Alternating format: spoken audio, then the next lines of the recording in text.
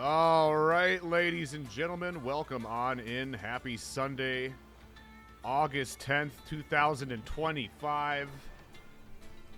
We are ready for day 2 of the For Honor Triple Threat Dominion side of the tournament. Welcome on in, everyone. Hope you guys are all having a wonderful day. I am Northern Rush, and I'll be broadcasting today. Hope everyone's having a wonderful weekend and is ready for some good For Honor action. We had a really intense competitive day yesterday, and we're ready for some more today. And alongside me today, we have the former World Heavyweight Champion of For Honor, Mr. Clutchmeister. And also, we got the Rippy along for the ride today as well. How we doing, gentlemen? I'm doing pretty fantastic. Thank you very much for asking. I'm looking forward to a high-octane and intense tournament today. Yeah, doing good myself, Hype for this tournament. Let's see what good matches we'll get. Should be good stuff. We saw a lot of good games yesterday. We got some returning teams today, it looks like. Once the bracket's all ready to go and we got our first game picked out, we'll get to some gameplay. But let's take a look at the bracket, I guess. Have you guys been looking at it at all?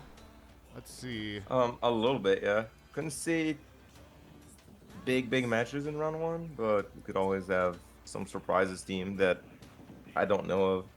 Yeah, for those that don't know, so Swiss bracket is the way these tournaments are ran nowadays. We used to do double elimination, but lately in the past couple years we've been doing Swiss bracket, which means we'll be having ideally 5 or 6 rounds, about an hour, 15 minutes each. The first round is kind of random seeding. You kind of just go against, a random team. But as the day keeps going on and we get to the later and later rounds, the teams will be going up against people that also have very similar ratings to them. So if you win your first round, you'll probably be going against a team that's going to be also have won their first round. And that's how it just kind of goes on throughout the day. So as we get to the later matches of the day, we'll be having some really good games to watch, especially in like the 5th and 6th round when the teams are fighting for that undefeated spot. Yep. Reminder that the undefeated spot gets the free qualifying spots to the closed qualifier that will happen in 2 weeks, and then 3 more teams would qualify, but they'll have to fight for those 3 last spots, assuming there's more than 3 with 1 defeat. So going undefeated is really cool because you just get the free spots without having to play tiebreaker. Exactly. Really what you would be aiming for. Okay, so this is yesterday's bracket. I think we may need the bracket command fixed for the bracket today, unless I'm looking at this wrong.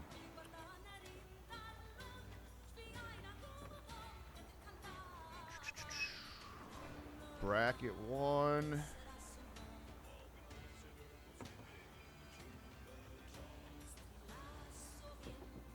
Yeah, that's the first call. If you wanna, I'll drop the link in the chat.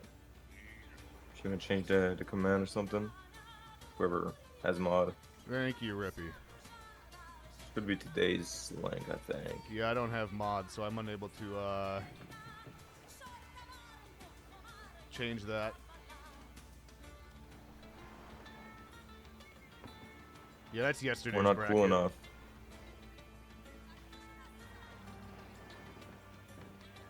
All right. Let's take a look at the real bracket then. Okay.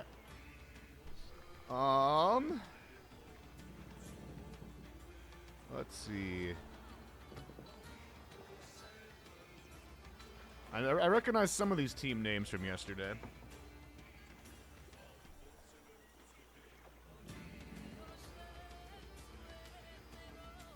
Let's see if anyone has a matchup they want to see. In this first round, it's not that big of a deal because no one's won or lost yet. So if there's a matchup you guys want to see, let us know in the chat. Let's see, BLC, who's that? Thought I recognized that one. Flash Parry versus Rat Machine might be a game that's okay. be worth keeping an eye on. Yeah. I like that idea. My boys over there in the rat pack. Yeah, Jones Crab, gang. Wamu, Hero, dude, homie, Cuz. Carrying on the legacy of the legendary Rusty Rat. I don't think that's where it comes from, but I like that actually. I like Flash that Perry little versus better. Rat Machines if you can. All right, that sounds like a good idea to me. Okay, I have. Yep, I'm down to watch added. that one. So as soon as I see an eyeball, well, I have a spectation.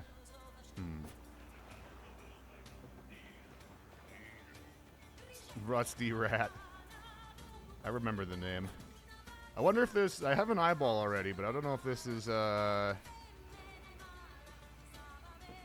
guess we'll see. I'm gonna spectate and see what they're doing. Okay, I think this is it.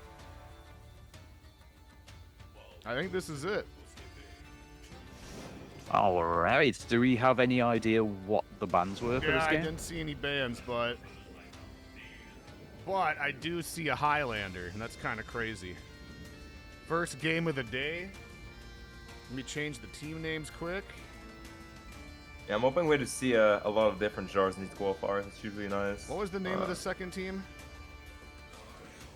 Flashberry, Rat That's- Machine. That's right. Okay, round 1, game 1.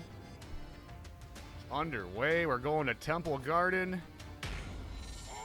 Happy Sunday. Fan Let's get favorite some for For sure. Honor going. Let's see if we're gonna see the typical 3-1 rotation with 3 people C and 1 person B. That's usually the favored rotation on a lot of maps, including this one. Yeah, for quite a few years, the 3 to C 1 to B was like the standard rotation. However, here it looks as though they're actually going to prioritize sending 3 to the mid lane with Desi going up to A to cap, which actually was a strategy that we started using last year. The Blitz came up with himself, which it was all about securing control of that mid lane, getting the point generation, get a little bit of renown early, maybe even if they overextend, getting a quick gank off of the individual in the mid lane, and then you basically got 2 points. Generating points for you nice and early, whilst the enemy team only has C, which obviously is the preferred point. Having 2 over 1 points can lead to a little bit of a healthy point lead, nice and early on. Nice flip by the PP as well, but unfortunately, the damage was actually reduced due to the new hitstone rules. We have the Shinobi already low in his game, but so is Hero on the Highlander. And whoever dies first here might end up getting pushed on his home point. So you really want to try and keep that HP. Jones with a double flip. That was really clever, actually. He decided not to peel his teammate to keep him alive, but instead opted for the flip and actually flipped both of them. Traded the kill, also got the one really low, and he's managed to rotate into the fight. Takes out the Warlord as well. Jones playing kind of crazy in this first team fight. Let's see if he's able to down deal to with business. the Cocoon. No, Actually, no quite a good 1v1. He character already to killed 2 play. people. Quite a good character to play into the Cocoon as well. A lot of defensive moves you can use to shut down a couple of the options the Cocoon has on the offense. Highland actually rotates in full HP to assist Jones here. But the BP and the Cocoon pretty much on that similar amount of HP. Oh, makes the correct read, but beautiful peel coming out from the Highlander, stopping him from getting pinned, but does put himself out of stamina, which is not the position he really wants to be leaving himself in here. Shinobi trying to do the best that he can to stop the BP from rotating to the C point. Cocoon is going to go down. They have the 3 against 4 player advantage here. Shinobi, Deshaun, does eat quite a lot of damage, gets guard broken, gets heavy, he's trying to disengage, but the Shigoki, good read with the dodge forward, heavy catches him out. Dude, homie Cuz now in the gank, teammate rotates in. BP still has about 2.5 bars HP. Actually, Jones getting so much mileage out in these early fights. He just doesn't seem to They've been go having away. mid for a while, gonna bring back the fight in mid if you're the orange team right there. Fighting next to that C point does not give any value. Gonna bring the fight back to mid, break mid, and they'll still have a point advantage if they do so. Finally broke it, trying to turn it in their favor, but they're still losing the fight. The rotation from the blue team just so much quicker than them because they're fighting next to the C point. Dude, homie Cuz trying to survive here. Do the Hatun with revenge. The grab here won't connect. Zanhu 1 HP. And we'll just get out for free. That is going to be a really good rotate for the defenders there. 2 of the low health individuals. I think Jones actually still alive as well. Their heals have been challenged, though. I think one was able to get onto the C point. But if you have a look at the points, this is what I was mentioning earlier, Rippy, about sending the 3 to the mid lane. Yes, the C point is preferred to the A point, as it allows for faster rotates into that mid lane, allows you to fight, allows you to go and heal, disengage from fights in the mid lane to go and heal as well. However, because they had A and B, look at the point advantage. Even though they were losing that fight in the mid lane, the defenders actually landed more kills overall. They did a good job taking it back They ended as up well. getting about 100 to 150 flat point advantage, and now they've even taken the C point, and that point advantage is just increasing more and more, and now they've actually managed to take it. The lone defender after that last team fight was able to go up and get A, but now they have the preferred C point, they have a large point advantage, and they also control the mid lane, so they will have a slight advantage going into the team fight in the mid lane as well. This is a very, very good start for the attacking team. Yeah, really strong start by them. Again, I don't see enough focus on the mid lane. A lot of fights are off the mid lane. I'd like to see that a bit more from Rad Gang for sure here. They want to make their comeback. Here's Shigoki with Juggernaut. It's been nerfed, but it's still a significant damage decrease, especially with gang changes. Definitely a better feat now. Actually interesting to see the Juggernaut, because I know that, well, particularly Tote, who is the resident Shigoki main in both 1s and 4s, actually started running short-tempered instead because of the nerf on Jug. Like, yes, it's a 20% damage decrease, which can help keep you alive, can help stall, allow teams to rotate, like your teammates to rotate in when you're in a gank situation, or just to stall heals for longer. But short-tempered, it does allow you to trade much more effectively, which is kind of the problem that Shigoki had for a while, is that his damage wasn't crazy. And the short-tempered allows you to land much more favorable trades to really utilize that 140 HP that Shigoki has. So for me, it's actually quite interesting to see that this Shigoki is actually running the Juggernaut instead of that short-tempered for the better trades and team fights. So Rochi's going to pick up the kill, gets the bounty hunter proc, isn't able to get an execution or a revive off. Katoon's going to rotate in, and this is going to be an exceptionally difficult gank to perform here. Katoon, if you can play the character well, really strong in these gank situations. Storm Rush is coming out, but not really much damage confirmed off there, probably because of the new rules. They're playing it conservatively. They don't want to feed too much revenge, and they're going to give revenge. Another Katoon goes up on the front foot, picks up a kill, gets that bounty proc, gets the pin as well with the revenge damage boost. Jones making some really good reads here, though. He's not panicking. Oh, but the Katoon baits out the peel attempt, gets the deflect, but a beautiful peel. But dude, homie's going to allow his teammate to stay alive. He's finally going to go down, and the Katoon is going to get the bounty hunter proc. Are they going to be able to gank here? Oh, but that is going to be 75% reduced. That was going to be such a huge change to the way games are played. Now, we've only been watching this now for what? Just over 5.5 minutes, and already you can see just how huge of a difference these gank changes have had. The Katoon there, probably that would have just been a killer, at the very least would have been 90 to 100 confirmed damage, but with the new hit stun rules, those pinning heavies, along with things, you know, let's say like Centurion heavy, they just don't confirm anywhere near as much damage anymore.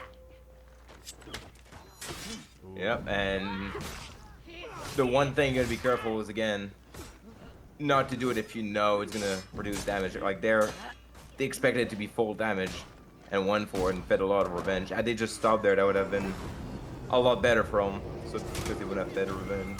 So you need to have this understanding on when the damage will be reduced. I have to admit, seeing the Katoon running the Inspire over the passive T2 seems quite interesting to me. Most of the time I've seen Katoons run, and when I play the character myself, I always like that passive T2 because it can lead to more damage in gank situations, it leads to more damage in 1v1s. It really does, it's scary playing against the Katoon that has that damage increase, considering the damage output that she is Alright, now we've got capable of. a push on C, gonna push the low rotation from Shigoki. He saw it. J-Tax can contest that. We'll have to anti-gank, but a Shigoki on 1 bar. Oh, down, it's a 1v1. That might be just their ticket to winning this game here. If J-Tax can make the most of this 1v1. Good read by the Katoon. We'll get grabbed by Highlander. We'll get a quick gank here. Should have probably stopped there. It becomes a 3v1, a 3v2. Good connector from, I think it was it Jones? No, it was Dude Homiko's connectoring the best he can to Shinobi, but he himself is low HP. Katoon low HP will go down. Let's see that gank now. Race a good read on the back foot, gets the guard break, but doesn't really capitalize too much off of it. Nice guard break off of the block to Light, however. Oh, but the guard break was mistimed. They get the 75% reduction, but the bow! The Shinobi wasn't aware of the bow coming out, didn't pop, and the Shigoki trades it in return, showing you just how strong that tier 3 can be, especially in this meta where a lot of more supportive feats and other tier 3s like Fury, which used to be so strong, have been nerfed. Bow is still in the same state. It's easily able to snipe people out when they're not expecting it. You can prevent people from popping those revenge activations, which can cause such huge HP swings in these fights. Beautiful gank, gonna get the execution off as well from the Storm Rush. And Jones also has that tier 3 Oathbreaker now, which is probably going to end up being a lot more important in this meta with the ganks being nerfed. But the Cabertop's going to confirm the Bulwark Slash. They're going to get another execution off. Oh, and they bait out the parry, but they're heavy too far away from Jones. They're going to miss out on an opportunity to take him out quickly here. And Shinobi might have been nerfed, but with that double dodge, he's still able to create so much distance. He's going to be hard to take down here. I'll point out the fact that they kept A behind during that whole fight, so the blue team really has to rely on winning this fight here on C, and they get it. They will get it, and they needed that. And if this execution isn't interrupted, he's going to be out for good if the mid lane doesn't end up getting broken. So this is a really dangerous position here. It was looking so good for them. Because 1 HP in the mid lane. Around so quickly. They managed to get the execution off on Dejan, who the Warlord trying to hold as well as he can here. He's only got about 28, 29 HP. Side Heavy going to take him down. Oh, but the Katoon does have that T3 active, the big defense debuff. They were able to break the mid lane though, so they are going to be able to unbreak. They're going to be able to get their teammate back into the game. And this has turned into an absolutely nail-biting finish. Just real quick. Oh, shit. I see a Fear Itself. I see an Umbral. It seems like the feats are pretty even, actually. We'll have a lot of T4s in this. Well, it seems like the blue team actually have the renown advantage here because they have 2 tier 4s versus just the 1 for the attacking team. We have the Umbral.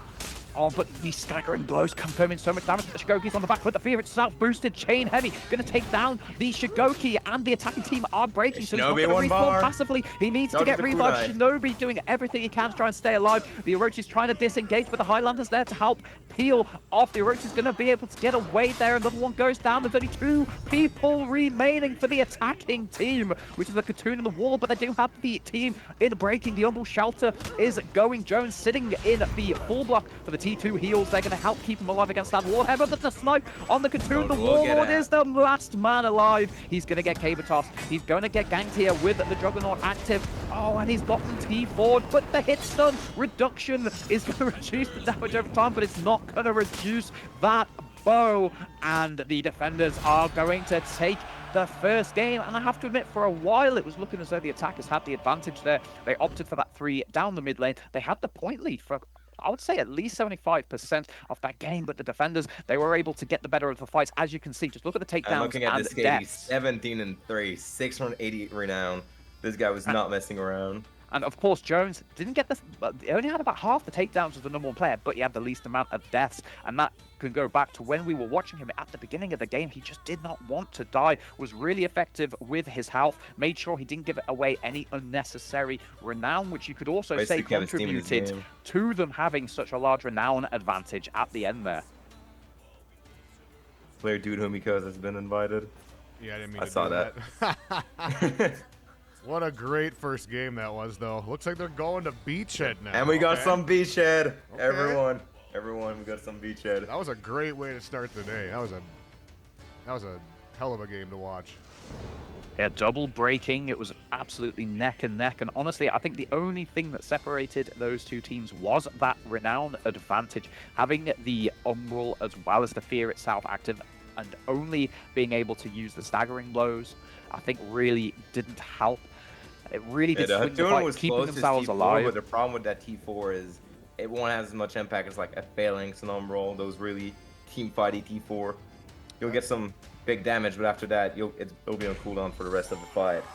So even that he got it wouldn't have been as impactful. So good having that Umbral Shelter when you have a character that has something like Fear itself to ensure they don't just get sniped out of the fight quickly as well. It really helps you get the maximum value out of those feats, which can single-handedly win you team fights. Yeah, definitely. Now, as a reminder, this is Conquest format, so the winning team has to switch heroes. They are not allowed to play the same loadout they had last time. Dude Homie Cuz is stuck at mid lane. Okay, there we go. So we are going to see a different lineup here. We got a Varangian Guard, a Warlord, a JJ, and an Aramusha. All right. Yep, they capped C, but the blue team decided to go for the push anyway. Going to transform into a 3v3 soon enough. I think there's a one gun happening on the bridge, perhaps. Yep, there's one on the bridge while this 2v2's happening. Jones Scribe just throwing a lot of damage with JJ. It is quite interesting to see the Aramusha coming into the meta after the changes. He was a capable character that just wasn't quite really worth utilizing it until he got the tracking improvements on his, not just his heavies, but also his Ring the Bow. The fact he also has the unblockable heavies, not just for 1v1 pressure, but being able to utilize those unblockables in team fights, target swap, forcing people to make a read on whether it's, let externally dodge attack away or just to dodge away, or you anticipate a guard break, etc. It allows the Aramusha to really output a lot more damage in these fights. And with the damage on that zone and that zone pull-up, the unblockable one, and the heavy finisher is just... It's overtuned, for sure. But a big thing as well that I think is why we're seeing a lot more of him now as well is that with the hit stun changes, the ring the bow gank hasn't really changed. The ring the bow is usually timed to land after the hit stun expires anyway, so you're not going to be advancing somebody to that third hit stun, getting the 75% damage reduction. So his ganking comparatively to some of the other ganking characters has actually stayed as it was, if maybe slightly worse, whereas some of the other ganking characters have had massive nerfs like Centurion, which has, again, just comparatively made him even more attractive of a pick. Because fighting for his life. He will die to light attack, but Jones will come and grab the kill. I guess slight advantage for the blue team. I guess they had a bit more mid lane. About 100 hard point advantage for them. But the renown's probably going in the orange team's favor. Get all the skills on their home point. It seems as though it's actually playing out somewhat... Oh no, wait, do I see a bot? Someone ended up disconnecting. Oh, I didn't even catch that, yeah. Ooh, yeah. And I feel as though this is probably going to be early enough in the game to warrant a reset. I'm unsure of the exact specifics. I don't know whether they have to play out until the end, however. I would have thought, consider how early in the game this is, it's only been going for like just 2.5 minutes. There's not a clear winner here. There's only a very slight advantage for the defender. I'd expect this to probably be reset. That's the admin decision, not ours. I see a lot of people in chat often saying, is it going to be a reset? That's more of a Nutella or Spaniard question, but yeah. Exactly. It's most likely going to be a reset considering the way the game is going. But they are going to continue playing out. They're not making any assumptions here. The attack team is going to have the mid lane. The dodge attack not going to be able to punish before the block recovery comes back up. And there's Orochi on the front foot. The back dodge, unfortunately, is going to get tracked by the unblockable heavy. It's going to go down. Jones going for the target. Soft unblockable, not able to land. But they are holding the mid lane here. They're getting a lot of point generation. This Inspire getting a lot of value. The unblockable from the VG does end up connecting on the TND. Nice side heavy, but beautiful full block by the Aramusha to punish their TND. Going for the bash. A bit unnecessarily, really. Just applying a tag for adding no extra damage, really. The heavy was going to be confirmed regardless, but now the Aramusha actually getting decreasing the damage with that bash. Exactly. Definitely not the best of plays there, but maybe simply panicked in the middle of the team fight. The VG getting pressured heavily, but good peel. The Aramusha target swaps, and there it is. That improved tracking. So much more forward movement on those chain heavies allows the Aramusha to land so much more damage. And when they have that deadly unlocked on the T1, actually no, he is actually running body count, which I think is a bit of a strange tier 1 choice. Usually the Aramusha wants that deadly, procs it, gets those 36 damage heavies with the great tracking, big hitboxes. His damage output goes insane. So it's actually quite interesting for me that he would opt for the body count. Especially in its current state, like 1 HP I think is what that is right now. Like 1 HP. You need a lot of minions to basically make any difference. And while you're doing that, you're not really useful to team fight. So unless you have really big hitboxes, you can maybe get more of them yourself. But while you unlock the Troll Light, you will get punished a lot of the time. Yeah, I have to admit, the bot's definitely managing to hold his own here, which is it's cool if they to won see, with a but bot, funny it at the just same fixes the time. solution altogether. The Shigoki has popped the Juggernaut. It's going to help his trades be a little bit more effective in this fight here. However, as you can see, because it's 20% instead of 50 now, that Aramusha is still able to chunk pretty hard. The defender Aramusha, less than a bar HP. He's going to be getting pressured pretty hard. Shigoki trying to disengage, but he's getting chased by the Aramusha. Not a guaranteed kill on this chase here. He only had about a bar more, but he's going to pull back, go and assist with the gank here. The guard break not on the correct timing. The heavy is going to be reduced by 75%, so the gank really not going well there. He goes for the deflect on the Aramusha. Heavy mistimes it, ends up eating 27 damage, and this TND making some good reads on these guard breaks here, but no, finally gets guard broken. Jones going to pick up the kill with the side heavy. Is he going to opt for a long execution? Yes, he is. He's going to get the healing. He's going to continue getting the point boost on the side point whilst ensuring that the enemy player is out of the game for as long as possible. Honestly, probably approaching 30 seconds, he is going to be out of this game. So a really good choice on the long execution there. There's 1v1 still going on. The Orochi actually coming out on top at the moment against this VG, which you really wouldn't expect VG bit of a beast in these 1v1 situations, and now he's one bad read away from going down, but the heavy does connect, but he makes the correct reaction on the unblockable heavy. He's going to pick up the kill. The wall dodging the unblockable pushes him off at the point.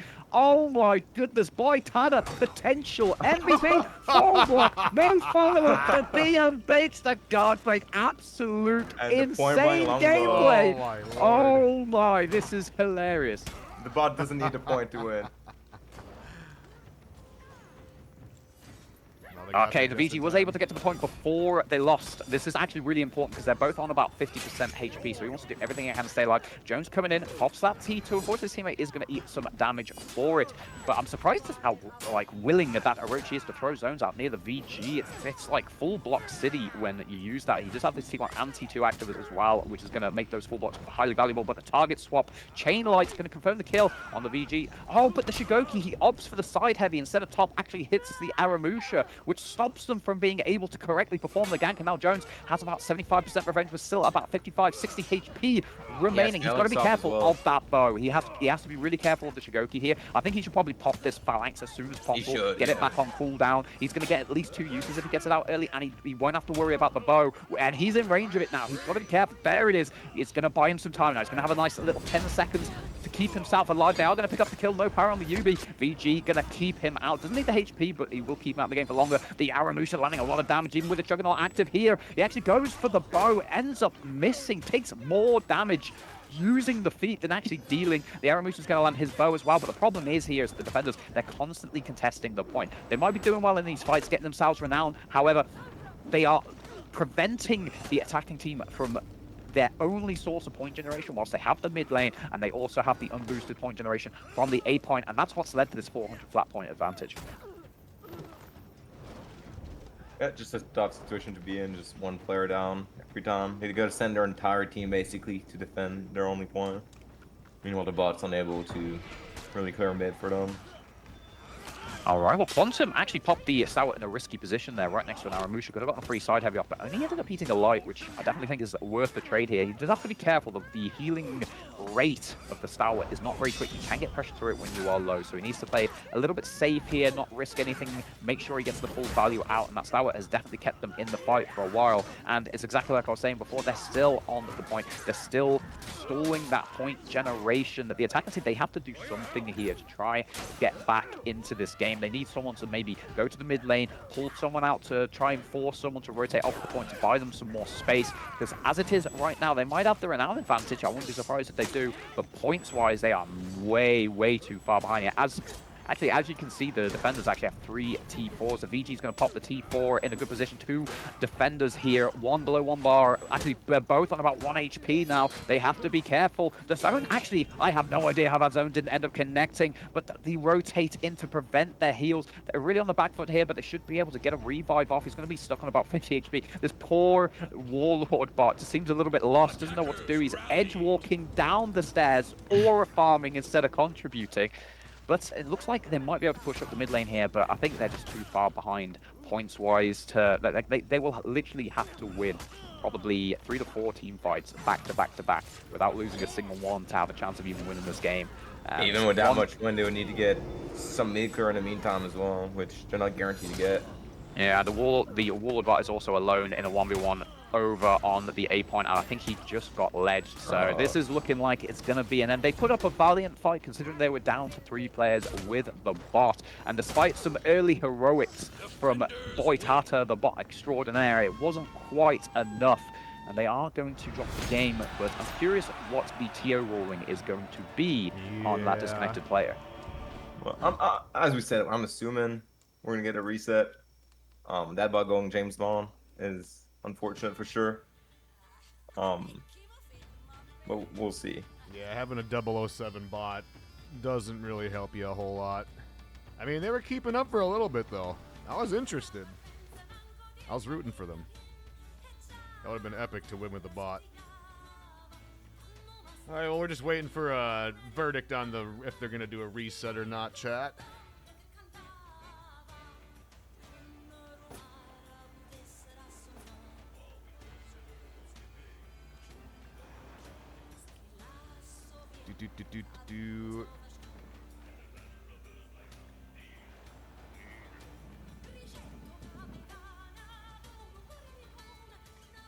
guess if I see an eyeball, we'll just see what they're doing. If they go to another game, maybe they're not doing a reset. I know there's a specific rule when it comes to resets, like it has to be within a certain amount of time or something, but I think they were in that window. Yeah, but usually it comes down to admin's decision, right? It's Like totally admin's discretion on that. if a team's been DCing all day, they might decide not to grind them a reset. Right. Or if there's not much time left to play a reset, there's many variables that come into a decision, which is why it's always best to wait for the ruling. Right.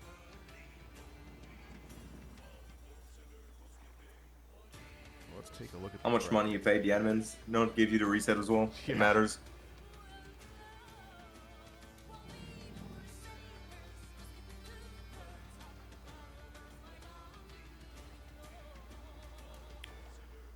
See if I can jump and see if No, there's anything else in the bracket that's interesting if this takes a while. Yeah, the dudes won their game. Yep. Dudes Yes, have beaten get Forgotten it. Ronin. Oh, we already have a team that is out of the tournament. We had a team. Kingy Bob. Kingy Bob has been either they've removed themselves or they didn't check in or something. I don't know. Actually, two teams. The Council of Half Brains did not finish. Oh, you're right.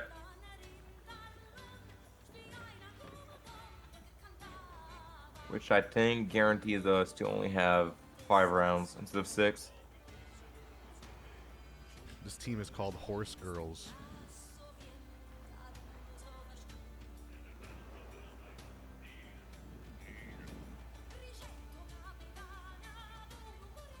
Now let's see if I see an eyeball. Nope. They're probably still trying to get the decision figured out. I feel like we have to see how that one plays out, though. That first game was just so close. Oh, yeah, for sure. And even that second game, I could see, despite having an extra player, like the fight were all really close. Like a lot of back and forth fight. Right.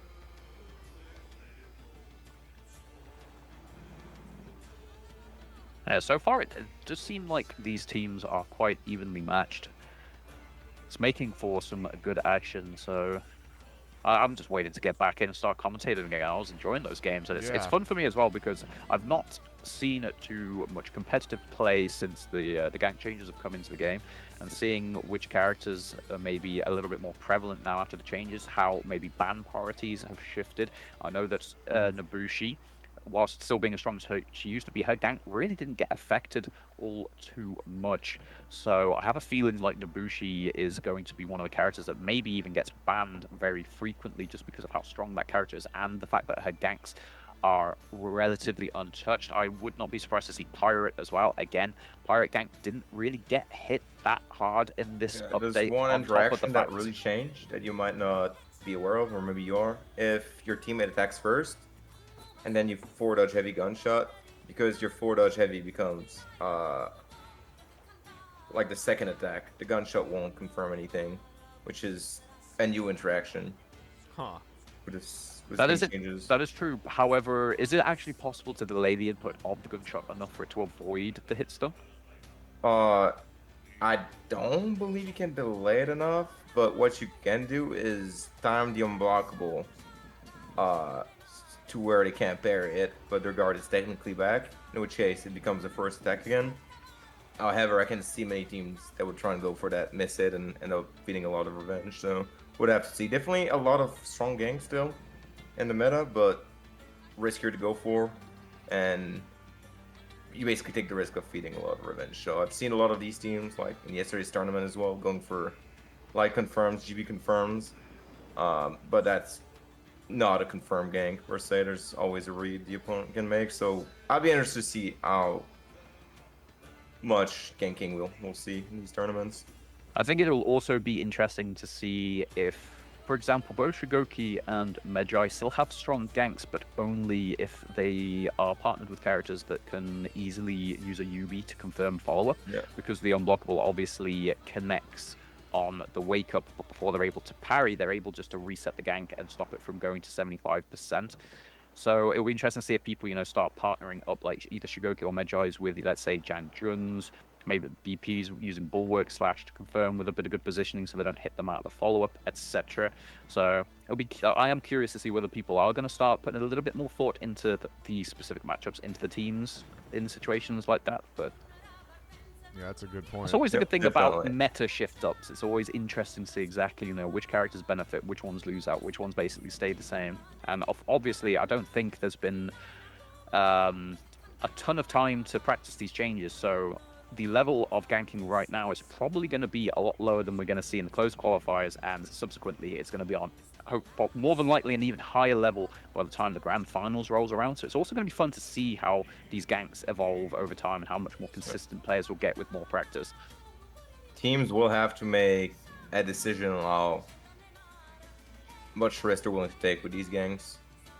Because there's some ganks, like, again, they're still really, really good, but if you've got to hit 3 or 4 super tight timings in a row, they're definitely not worth going for in a tournament until you can get that pretty consistent. So we'll have to see the level of risk these teams are willing to take to get higher damage on their ganks. We have an eyeball. Let's rock. We have an eyeball. Looks like they're running it back. It back. All right. Same comps, obviously. Yep, Same map. Same everything. Same team comps. Same map. All right. Here we go. This is the reset for the previous game due to one of them being DC'd. So we'll see how this goes. More beachhead. Yep, I'm liking this Aramusha face up here. One in each team. Yep. Double Aramushas. All right. Here we go. See if we see the same rotation. 3 people C, make sure to cap it. If they still push it with 2 people. So They adapt their opening. Because that's the thing with resets. Despite it being a reset, they could decide to change their opening rotation. Oh, they're going for it.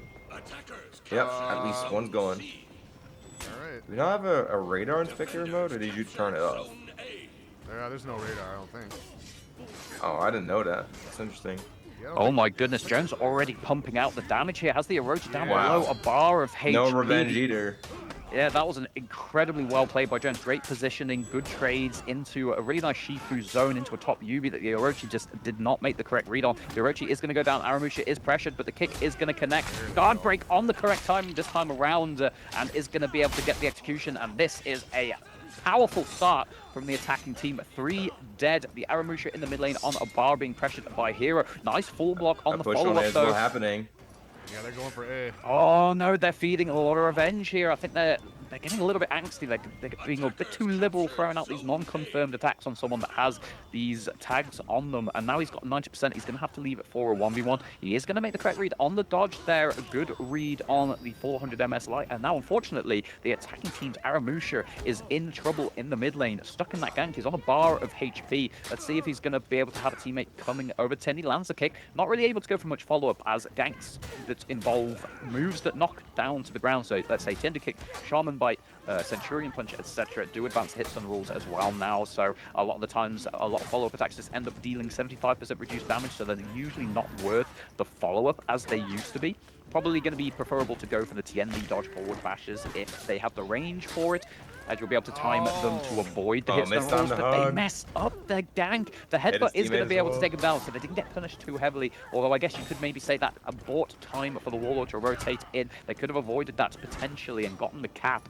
And as you can see here, they do have the C point to do the attack inside, and they are stalling this point over here. So there is 0 point generation coming in for the defenders here. They need to be careful that they don't end up losing the point lead too badly here. Doesn't get optimal punish on the throw there, but the Shigoki is on a bar of HP. He's going to pick up the kill with the headbutt. Now Jones has about 8 HP to play with. The ring bow's going to connect. goes for the light confirm instead of the follow-up. Ring the bell. Now Jones on 5 HP. Oh, he makes the read. He's going to go for the light soft feint there, and Jones going to pick up the kill. Is he able to keep himself alive? No. Baits out the parry. The Aramusha gets the kill with the light. Another TND going to the C point to contest that point renown, and the defender team is going to have the A point, and they finally get a bit of point generation on the board. Ramusha rotating and trying to help with Deondi. Can Deondi stall until he gets there? Yeah, probably not. He is one bar, and it's a losing 2v2 for the blue team. Trying to, as much as they can, to get points. Mid is still in no one's favor. Such a huge mid lane, it's really hard to clear it in your favor. Or even get it back when the enemy team is capturing it. Yeah, it's definitely not the easiest lane to clear quickly, but that also comes with the benefit of more renown gain. Once you've held that mid lane long enough and the minion spawn rate increases, you can get a crazy amount of generation there. But the Aramusha makes the correct read on the offense, going to pick up, doesn't opt to go for a long execution, interestingly enough, maybe just wants to get back into the fight, quickly rotate Alpha's team. But they have picked up 2 kills here, and they are going to be able to push this mid lane back. Warlord manages to land the headbutt, and the follow-up headbutt is on the correct timing. They get the top unblockable. He's trying to get out of the fight here, but Jones, great chase, stopping him from escaping. The Warlord's going to go up to go and pressure the point as well, and now this TND finds himself in a difficult position. The TND should be favored against the JJ in the 1v1, but a large HP advantage for Jones here, as well as fighting near his minions. It's going to make it very awkward for the TND, but many good reads in a row on the offense here, and now he's actually equalized the HP totals, and he's got a teammate coming in to assist him, but bad ganking. They just fed about half a bar of revenge for, honestly, I think it was less than a bar of damage, and now Jones is going to get pressured by this TND, but great peeling coming in by the VG.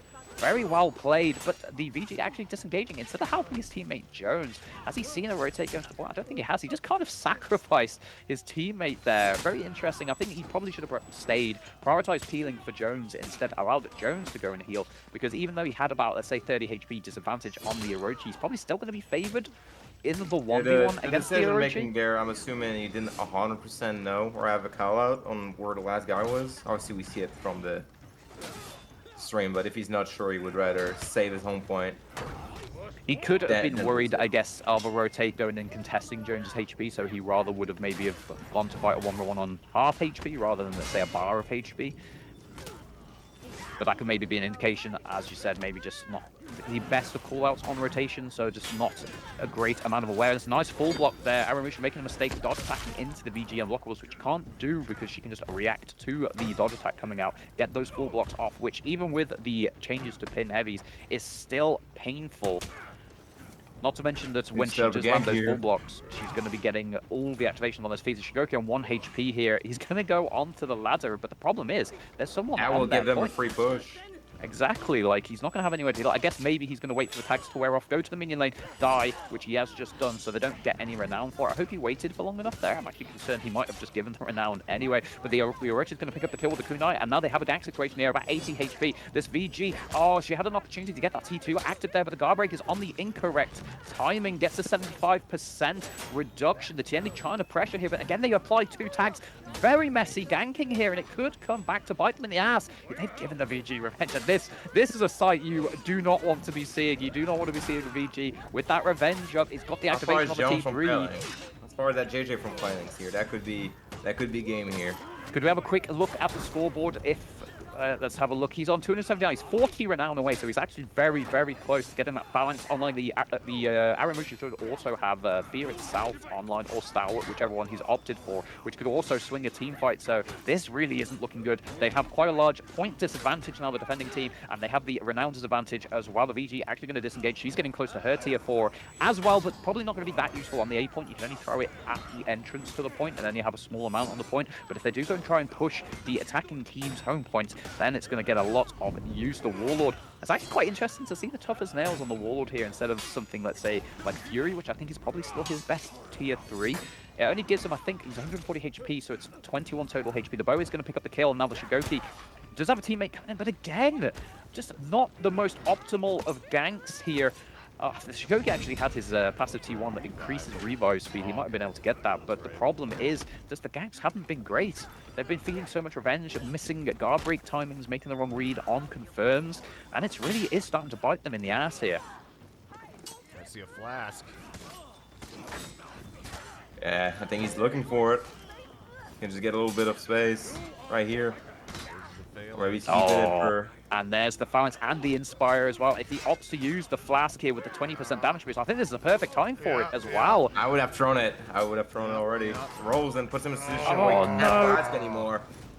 1 HP. Will he try and throw it on 1 HP? No. He's gonna go Luckily, down. the new Hitstun rule saved him there with the Staggering Blow knockdown, but unfortunately, I do think he should have used it earlier. When he saw the Shigoki pop the Juggernaut, he should have made the most of that Inspired damage boost, should have got the Flask off.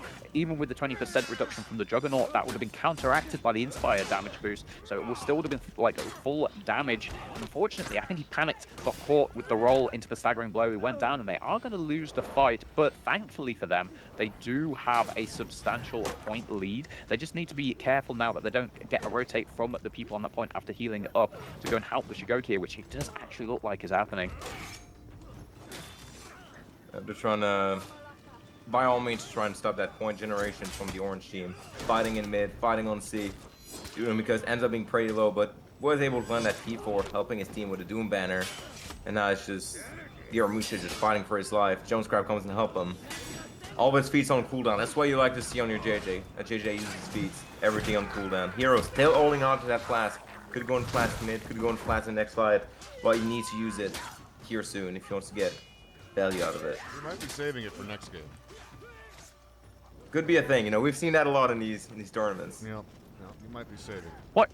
It is quite interesting to see the TND running the active feat setup over the passives. I believe, I think Lickymon is who plays TND for AOG, and he opts for the passives, which is what I'm actually personally a fan of. But this TND actually has opted for a more, I guess, support teamfight-oriented feat setup here. So it'll be interesting to see if he's able to get that morale online. He has the battle cry, but does not have the tier 4 yet, and they are being pushed into breaking with just a single point I have as strong well. opinions about those stall feats. I think they are just objectively so much better, especially now that the ganks are weaker. You're gonna get so much more value from getting that shield and that healing constantly. I also do agree. I actually had a deep dive on a stream like a year and a half, 2 years ago, where I did all the calculations, like just the value you can get off of those two feats, even just the T4 alone. But as we can see here, the points are becoming a bit of a problem. There is one defender down, but 2 attackers down. But the 2 attackers actually do have all of their HP. They are winning the overall HP, but he gets knocked off of the ledge, knocked down. I think he's going to be able to sneak a revive to assist him. But no, the VG manages to contest it. And the VG is going to pick up the kill, and now Mr. Delayed Heavy is the only one. No, he's the only one left alive of his team, and I just don't think there's a way he's going to unbreak. He is not going to be able to kill all 4 of them. Doesn't even have his T4 online, and I think we are going to see his. From the Warlord. He's saving it, I'm telling you. Oh, he does dodge the bow. It's a good start, but I think this is just delaying the inevitable here. Good reads on the ring, the bow 3 times in a row, but does finally get the parry. Beta guard break connects, and he's lost half his HP for half revenge generation. That's a very efficient gank. If they can continue that efficiency, there's the Flask. Oh, the VGT4 as well. Absolutely brutal. The Phalanx, Jones just rubbing salt into the wound with that Phalanx, and that is, I believe, going to be 2-0. First game neck and neck, but this game, Jones' team definitely seems to pull ahead. Fairy here. You don't like to start your tournament going with a loss. That means any subsequent loss will basically knock you out of a qualifying spot. So not a good start when you're looking for that qualifier spot for sure.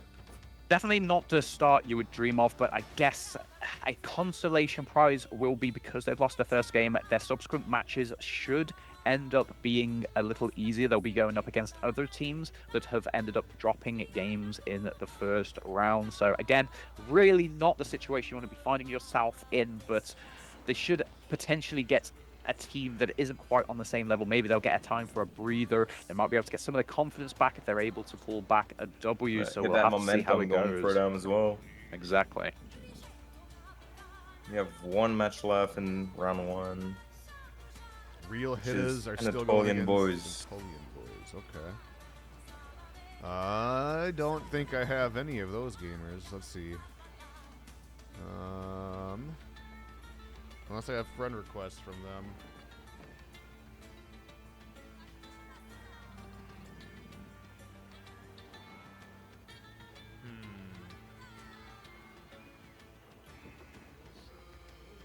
Yeah, I don't see any on that side for the real hitters. Oh, it's 2-0. All right. Is it We're 2-0? gonna be. Oh, okay. Yep. They just reported the score. All right. We're gonna be moving to round 2 then, shortly. Okay. Round 2 will be beginning shortly.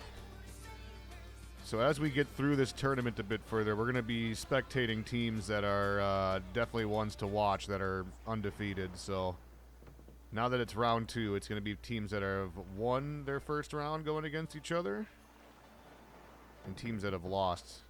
So we're probably going to be spectating the ones that are winning. So if you want to be spectated today, there's 2 things you got to do.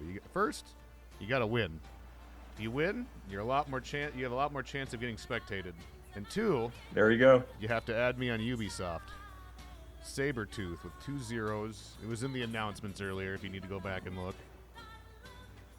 All right, round 2. Round 2 is up. If you want to set up the timer. Yep. All right, let's get it. Okay.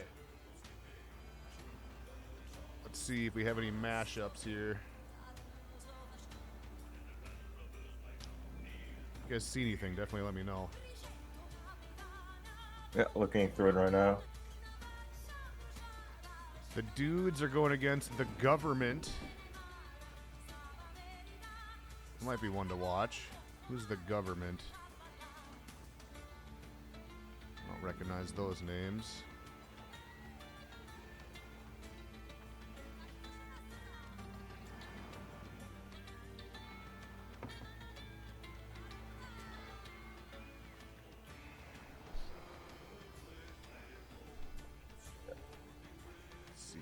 On first look, seems that's gonna be maybe a more relaxed second round. I don't see any big matches in this one. Okay. Well, I'd like to watch the dudes. They did very well yesterday. Unless there's something else we see. Yeah, I'd be here. up for that. Neptune. Who's on Neptune? Oh, that's the okay. It's got some of the OS guys on there.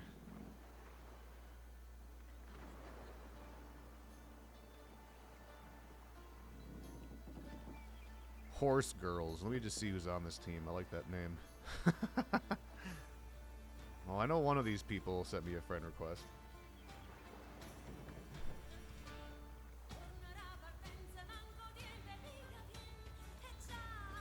Bear Clan fought I'm not too yesterday. familiar with them, but I know I think Spanner was mentioning that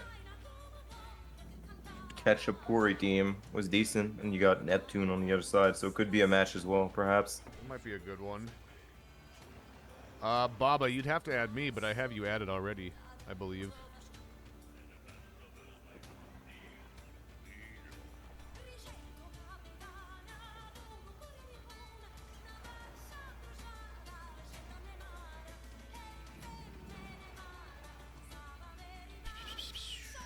Let's see.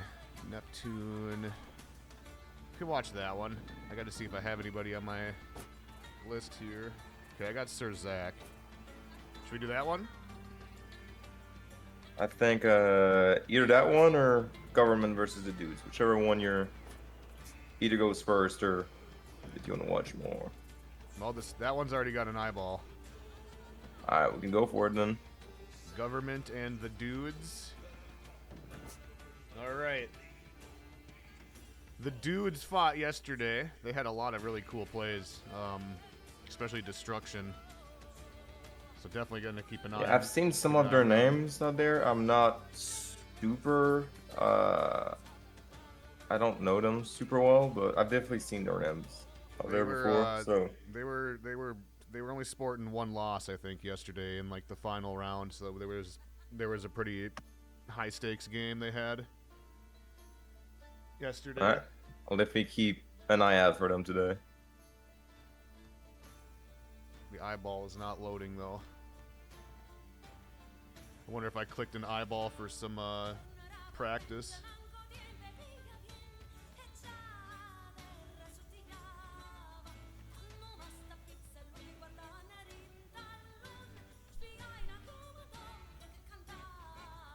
Yeah, I'm starting to wonder if I clicked on a 2v2.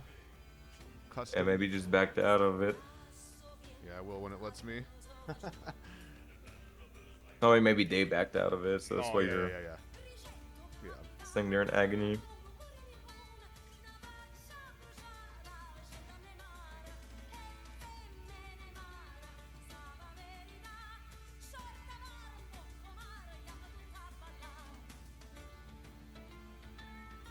Baba, what team are you on? Just so I can keep an eye out for later.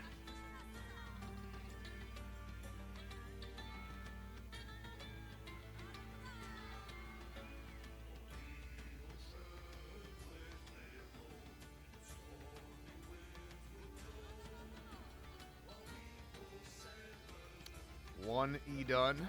Okay. Got it. One and done.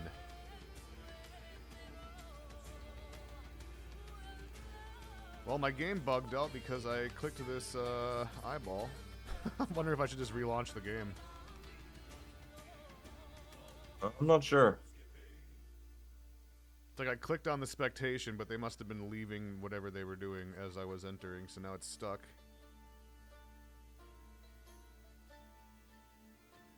Maybe you restart the game real quick. Shouldn't affect the stream, right? No. Alright, cool. I remember there was that one spectator mode on Xbox. That bug. I remember way back in the day. The spectator mode would crash your game, Oh, yeah. and the game getting off would crash your stream. Yep. That was a fun time. Yeah, it did that on PC for a while too, but it didn't crash the stream. But it would definitely, like, just leaving spectator mode would crash the game sometimes. Yeah. Or, like, if you sat in, like, the scoreboard too long at the end. Anyways, going back to the bracket, yeah, I think maybe we watch the Neptune game then. Okay. I think is what Sounds is what good. might be for the best. Let's see if I have an eyeball. I'm not familiar at all with that other team, but I think maybe they did decent yesterday. If anyone knows. Yeah, I'm not sure.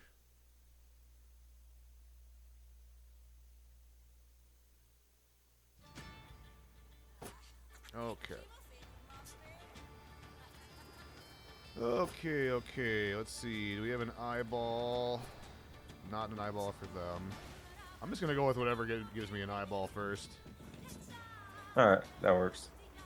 Let's see. There's an eyeball for this one. It's the one I tried before.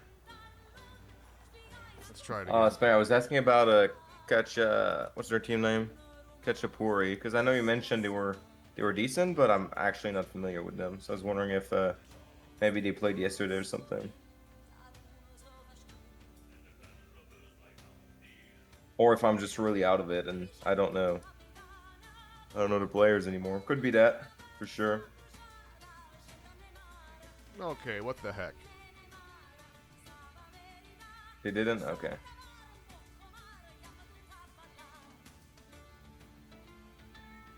You're washed. Yeah.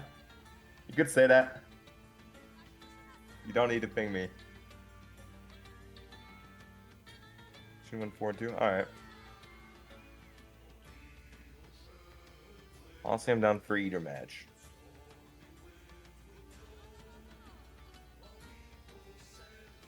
Alright, I think it's bugging out when I'm trying to spectate destruction. So I'm gonna try launch this again and spectate somebody else.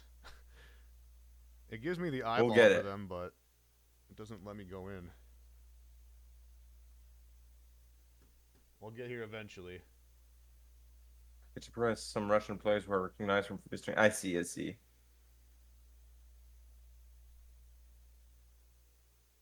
The Russians, man. There's always some Is that the same team that underdog played Russian teams. What's up? Is that the same team that played yesterday?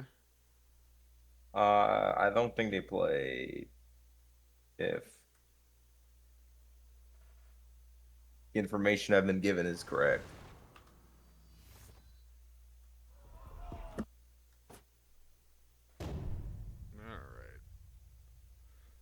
See, now I realize I really should have watched yesterday's tournament, because I might have had a clue on some of these teams at least. Act like I know my stuff a little better.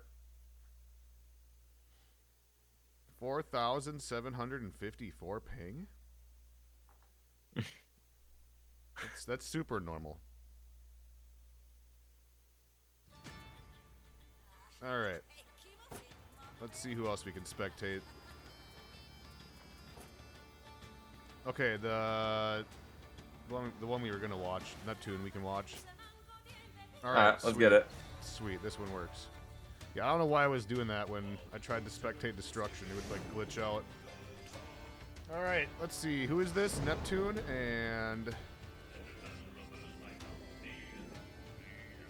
what's the name of the other team? Ketchupuri or something. I've definitely I've seen some of these names I think before, so Hopefully I spelled that right. might be decent. I'll fix it if not. Do we know what the bans are for this game? Yeah, what are the bans, if anyone knows? They're going to Temple Garden, though. Like, we're gonna see a lot of Temple Garden today, probably a lot of Overwatch as well. Usually the two maps you see a lot.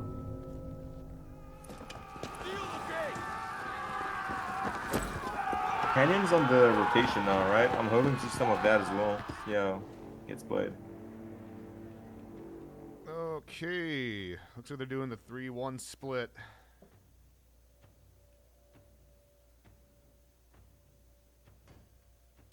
Yeah, definitely seen a more standard rotation to start this game with the team fight on the C point and a 1v1 in the mid lane.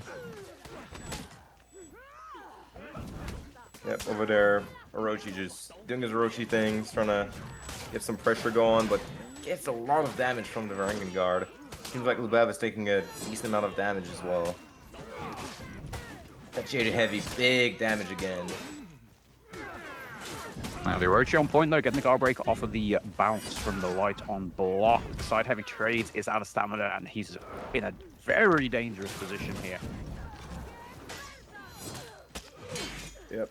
Team Neptune seems to have the edge in this fight, but they lost the mid fight. Two of their players down, and now Surzak OS and a 1v1 versus Varangian guard has to make the readings unblockable. One wrong read, a second wrong read, and he's just one read away from dying. But with the Jage is unblockable, can't go fast, misses the back dodge timing, and despite the fight that was going in Neptune's favor, it seems like they end up losing both C and B.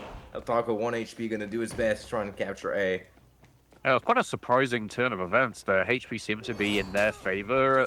The fight looked like it was going really well for them. They had a strong start, a strong middle, but I think losing the mid lane ended up swinging it, and then the VG had a really strong performance and made some really good reads and deleted about 3 bars of JJ's HP. And thanks to that, they were able just to swing it around, and now they're on the front foot. Definitely. A being capped from Ketchupuri. That 1 HP Lobber could not make it count, unfortunately.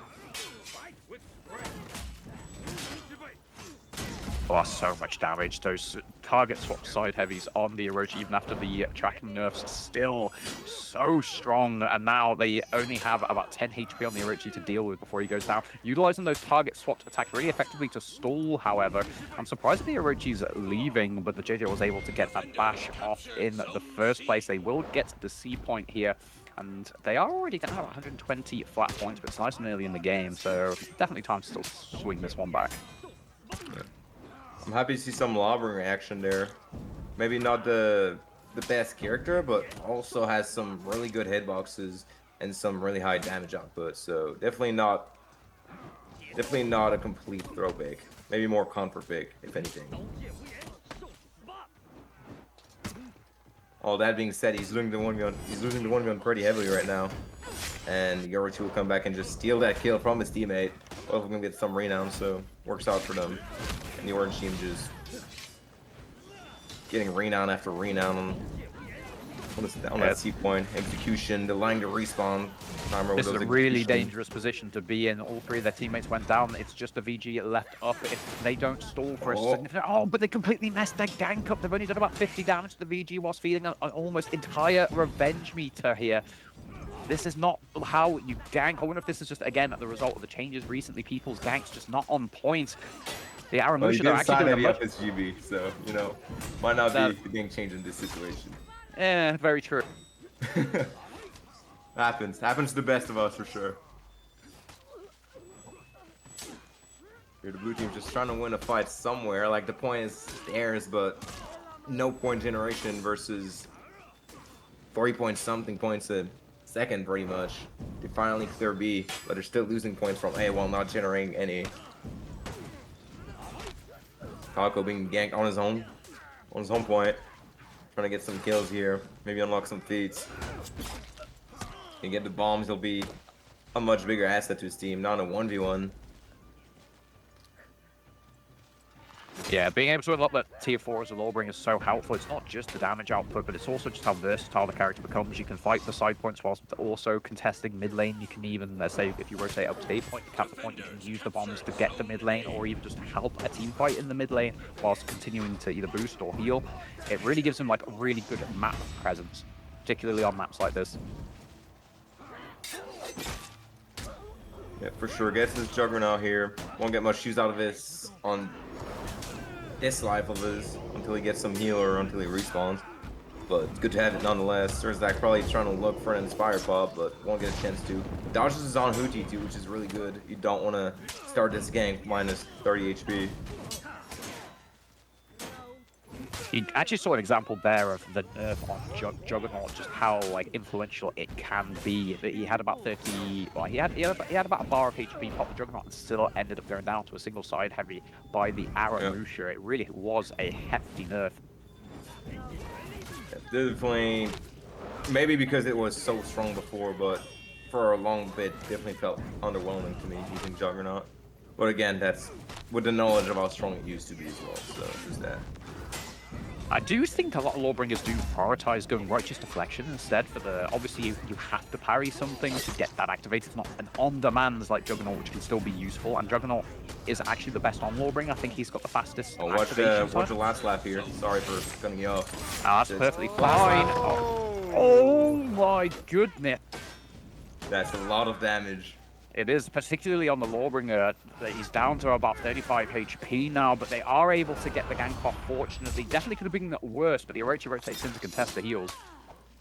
Last one left for his team. The rest of his team is from respawn. They're losing points from mid, and Team Neptune just starting slowly but surely to get a comeback going. Getting back feet-wise, getting back point-wise a little bit. If they can keep mid control and maybe set up a push from A, that might go in their favor. And they're capturing A right now as we speak. Doesn't seem like anyone's close to them to stop that.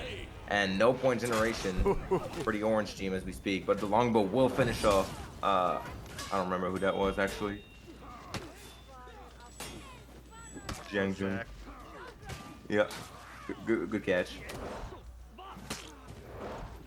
What do you think of this situation, Claude? You think the blue team has a shot?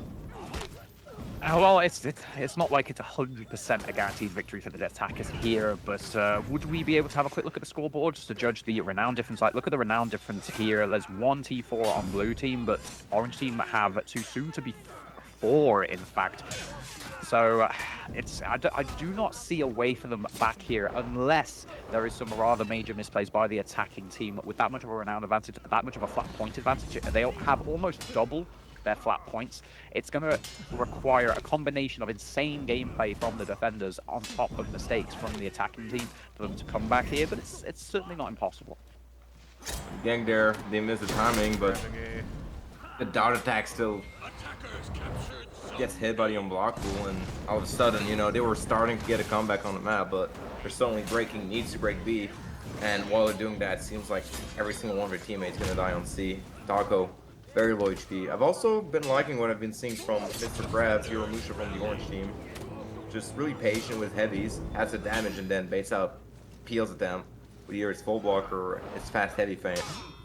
So I'm looking to see some more from him again next game, even though he won't be on the same character, obviously. And here it is. They're up to 1100 as well, so even capping the A point now, if they were able to do it, isn't going to bring them back. So I believe we are looking at the final fight coming up here. Orochi rather confidently running into this 1v2 here, despite being on about 65, 70 HP. Would just have the fear itself active. I don't know if he's going to be able to get it off. There's not really any feats able to be used by either of these guys. The fear itself has been used. The Lawbringer unfortunately hasn't gotten his bombs this game. And they've also got to be What's careful your of the bow on the spell? Try to Orochi. just stay alive and get the debuff to his teammate. Longbow was a lot of damage. I believe, was that a 70 damage longbow with a 40% defense debuff from the Fear itself? Absolutely disgusting. Oh, they have to give him revenge. Should be about that, right? 70, 68, something like that. Yeah, it should be about 70, I believe, with a 50 damage bow, assuming no other like defense buffs. There you have it. And there it is. Very commanding victory. In fact, played really well. Like they fought really well. The rotations were really good. Definitely a difference in the level of ganking between the two teams as well, which I think led to the rather one-sided victory there. I mean, just look at the renown difference between the two teams. Yeah, they had that renown real early too. I'm pretty sure they had 3 other 4 tier 4s by like 600 points. Yeah. Seems like the bans were Nabushi and Nafira, so I'm surprised we're not seeing any pirates. Yeah, that's kind of surprising too, but it's like Clutch said, Nabushi's kind of taken the spot of being the ban character. But yeah. Maybe next game we're gonna see some pirate.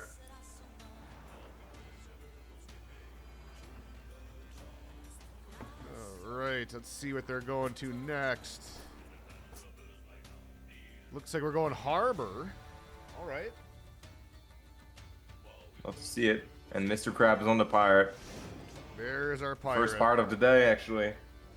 The one good thing about this map, I say quite a lot, like when I'm in matchmaking, the reason I like it is because it's very small, which leads to a lot of action. You can rotate between all the points quite quickly. People get back from their respawns very quickly as well. So a lot of the times you just get these constant fights going on across the map. And it does make it very exciting to watch.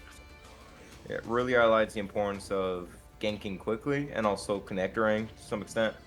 Because without those two things, you will not be able to capture a point. Yeah, exactly. Not to mention also managing people's HP pools. So let's say one enemy's on 50% HP, one's on 1 HP, and leaving maybe the one guy alive until you try can to kill them them at at a the same similar time, timing to as much stop as those possible. rotating off respawn. Yeah.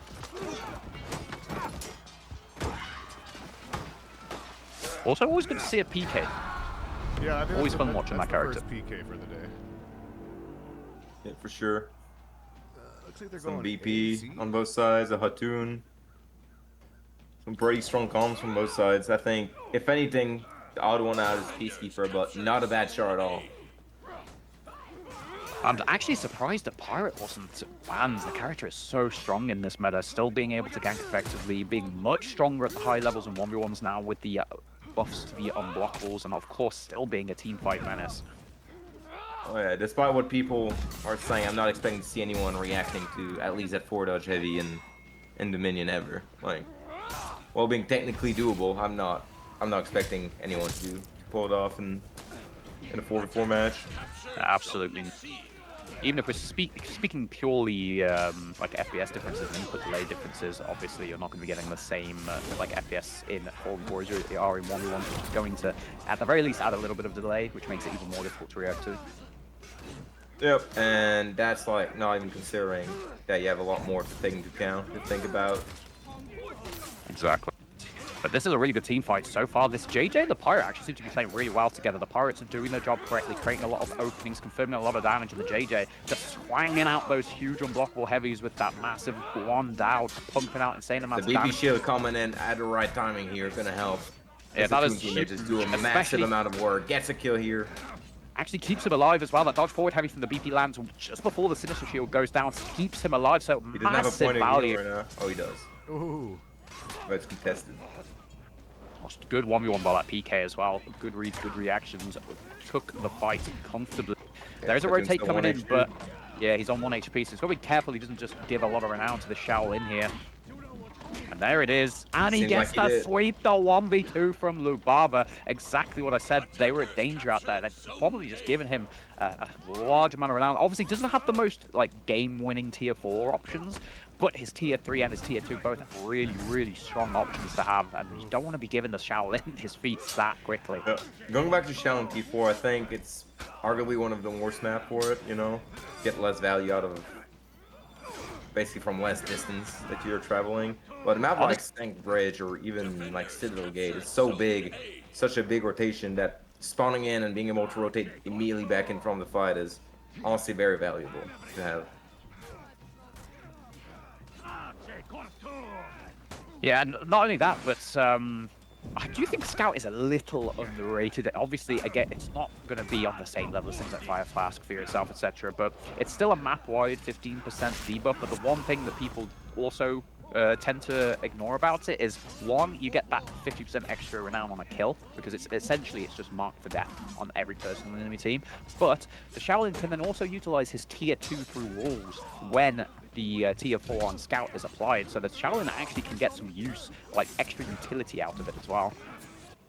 Yeah, I'd argue the speed is maybe a little slept on, but that said, I do think on most maps you can get more values from having a teleport basically on every respawn. It's like a very low cooldown map T4, so I think unless you get it only for the last fight, you get more value of what is it called? Well, the teleport feed basically. I don't know names anymore in this game. Can't keep up with all of them.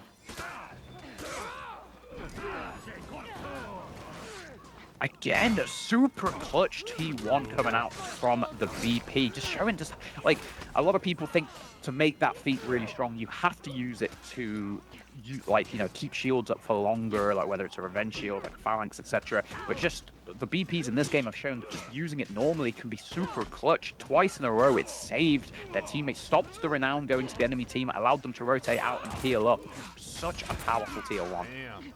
Definitely a good gang there, but Power JJ just quickly cleaning up the kill. Will get mid immediately. Sir Zach, I've seen him, you're playing PK for the 1v1s. I've seen him lose a lot of them. Again, might be that he's starting those 1v1s in an unfavored position, but doesn't seem like he's getting the most value out of his character right now, pushing those 1v1s. Game is pretty dead even right now. Oh, it's unfortunate that tier 1 is still really good, but it came literally just a second too late. Could have kept that revenge shield up for longer, but it wouldn't have really mattered much in the end anyway. They didn't really get any offense on him after that shield was applied. They're going to clean up the kill. Pyre's going to get the execution, and they do seem to be pulling away a little bit now, the attackers, with the point lead. Yeah, very true. And with his D3, now he's going to get so much value out of every fight, like we mentioned prior.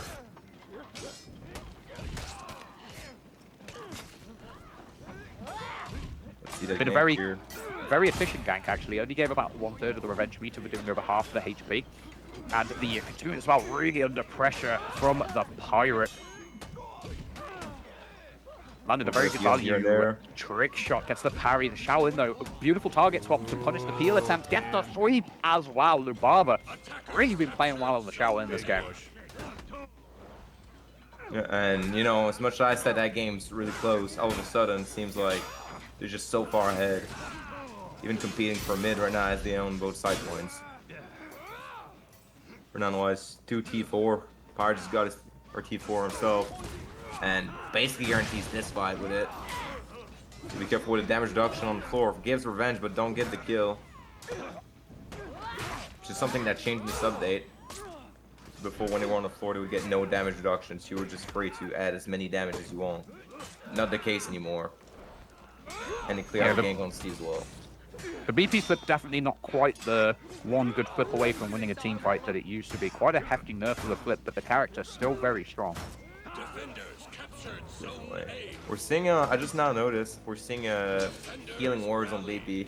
Still a good option to go for, but not as playmaker as Doom Banner or even Inspire would be. I know you yourself run that feat quite a lot, but I think it somewhat depends. I think it somewhat depends on the playstyle you have with the character. I used to love running Healing Ward, like when I played them for Mini-Meisters, purely because I used to sit in the mid lane and 1v1 a lot and fought, like, especially after the Dominion changes where the mid lane was actually buffed up. The whole plan was just to sit in the mid lane. Obviously, VP was a strong 1v1er. And then just use the Healing Ward for insane amounts of sustain. So I think, like, if you're playing that kind of playstyle with VP, the Healing Ward is the best T2. But if you're playing him more, going into the team fights, like you said, being more of a playmaker, then definitely going for that Doom Banner, I think, is the better option. Yeah, definitely want to call it out, though, when you're putting it down, trying to not eat a heavy from everyone in the field as you're putting it down. Something happened. Well, I'm assuming that might just be a think that was a rage game anyway, right? Yeah, that's. I don't know if it's a rage quit, but with the amount of points they had, that there's not going to be a reset granted. I highly doubt so. That definitely won't be a reset. Yeah, I think it was extremely likely that the attacking team were going to win this. They have them breaking with just a single point. There's a 400 flat point advantage. Obviously, at the end of the day, it's entirely down to the TOs. But I personally wouldn't be surprised to see this just be counted as a win regardless. Yep. All right, well, I think we have our winner for that one. Yep. Let's see if what else we got maybe the going on. dudes are still playing. Yeah. 2-0. How did you say that team's name again? Let's see. Khachapuri? Yep. We're going to win 2-0 against Neptune. See what else we got going on here. The dudes are still going against the government. It's currently 1-0 dudes. All right, if we can maybe catch up the end of that set, perhaps. Let's see if I have anybody else on my friends list that's on that team. When I was trying to spectate destruction, it was bugging out.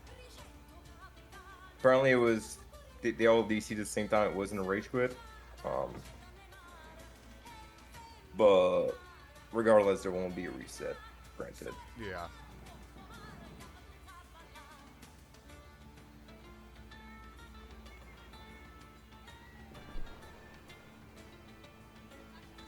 Let's see what else we got here. It looks like everything's almost... Well, let's see. No, there's a couple still going. Cannon Fodder are going against Real Hitters. I gotta see if I have friend requests from any of them. Otherwise... Yeah, the dudes and the government just got over. Dudes won 2-0.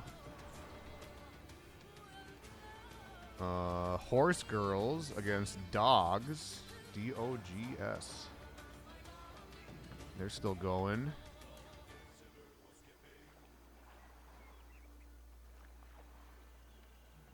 Let me see if I have anybody that's on the Horse Girls. I know I have a friend request from one of them. mentioning there's the YK team as well. Still playing. If she YK versus rather catch Antolian. that. Antolian boy. Okay, let me see who's on those teams. Oh, Shinu, Mamba, Bucko. Okay, okay. What's on Antolian boy? All right. Might be a good one to see. There's an eyeball.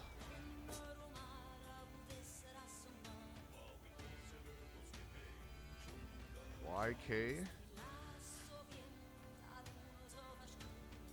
Let's see if... Oh, man, it might have bugged out again. I don't know why this has been happening today. I think I keep joining or spectating games that are, like, just finishing. So it keeps bugging out.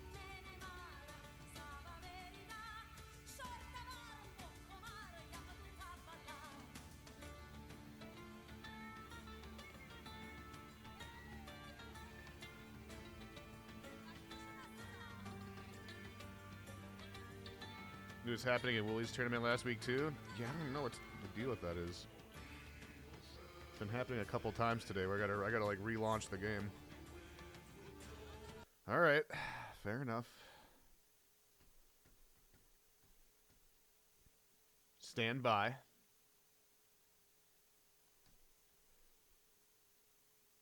Hopefully that game isn't over by the time we get back in here. There's a couple other ones we could watch too, though. We also got Dembos against Forgotten Ronin. Horse Girls versus Dogs.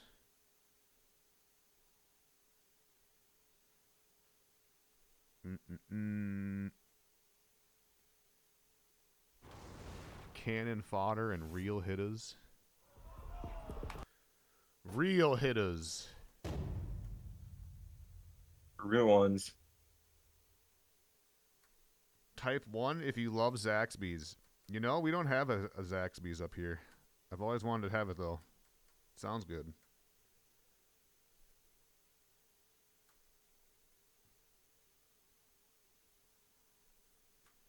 It's like a down south kind of thing, isn't it?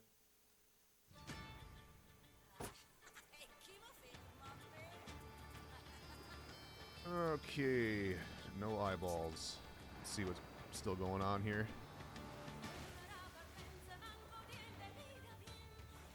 Well, they haven't reported a score yet.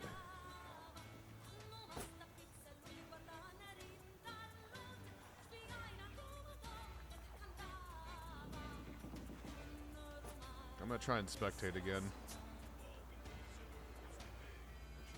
Suppose you guys gotta be able to see, huh? Yeah, make sure you start a Discord stream again too when you get a chance. There you go.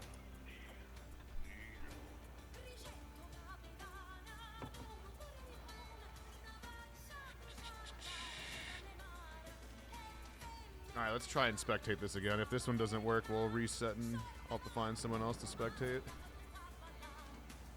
I trust. Come on. Hey, it worked. There you go. It worked.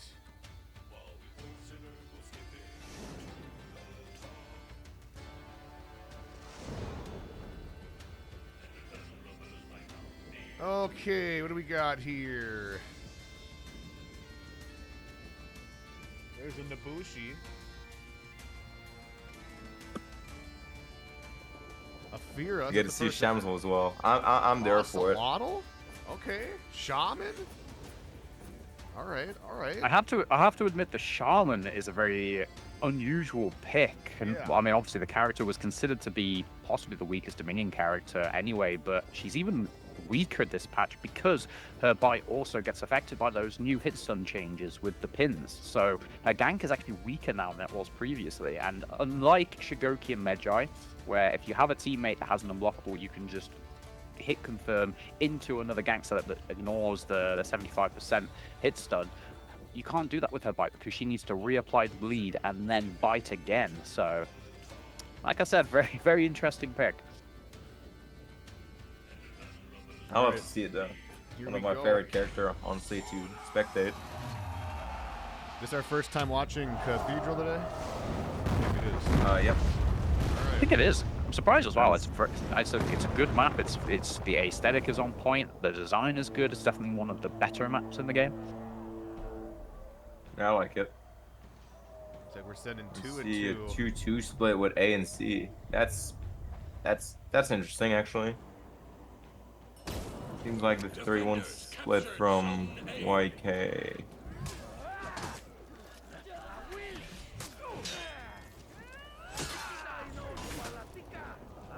Very power from on the over light. there. Oh, that's the unblockable rip as well. And the Warmonger already got 30 HP. What pressure. Unfortunate.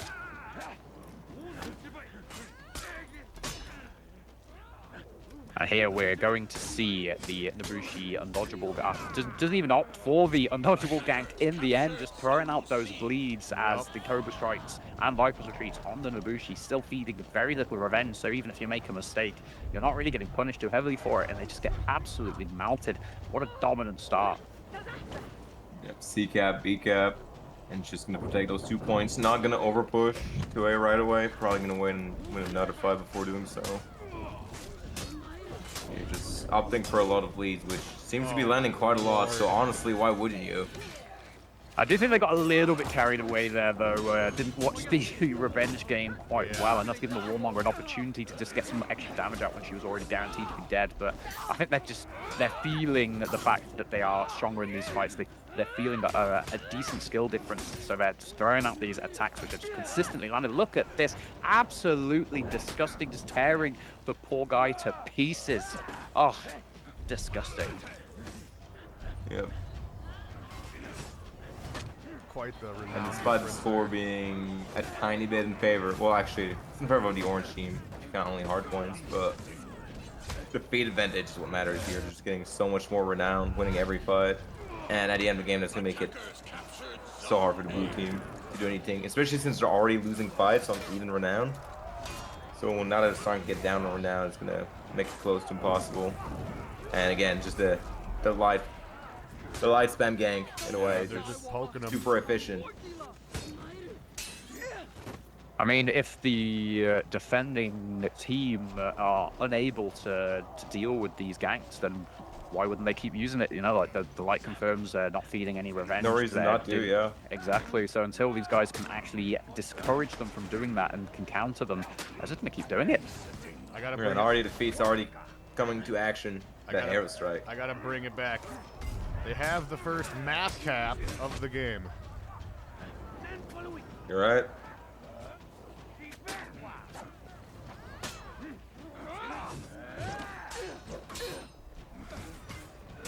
Revenge will not get Bob. And that He is definitely had time for that. I feel like he just wasn't expecting it, didn't pop it in time. Did it end up feeding revenge kind of for no reason there, but again, they've got such a huge Nobushi with those lead. bleeds, yeah. And Nobushi with those bleeds will make sure that he dies as soon as it's revenge on him. Yep, and no thrilling comeback on the pirate either, so no cleanse. Long execution being performed by Bucko as well. It's going to keep him out of the game for a while here, going to get all of his HP back. This is, honestly, it's probably the most dominant performance we've seen so far today. Resisting to a slaughter. Moment with the parry, we'll get that side heavy plus, get him out of Sam.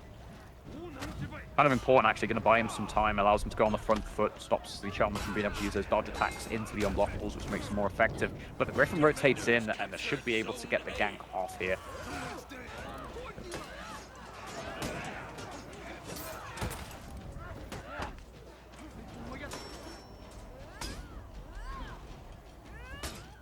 Map cap. Yeah, you gotta bring that back with me, guys.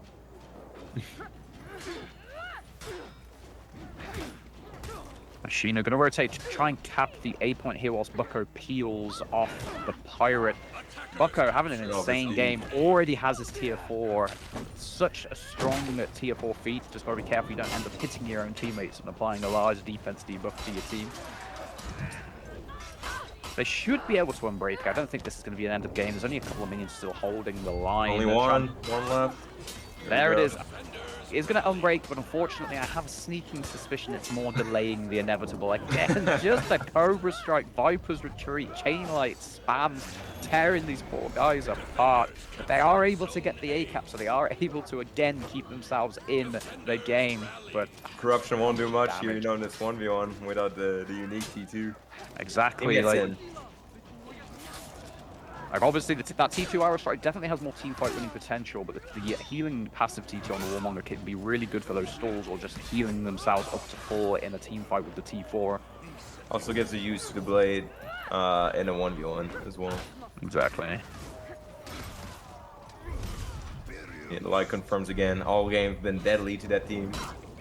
I don't think I've seen a single light confirm be parried yet. Or even like block. I love time to do it with blockable heavies, so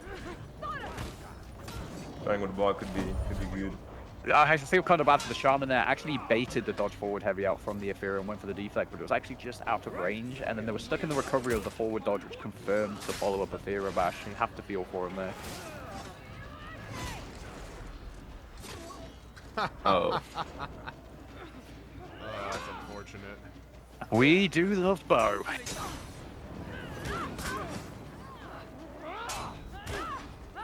No revenge, and that's gonna do it. That's gonna be a pretty strong 2-0 from Team YK here. That was like a full Didn't let sweep. them. Oh, and got a buy at the end, or did he just leave at the end of the game? Somebody just left at the very end, right? Yeah. Oh, the flawless 13-0 from Bucko. Almost 200 more renown than the second place player as well. Absolutely insane performance there on the Aphira. Yeah, and we don't get to see a 007. 006, but no 007, so barely saved it there. Mamba's on a DC streak. Oh, well, at least it happened at the end of the game. All right, YK is going to take the 2-0. Let's see what else is going on here. Should be approaching the end of the round pretty quickly, I would Yeah. assume.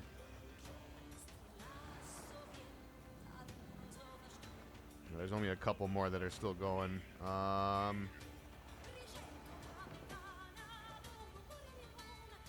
Cannon Fodder and Real Hitters is 1-0.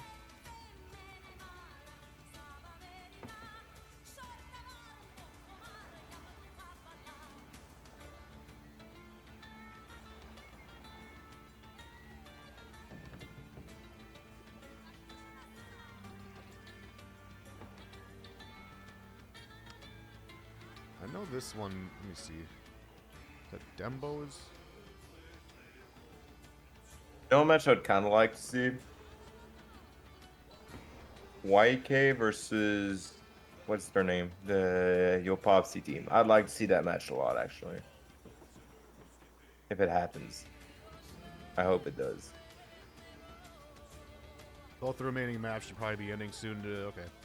Okay. Yeah, we can just wait if they're almost done. I'd have to figure out who sent me friend requests and stuff for these remaining teams anyway.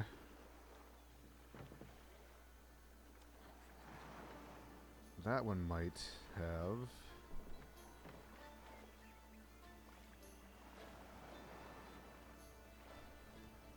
I have to say, as a rather big fan of him, I am exceedingly disappointed with the lack of Soheis in this tournament so far. There was some yesterday. Trying to There remember was who some yesterday, indeed. Yeah, there was. But not today at all yet. I am going to go out on a limb and assume they probably didn't have the greatest of win rates. Wasn't I thought it was one of there was a team that was like only had one loss that was using them, but I can't remember who it was.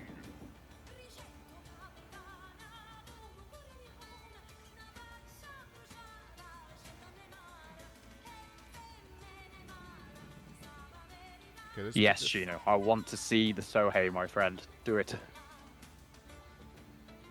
Show me a bit of that So Deezer gameplay.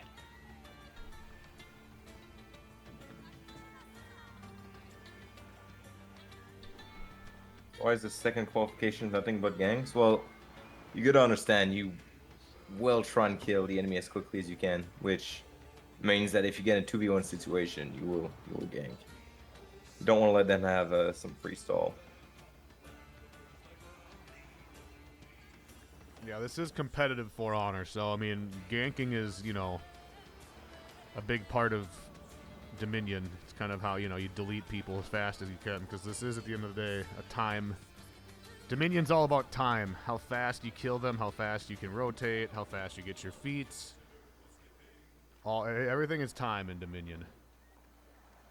So the faster you kill the enemy, the faster you win, essentially.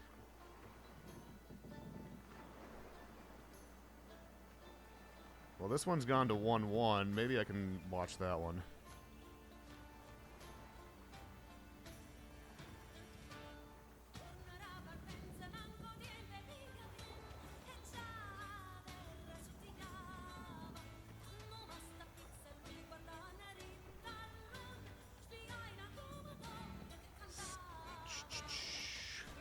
See, the problem is, I don't think these... A lot of times I'll get friend requests, but sometimes the Ubisoft name doesn't line up with the Battlefy name.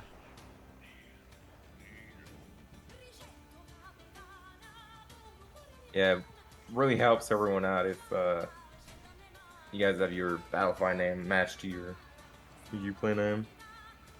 It definitely helps. Definitely makes the broadcaster's job much easier.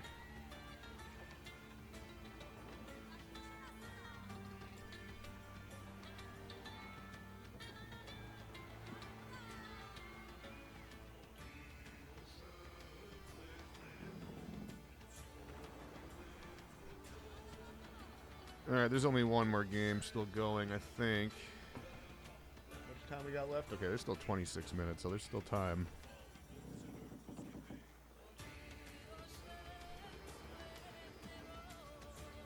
Okay, that one's over. Yeah, there's only one more going. Well, I can't figure out who to add for this one, so I guess we'll just wait it out. If anyone could give us an update on it, that'd be cool. It's, Dembo is against Forgotten Ronin. Is that the last game we've got Yeah. left in this? Yeah. It's been tied 1-1 for like 5 to 10 minutes, so it should be getting over soon, but... Alright, hoping to see some good matches. Yeah, in round 3, we'll be watching round. teams that are all 2-0 now. Which consists It's getting Go ahead. Oh, yeah, you're going. I was just gonna say it consists of let's see, 9 teams are 2-0. We've watched a few of them already today. I'm really hoping for a YK versus, again, I don't have their team name, but whatever team is where you'll pop Seymour, Simpson, and them. Yeah, what team is that? I'm gonna figure out which one that is. Infinite Tempo, maybe? Yeah, Infinite Tempo. That's what it was.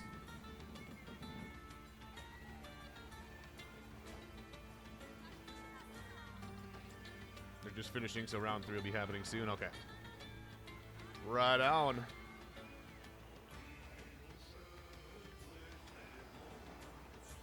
It's been going pretty smooth so far, though. Thank you all for being here.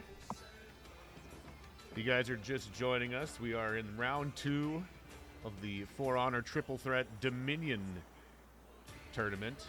Yesterday was day 1. Today's day 2. Next weekend is day 3 and 4. For the open qualifiers, there's still plenty of room to sign up for next weekend if you want.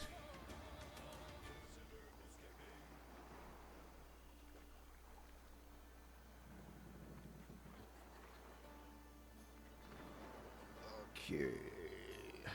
Let's see. Okay, that one's over now, too. All right. Round 3 will be beginning shortly. Round 3 is up. Okay.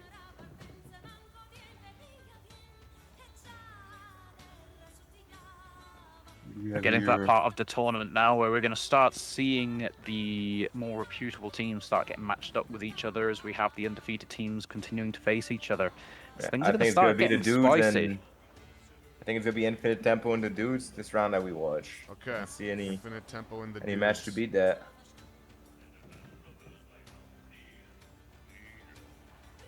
Let's see, who is YK going against? The Dogs? Okay. Okay. 38 looking crazy. 38. Is there even that many teams? Oh, never mind. Oh yeah, Dude's Infinite Temple. Yep. Okay. Sounds good to me.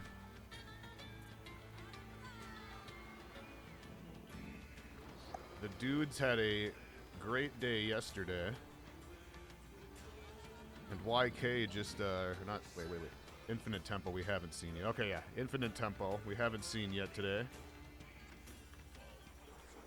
But I've been hearing good things, so this should be a good one to watch.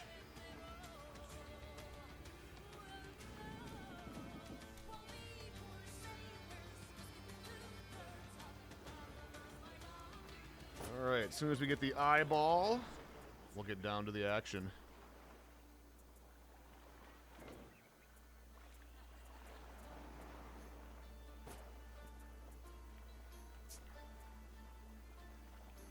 I think we already got one, unless that's a scrim of some kind. Hopefully, they would be setting up the game instead of scrimming. Yeah.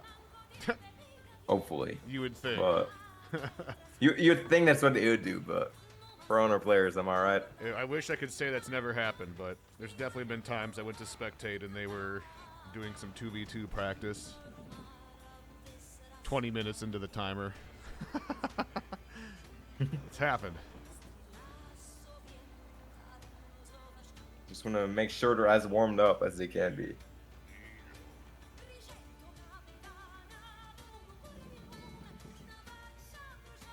Banzer, Tiandi, and Varangengard. Okay.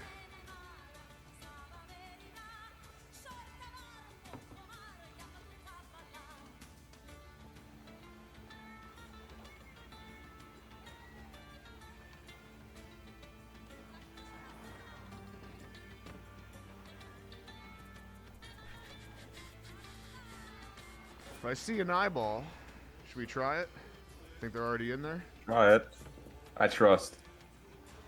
Alright, let's see if it works.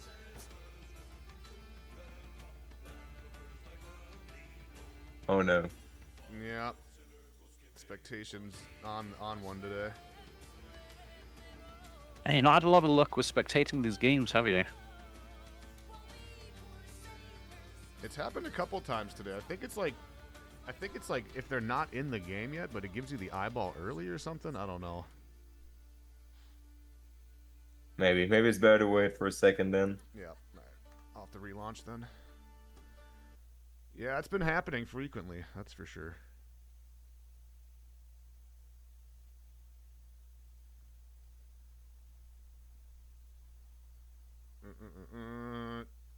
Tiandi's an interesting choice for a ban, though. Over Pirate or Nabushi? That is a very interesting ban. I mean, I can see Varangian. Some people don't like dealing with the Varangian, but... Yeah, I'm pretty sure that VG is still somewhat of a popular ban pick, but Tiandi? Yeah. I'm really not sure about that one. Like, I know the character can be strong, particularly if someone knows how to play the character well, but maybe they I think there's have... I much guess it more could be either a ban-worthy targeted picks. ban, Yeah, maybe, they got a or just a character they don't like playing at all. Could be one of the two. Sometimes just personal preference bans. Yeah, perhaps they have a Tiandi specialist on their team they're trying to eliminate the possibility of them using.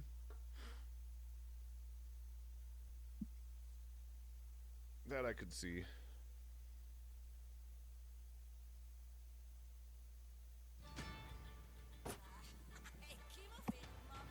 Alright, who else is on that team? Maybe I can try spectating someone else, because this has happened every time I've tried to spectate Destruction today.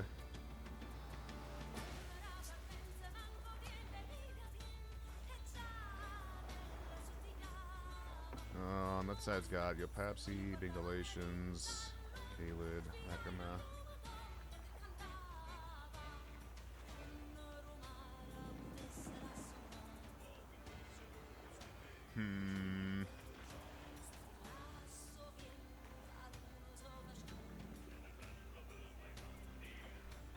I guess I'll try again, see if it works.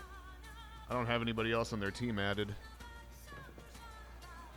Fingers crossed then.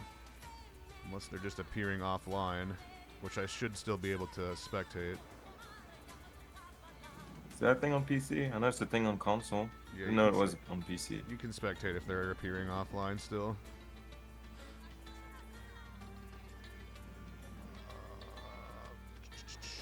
Alright. I guess we'll try and spectate him again. It's the only person I have on this, on both teams that are on my friends list. Unless they go by different names in game. I don't think so.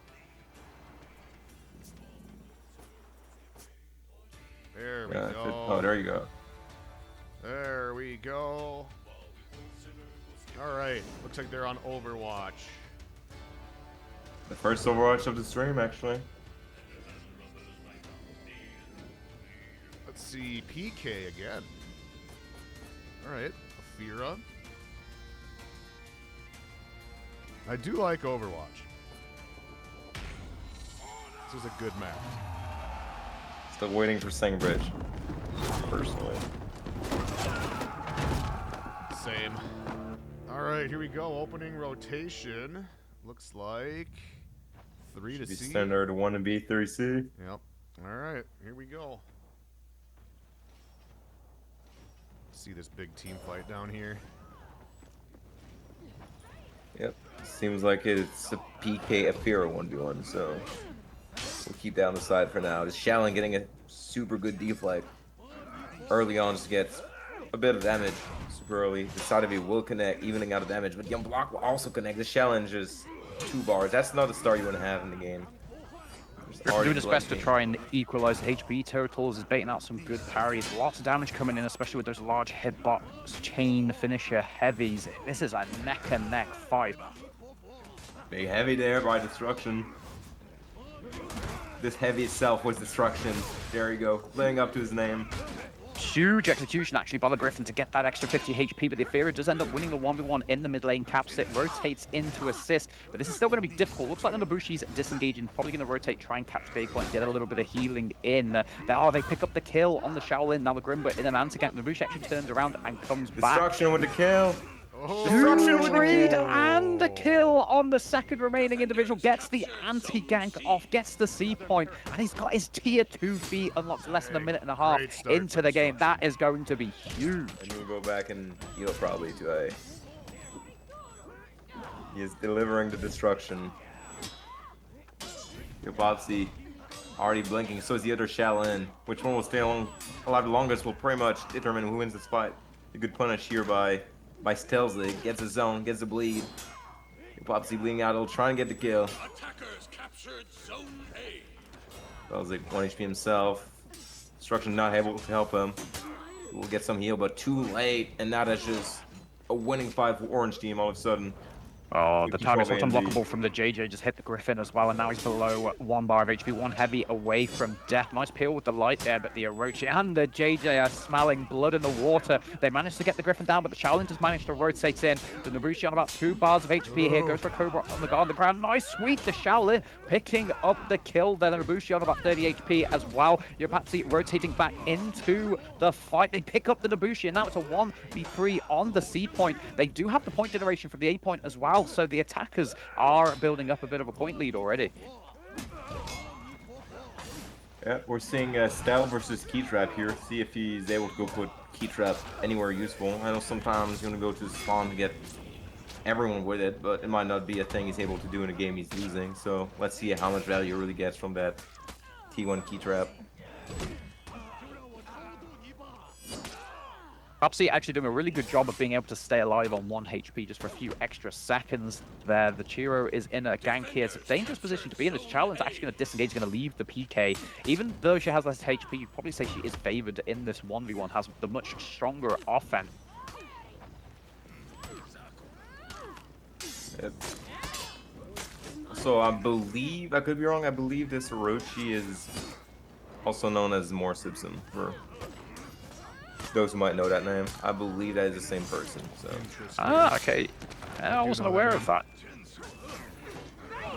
I'm pretty sure, wasn't he playing on Smooth Brains when they used to scrum against yeah, a Nemesis? long time ago. Yeah, was in the best team on Xbox for a while, and then kind of more or less disappeared after that. Well, I guess he's back now, and he's doing a really good job in that game, from what I've seen. Yeah, he's certainly playing well. But both of the defending team have actually done such a good job to bring this back. As I was saying, not long after the attackers were building up that lead, they've completely turned it around. They have the map cap. Oh, but the Nobushi accidentally puts the T2 on herself, doesn't hit a single opponent, snipes herself, and they've lost the C point. That was... I don't think that's what they meant to do there. Gotta love Pushing it. this Griffin, trying to pressure him into a fight he's not favored in. Already has Fury. He might want to try and pop it here. That is done, and now this game will be a lot tougher. Already 3/4 revenge with 3/4 HP. That's really where you want to be when you're anti-gank king. That is definitely something I've noticed. Quite a few teams today, the ganks have not been the tidiest I've seen. There's been a lot of revenge feed. I guess it's because people are having to go for more, either like light confirms or spam ganks. Maybe not enough time to work out these new ganks affect their plays, but it's definitely a trend we've been noticing all stream. Yeah, we just got that patch like 2 weeks ago, so yeah, it really hasn't Yeah, been that's that not a long. lot of time for sure. Especially when you factor in the majority of like strong ganks being used were ping ganks, like I say, like Shinobi hits some recent bashes, so it's not like a lot of people have been playing Warlord or characters that you were going to be ganking on those small windows where they can't dodge after hit stun anyway. So a lot of people haven't had the practice on the timing. And again, as I call out that the defending team have the map cap and they swing the game back, it's immediately gone back in the other direction with the reverse triple cap, and they are building up a massive point lead here. And if you look at the renown as well, it's looking as though the attackers have quite a substantial renown advantage. Yeah. This is going to start getting difficult for the defending team if something doesn't change and quick. Yeah, lost the advantage early on in the game, then took back with a triple cap, but were unable to keep the pressure on, and now they're themselves triple cap. Combined with the point advantage they were losing early on, now the game's looking pretty grim for them. Good job by Stelzig stalling the Shaolin Orochi gank. We'll finally get GB'd. GB for chain heavy, that's a lot of damage.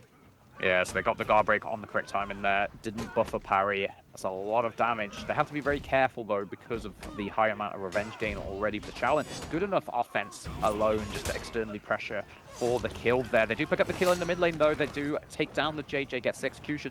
Nabushi does have that bow up as well, in combination with the Shark, having those on-demand 60 damage Lookout will not let projectiles. them get a scap for free. But we'll get GB'd immediately. Good T2 there. The GB is not confirmed. That recovery being very, very low. GB. Good read with the 4 dodge heavy. Looks like he's gonna transform into a winning 2v2 for the blue team. You'll pop see with a dodge attack and the undodgeable read brings it back and the CC, and now the orange team is completely winning this 2v2. Yo, Patsy again doing a really good job on low HP there. The 1v1 was a struggle for him, but he managed to stay calm. He didn't panic, kept himself alive, allows his teammate to have some potential to continue to stall here. Doesn't want the blue team to cap the point, so they unbreak. And he's doing a great job at stalling here. Get 1 res, but that's looks like it's gonna be a little too late. Down by 600 points in this breaking situation. 34 PK 1 HP, Griffin 1 HP. Could not bring the full destruction today. There we have it. Infinite tempo with map number 1. Such a disgusting amount of damage output with the fear itself there, and the whole team being inside of the AoE. I have to admit, though, I was quite surprised that the Griffin didn't have a little bit more of an influence on that game, considering how early he got his feet with such a strong start. Wasn't really able to snowball as well as I was expecting. Yeah, I felt the same way that he would probably dictate the flow of the game with those feats, but was a little bit more quiet during the game that you would expect for sure. So that's 1-0 for Infinite Tempo. Mamba's on his 4th DC. Great. Typical. Yeah, that's Morse. Okay, yeah, that's what I thought. Thanks for the confirmation.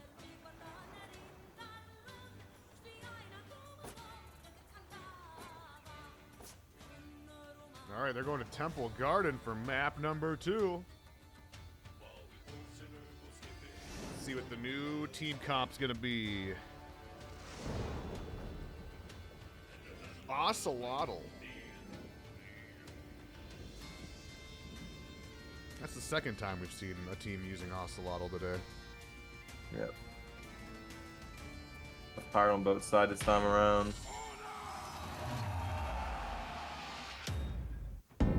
Definitely don't see as much Ocelotl as you used to, and obviously some of his ganks have been nerfed, so particularly his heavy from the stances are much harder to utilize now with the hit stun resetting heavy, but he still is really strong in 1v1. He has some powerful feats. His T4 could be really good at just sniping out individual people. His T3 gives him huge damage boost and also allows him to rotate around the map quickly after kills, which when you're playing a 1v1/ganking character is really useful. But as we can see, not a typical 3-3 on C this time around. They actually do send 3 to the mid lane, trying to get that mid lane early, maybe trying to get a quick isolate off with destruction, or even taken down to 2 bars, but he does also have a lot of revenge, so he's able to farm those revenge tags, maybe get a revenge pop. He can maybe swing the fight around, but he does have to be careful.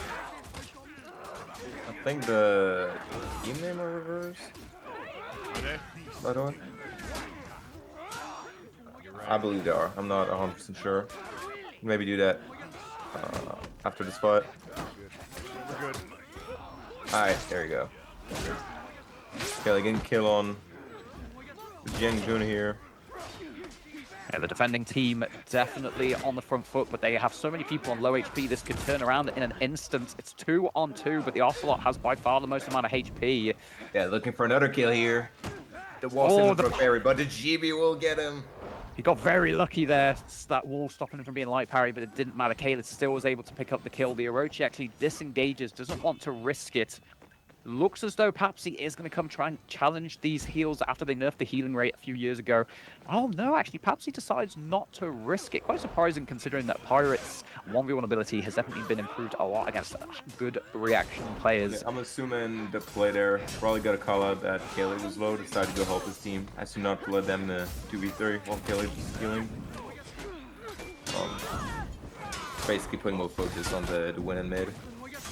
Not the greatest attack management on the Nobushi there. She still has about 3/4 of her HP whilst having about 2/3 revenge gain. But the Aphira doing what Aphira does best, externally pressuring and making life hell for the Nobushi.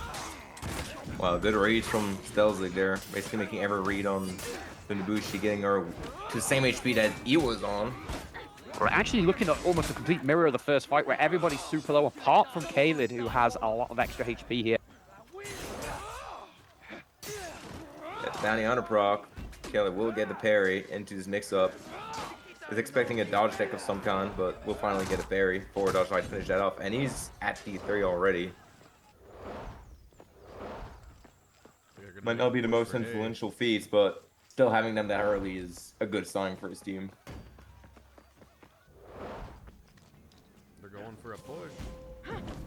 Oh, he wasn't able to get the cap, and this is a dangerous position to be in. He's only got about 70 HP, and he's actually going to lead the Aphira to 1v1, but I don't know if he sees Papsy rotating up.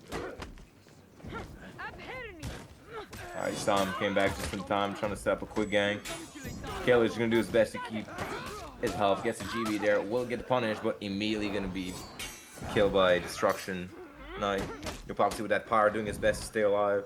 Gets kicked once. The Aphira will go and rotate out, connector. 1-2. Giving it to 1v1. Ends up coming back. We'll get a huge undodgeable. Leaves again. And Destruction basically landing a lot of damage by himself. Now has him 1 HP. The parry will get an execution as well. That's He a might really be good kill more for favorable that. to die by a kick there and just let Yorochi kick you rather than risking getting executed on that point. They're going to get a big lead from this. Yeah, they already have a pretty comfortable 130 flat point advantage here, but it's going to keep increasing whilst they hold both C that's being boosted and the mid lane. Again, this is kind of one of those situations where you really need to win something within it, like whether it's 2v2s, whether it's a team fight, because if you were to lose one more time, things can get out of control and you face an insurmountable obstacle. You'll be down on you the gotta clear down mid on really points. quickly, which is what they're doing. And after that, you've got to clear the fight and get a push on C. You can't let the game go anymore in your favor, or it's going to be close to unwinnable. But the outstand punish here is going to bring back the damage. Could have blend for side heavy into top unblockable. His guard was already on the side. Not sure why he decided to switch it back to top, but only lost on 3 damage. Banner through the pumping out an insane amount of damage in this fight. Huge amounts of damage to the Nobushi, but doesn't really get any assistance from his team there, which is unfortunate. Here, guard breaking for zone, ends up getting killed. Destruction still keeping this A point, doing a really good job keeping it, but that's all they're able to get all game. So they're keeping up point-wise, but, well, keeping up is an overstatement. But they're not that far behind, but they're going to start feeling the renown disadvantage soon.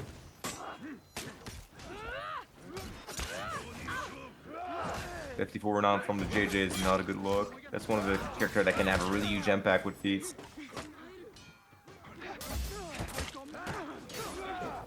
Not to mention when you get the T1 and then also the T2, it becomes a lot easier just to get even just assists in fights as well. So it can also help snowball your renown generation that's been so far you behind. basically have a damage boost in every single fight by cycling those two. So.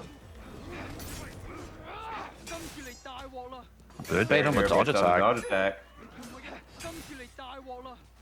Right back at him.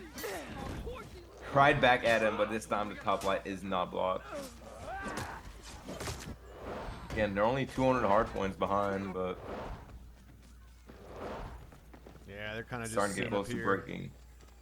But as the game goes on, those point leads become harder and harder to make up. Let's say like a 200 flat point advantage when you're at this stage in the game is very different than if you've got a 200 hard point advantage at, say, 2.5 minutes into the game. It's much easier to, you know, swing things back around for your team. You don't have as much feats to worry about, etc. Whereas at this stage in the game, even just a 150 to 200 flat point advantage can be very difficult to make back up, especially if you're behind on the renown. Yep, and they're closing in on throwing hardpoint leads. Slowly but surely with that mid cap gets them breaking, and when you go start to fight, doing break and clear mid, and it gets really tricky. Well, the Orochi does come in with Fear itself active. Let's see what he can do with it. He also has the bow up. He does get the snipe, but unfortunately he wasn't in range of the Fear itself. So it's going to be 50 damage, still a lot. He gets into the middle of this fight. They do break the mid lane, so they don't have to worry about being breaking any longer. And the Orochi getting stuck in the thick of things, but 2 down for the attackers, 3 down, and the Fear itself not enough to win this fight. They didn't even pick up a single kill. That is Orochi's not trying to stay good. alive. He will be breaking if he dies here.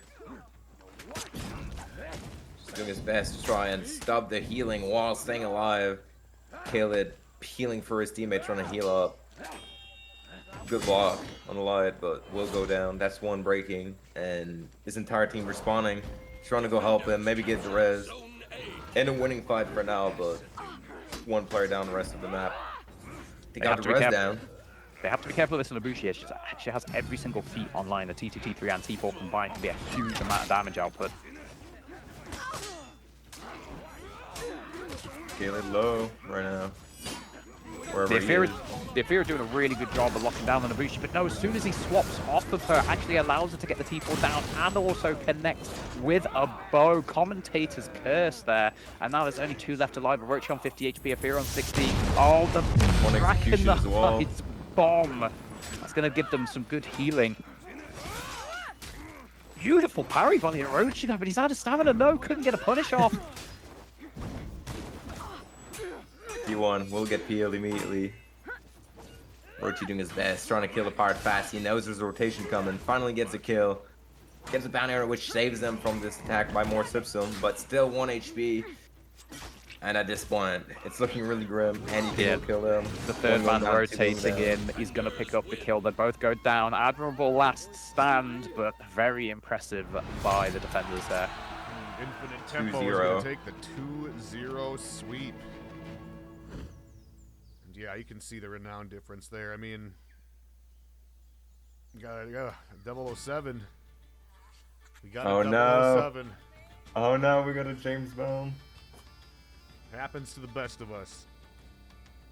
All right. 2-0. Ah, you were the targeted Tiandi man, I see.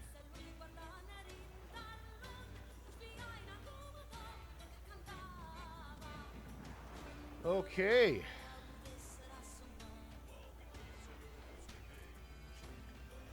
Well, while we look for another matchup here that's still going on, I will be right back. We'll find another matchup here to spectate. Be right back. I'm not seeing much right now.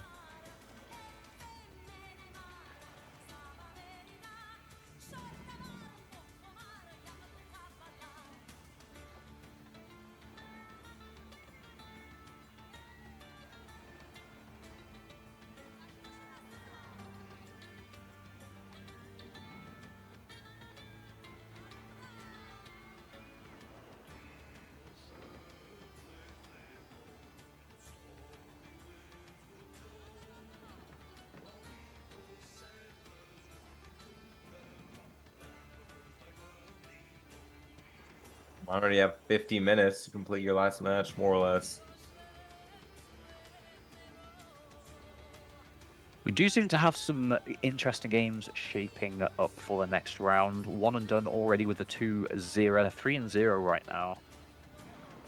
Rat Machine as well, also with 3-0. Yeah, we're getting to that part of the bracket where, like, there will be multiple good games in each part of the... in each round of the bracket.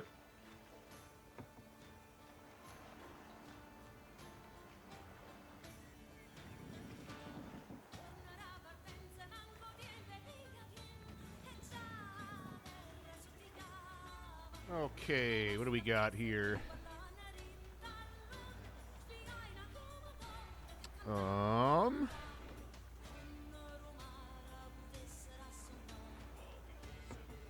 YK versus the Dogs is still going on.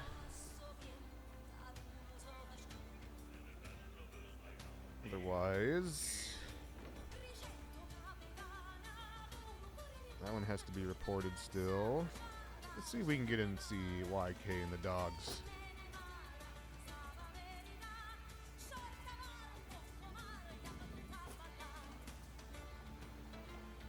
Score is reported 0-0, so I don't know if they've won one or not. Or there's been some Mamba DCs again. Unexpected Yeah, truly. that could be it too. Okay, maybe we find something else. Let's see.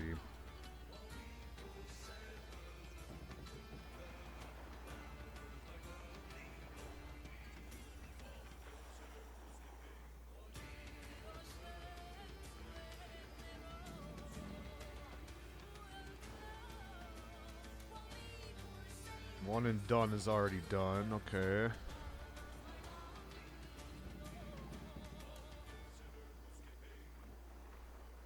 All right, we'll watch. We'll see if we can spectate that one.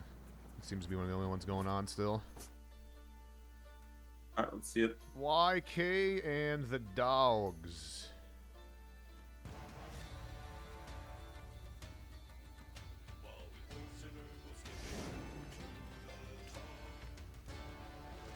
I like those emblems from the Dogs. I don't know what the score is since nothing's been reported, so we're just gonna put 0-0 We are going to for see. We are going to see another Lawbringer as well. That's only the second Lawbringer of the Ah. day. now. Another Aramusha too. Interesting choice with the Conqueror T1 though.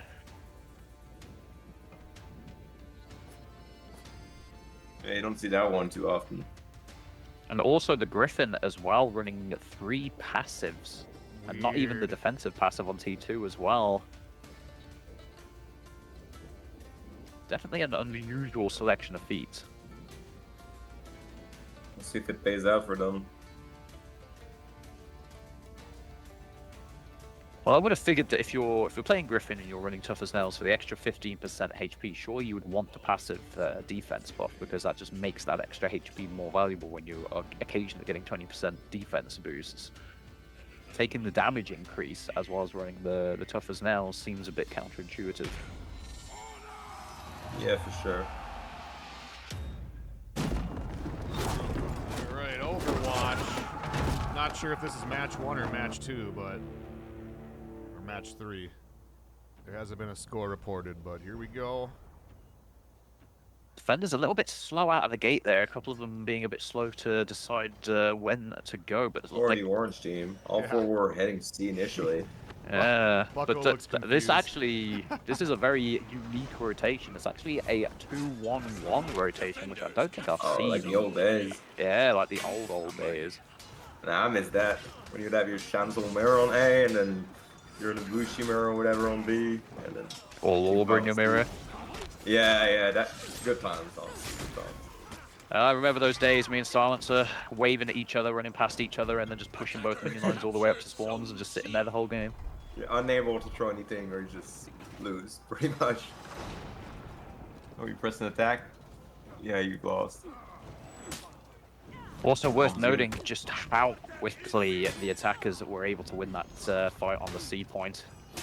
Probably having just an extra player in there. Orange team contesting the A point. Oh, there's no timer on that game. Oh, I just noticed that. I wonder if that's a None of that UI matters. thing. Attackers captured Maybe. Zone A. None of that matters because the game's not gonna take 20 minutes anyway ever. But Well, considering they Interesting to already have purposely the turn that map up. cap, they already have 415 points to 58, and the ammo has just been taken out. This is shaping up to be a very fast game indeed. Yeah. That's definitely true. you're gonna stab the gang. That's a Well team done. wipe. Good timing on the bashes. Team wipe, a map cap. That's the way she goes. Yeah, getting like losing the initial fight so quickly and then also pretty much getting aced immediately after, whilst they already have control of all 3 of the points. This is already shaping up to be way too much of a hill you're going to be able to climb up and overcome. This is Baron unlockable. Seems like he went for it. It was too late for a light barrier. He's getting Ermush unlockable. He's going to take a lot of damage here. Really high value for the Griffin T2, by the way, about a total of 45 HP. Going to help keep them alive, generate those big health swings. Nice damage as well, but again, we do see those hit stun rules coming into effect, saving him from a ton of damage. And there too. Once again, instead of time, I'm going to ring the bell, and they're going to feed revenge. Mamba coming up, trying to help deal with that revenge. A good full block here still, and Trub's attacks in revenge. Well, not in Trub, but stops you from chaining. The Griffin was able to get in to challenge these heals, which is good for them, but the problem is that he's been pushed off the point, and the Orochi is also going to be able to peel out. But I do think one of the respawners is going to contest the heal. Looks like he's just trying to connect her right now, and Shinu getting so much value out of these Varangia guard full blocks.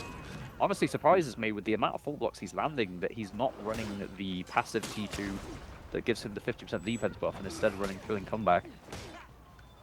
Yeah, interesting decision. I guess Thrilling Comeback is a pretty strong T2, but so is Varangian's unique one. See some lobbering action here. The neutral dodge attack will land, but immediately gets parried. Oh, mistimed the bash there. Bash. We'll go for a light confirm, and then this is going to translate into a winning 2v2 for the orange team. It's tough for the blue team to do anything since they're outclassed in every fight they partake in. Again, another gank here. Well done by the orange team. Yeah, the ganks in this game have been quite clean. They've been very good, apart from that one mistimed bash we saw on the C point. They've been cleaning up the remaining enemy team players so quickly. Even if they get revenge, they've been on point either with the VG full blocks, the hit stuns, punishing recoveries. They've just been playing exceptionally well this game, and it reflects on the scoreboard. Finally got a hold of mid for the blue team, but immediately will get ganked in it. On 1 HP. You're gonna just lead a 1v1 to Bucko, which will then make sure he clears mid. Gets a light attack.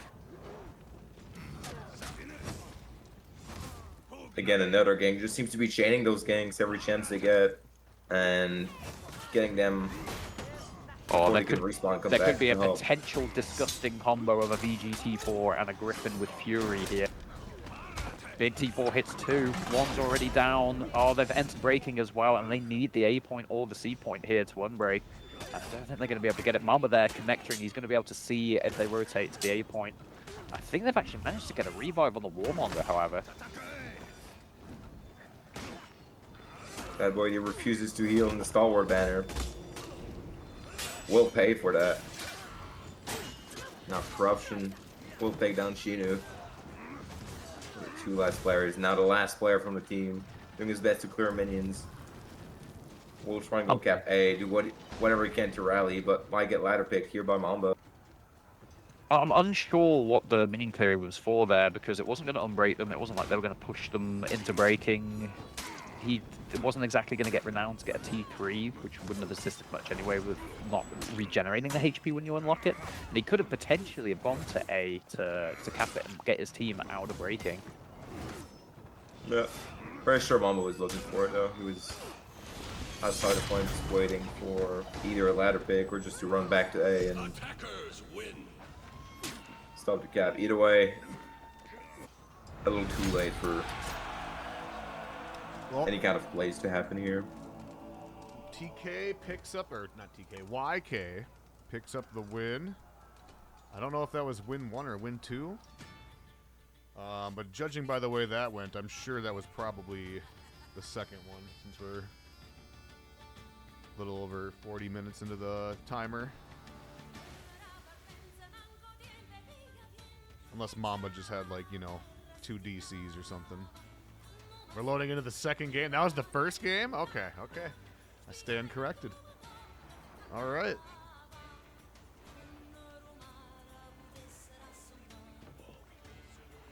YK with the first win.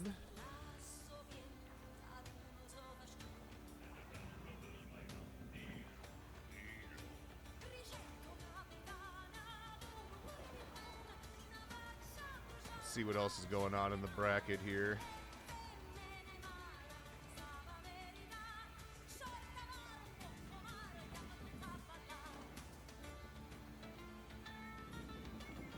Still a couple more that are going on, but for the most part, everyone's getting their matches done. Neptune beat the Deadly Samarias. Rat Machine beat Eskedit. The Vanquished beat Horse Girls. Flash Perry defeated W Scripture. And Kachapuri defeated Blades of Dominion. And One and Done defeated League of Legends.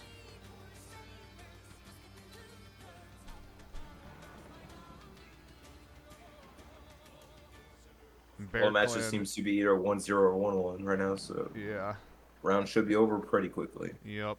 We're moving pretty quick today. Moving pretty quick. Good news. All right, we're going to Harbor. Got the first Sohei. I don't remember who asked for a Sohei, but there you have it. Yep, here we go. Sohei Gaming. Don't let me down, cheater.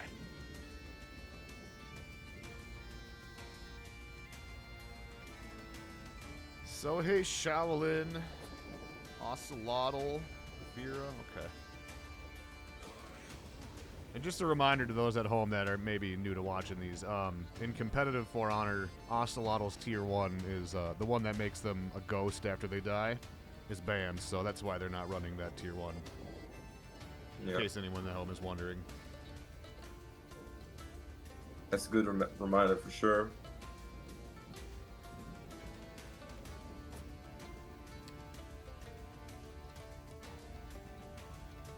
I am also enjoying the hero variety verb.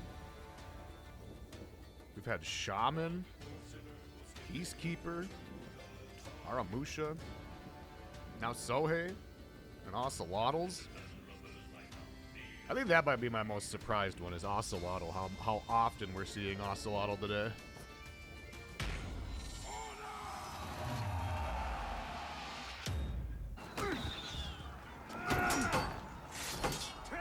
Let's see it. Here we go. Harbor once again for match 2 of round 3. YK is up 1-0.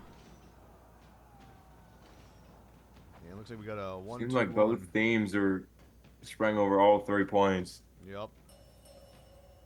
Yeah, actually quite interesting to see the 1-2-1 rotation by both teams here. Let's go to mid here. Awesome. I'm already getting a lot of value on this Griffin here.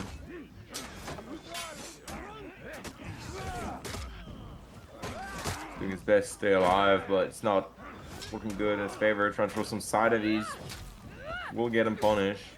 Buck also doing a good job on his 1v1 with that light barrier especially. Now get him in the mix-up, 1 HP. And seems like YK is winning everyone on the map. Sheena with the 6 souls, trying to not do a rookie 30-11 and die with them. Zone A. Oh,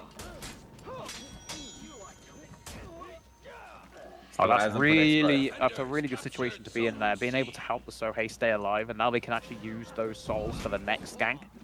Yep. Interesting. I'm surprised they wouldn't opt to just utilize the souls there. He's not extremely close to the T2, and you can just get him out of the game quickly. Right. Maybe he's going to use it as on the rotation here happening. Well, might have been a smart thing to do, actually. Really refusing to use it, but with that revenge, I would definitely try and use it now. Pretty sure he is low enough for the bash to one-shot also.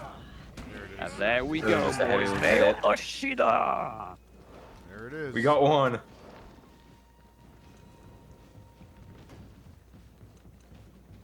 Oh, Mamba got a DC. Oh no. Yeah, there it is. We were told that's I don't been believe happening. that. I think they're gonna keep playing it though. Honestly, with how strong of a start they have had, they might actually be able to pull this one out. Yeah, I mean it's doable. Every 300-point lead, roughly. Only thing is the bot's gonna come in with no renown.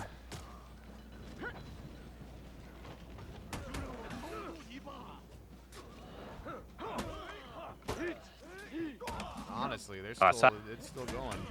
No, no, no. This bot is actually going crazy, winning the 1v1 there. I guess the souls again. We're at C2 now. And he's confirming. This bot is confirming things. Let's go. Nick Fasterson. Remember his name. That is a bot there. And goes back to heal. Like, They actually have the triple cap, even with the bot in the team. Huge point advantage, huge renown advantage. This Sohei as well is going to be a nightmare to try and kill. Now he's got all of his souls. He's got the instant full HP heal T2 online, or he can just use it to easily gank, which obviously has somewhat gotten stronger now because the amount of really strong ganks in the game has been decreased. referring for the bot zone. Gets a little bit of damage. The GB connects and gets him to 2 bars with that bot. And I will just run away and let the bot stall this. We'll get a ledge here. Oh, he must have used his souls. Yeah, judging as everyone being alive, I'm assuming he used it on healing.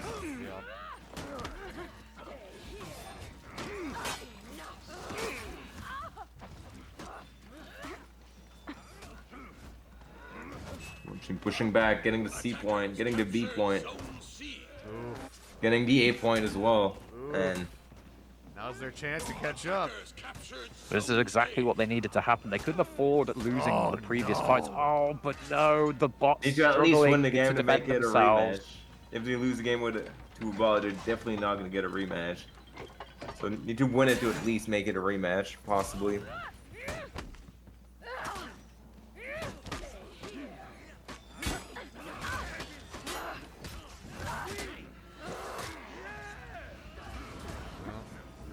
Corruption here. It's going to deal a lot of damage.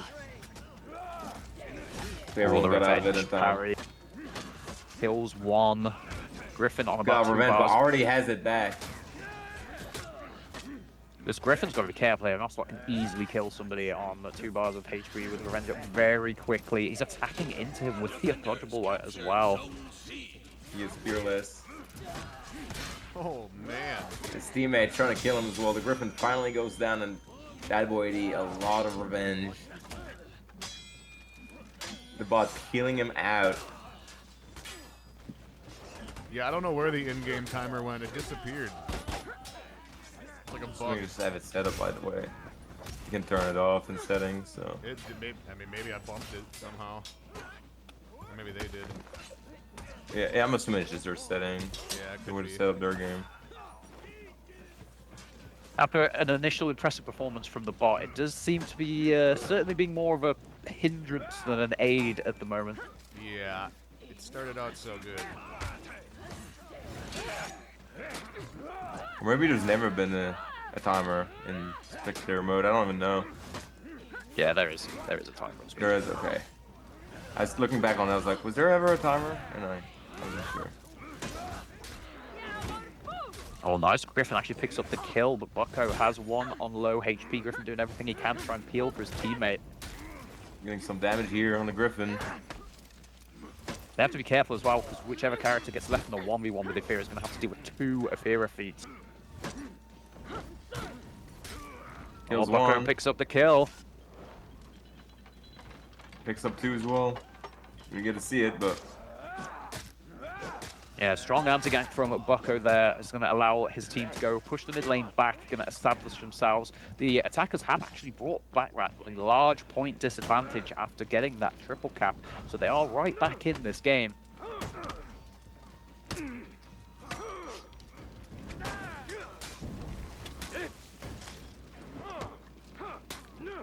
Oh, nice. So Sohei knew that the Lawbringer wanted to go and contest the point cap there and managed to get a guard break, managed to get some of his souls. He's pretty close now. I think he only needs 2 more souls, and if he gets that in combination with the passive T3 that's got him on 161 HP, that T2 Spot is is going to doing be healing a some lot. work here. The peels as well. But unfortunate revenge feeding, but... Can't has too much of it, you know. But already did a lot of work in that game. Neutral dodge back lines. That game is a lot closer than it should be, considering they're missing a player. True, but they have also done a good job to get back into this game, considering they were like 300 flat points down. But as I mentioned previously, it's always better to be down by like flat points earlier in the game when you've got more time to swing it back around and you don't have to deal with as big of a renowned disadvantage than it is later on in the game. They have managed to swing it back, though. They actually have the map cap themselves now, and they've got them close to breaking. The Warmonger will be down here if they're unable to break the mid lane. 2 down. 1 exceed. And the bot. Oh, he died with all of his souls. What a time to swap over to the spectate to catch that moment happening. Attackers rallied. Yeah, I don't know who else would do that, honestly, dying with the souls. Yeah, you must be really bad at the characters for all that to happen. Yeah, I think you just must be such a terrible player to die with all of your souls equipped, for sure. Yeah, I'm pretty sure if I knew someone who would do that, I would definitely rip into them quite hard. You're definitely not cast with them, I'm sure.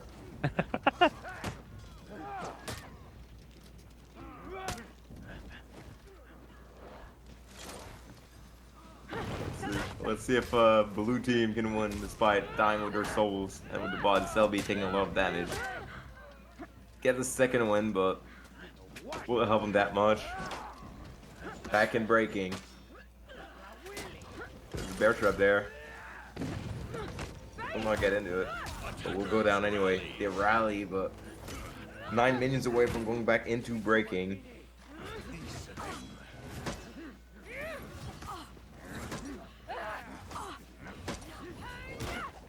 Different sidelight. Mr. Buffer getting mixed up by the Griffin's dodge attacks and lights there, but the T3 going to connect lots of damage. The Aramusha does have Stalwart up. They have managed to rally, though, the defenders, so they don't need to worry too much here. Here's the revive. Trying to stall while the Aramusha's getting a kill on the bot, but it's looking pretty difficult considering the bot's just 1v1 to Aramusha. Not the best showing for sure. Definitely, especially considering that, as I said as well, he had his Stalwart, I believe. So the Aramusha, not only did he lose the 1v1 to the bot, but also wasn't able to use his tier 4, which would really have been a help on this point. He'll be just dodging that bear trap like a professional. There it is. And yeah, I guess we won't get a reset then. I guess they don't need the reset. The bot got it done and held down A point there at the end. Wow.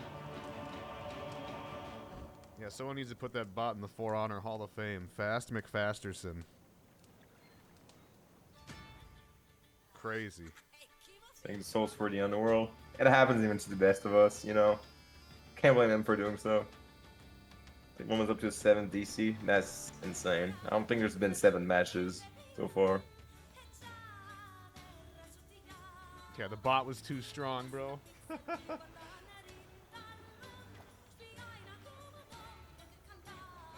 With that, there's only 2 matches remaining, both of them being 1-1. Round should conclude shortly. All right, round 3 is getting close to the end here. Maybe we can spectate, maybe we can catch the end of one of these if we can find them.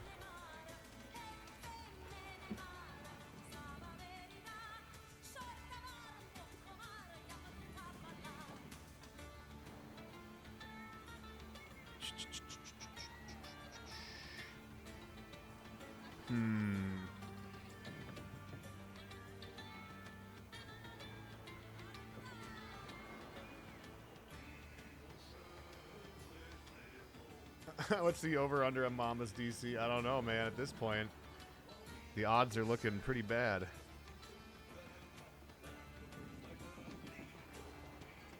But hey, at least your bot was okay.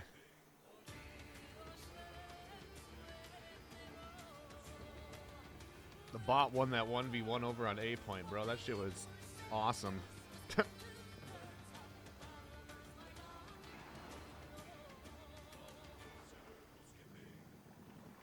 Okay, let's see. Who's on the government? Do I know anyone on that team? What, G-Tonic?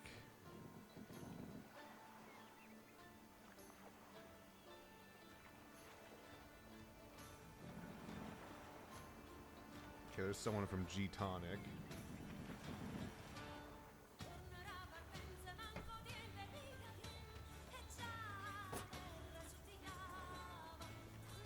Alright, I got a game. This is G-Tonic against the government. I think. G-Tonic versus the government. It's 1-1. They're at Overwatch.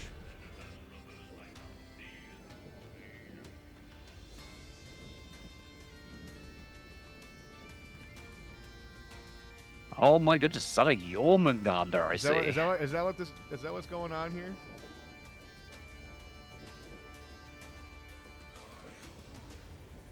First Alright. Kyoshin, first Yorm. Kyoshin Yorm. Add it to the bingo card.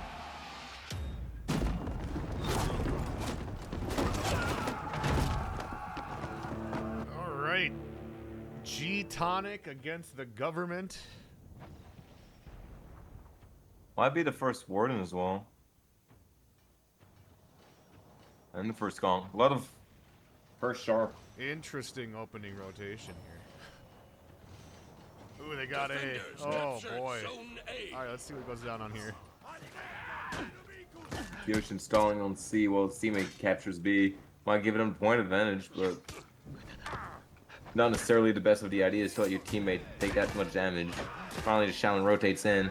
Gives a little bit of damage to Kyoshin, just scared, singing full block. The kick will get dodge attack. Kyoshin going down. Shaolin getting a lot of damage on the Yorm, but not sit. Kara, however, with the dodge attack, will get traded. Oh, the Venge! We'll get the kill, and now it's just a 1v1. Gonna make a few good offensive reads. Or light spam as well. That works pretty good. Nice once again coming up by the Shaolin there, helping his team secure the C point as well as B. But you have to admit the Lawbringer, he needed to tighten up his defense a bit there.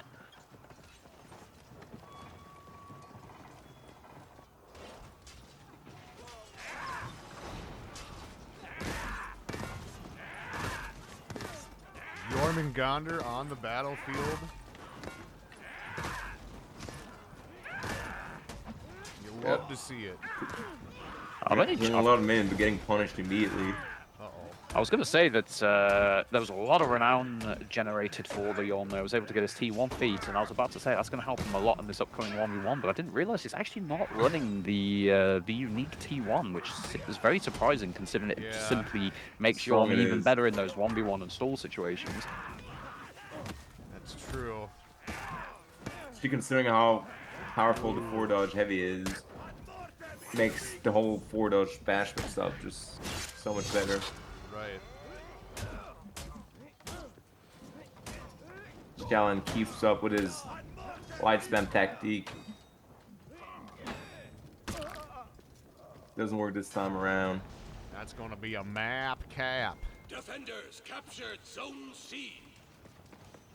After losing the initial fight, the defenders definitely have come back strong here. Actually quite surprised as well that the Warden is actually running Come At Me instead of his super ultra body count that would allow him to hold that mid lane and be but basically never have to rotate out. I guess he values getting that extra renown and the occasional bounty proc.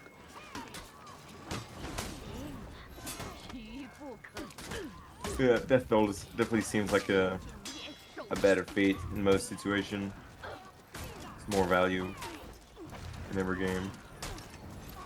Well, out of the competitive well, the characters that are actually able to be chosen in competitive. Warden probably is the strongest mid lane character as soon as he gets that tier 1 feed. It's such a huge amount of healing. For example, a full minion line is usually going to have around about 30 minions, which means that you get 3 HP per minion. You get 90 HP back per a full wave if you own the lane with Warden, which is honestly just crazy.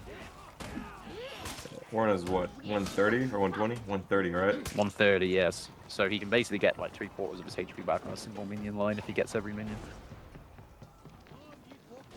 And that's not even considering the amount of HP he's gonna get during a fight, in which basically you'll have to kill 1 to 2 extra bar of HP off of them if you know 1v on him in mid. Plus his zone's just so good, such low recovery time on it. You can quickly do like target swap zones, make it land faster. Also kill like 2-3 minions. You get yourself like an extra like 9 HP. You can throw out side heavies instead of top heavies on light parries. Kill a couple of minions, increase the house swing. It's just an absolute nightmare to deal with in the minion line.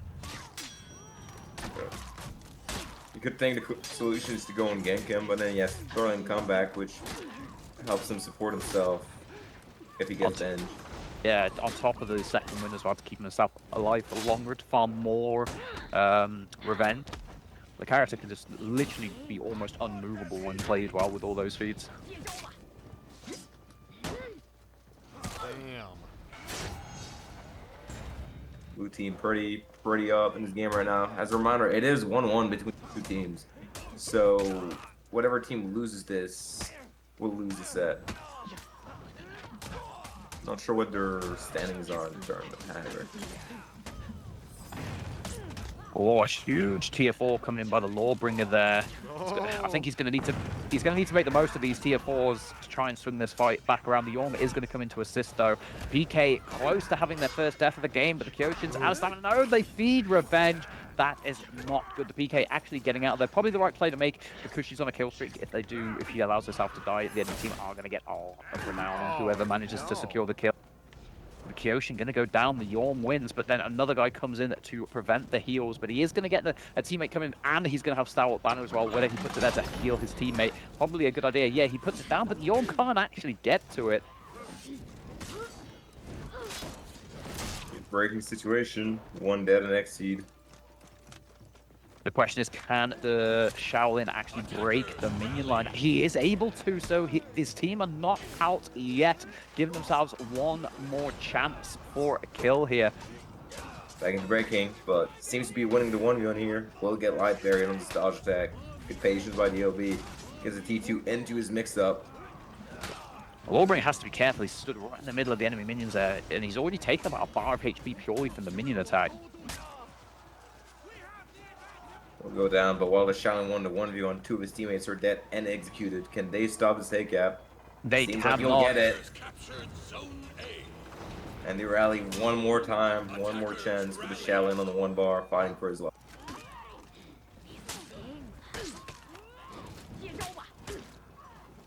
Warden landing big damage here. Zone doing his best to stall Widow's recover cancel. Dodge attack Zone gets buried. Some damage with that T2. 60 damage total because he hit the 2 enemies with it. We'll clean up nice. the rest of the fight.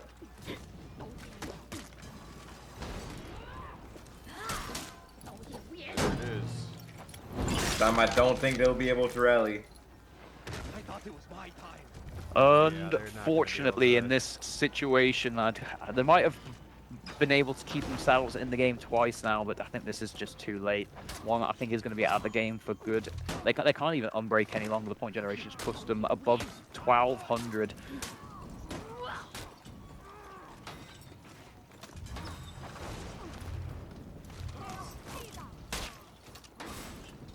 The 1v1 into walking around the gang. Pretty powerful right now. Kong gets light buried, maybe through one too many of these chain lights throughout the match. We haven't spectated him a whole lot, but it seems like exactly what expected of him. We'll get GB'd into a max bondage. Hanhu unable to peel, and Kong now 1 inch. Trying to just pull a last good fight before. The PK got the conquer and the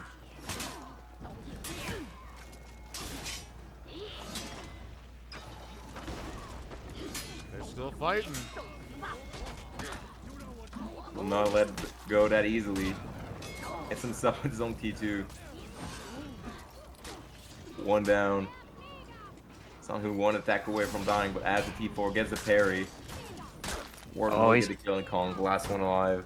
He shouldn't have let rip of that attack there. He needed to make sure he could at least get his T4 off to give his Conqueror the best chance of actually coming out with a W here, but it's just a battle of attrition. No matter how many kills they get, there's just too many enemies around. They're just going to keep on reviving or just running in from the respawns. Before they can get them breaking. There it is. Will finally go down. A good last stand nonetheless. Looks like the Yorm team has won. That's you what like we to don't see see it? every day. Yorm Warden, Peacekeeper, Lawbringer. That's a Yep. powerful stack.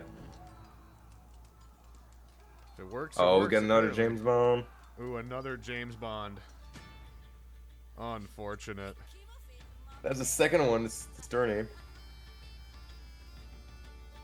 So that's going to be 2-1.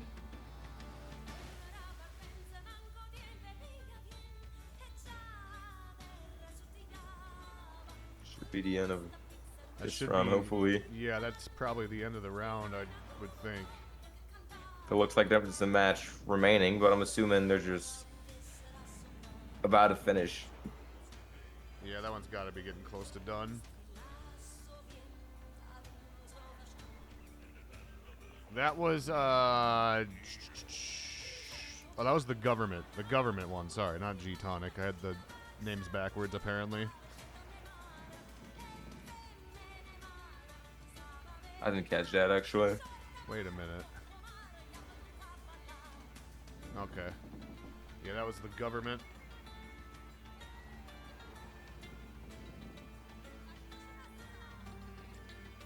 Actually, wait a minute. Well, I mean, according to Battlefy, it says the government. I'm going off of what Battlefy says. I thought it was G-Tonic. I must have had the names backwards. But according to Battlefy, it was government.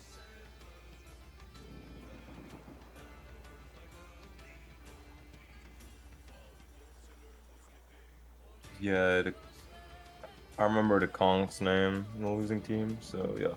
Yeah, I think I had Government the names indeed back up. won that game. Yeah. I think I just had the names backwards on stream or something. Okay, there's one team that's still... There's two teams still going. It's 1-1. I don't know if I have any of them added.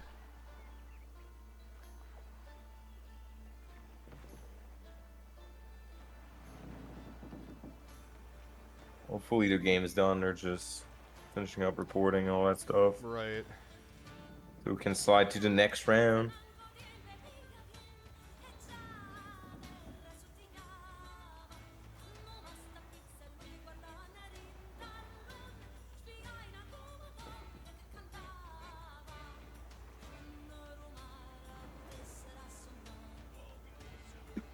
And yeah, I don't see anybody, my friend requests here from either of these teams. So hopefully, yeah, hopefully that one's wrapping up pretty quick. I mean, they got 8 minutes left in the round, so. I would Going hope. to next round, we have 5 teams are undefeated right now, being YK, Kachapuri, Rat Machine, Infinite Tempo, and One and Done. So All right, well, we're for sure gonna have good games. to 2 watch good next. matches. Yeah. Yeah. They're still in their last game. That's crazy. 8 minutes left. They better hurry up.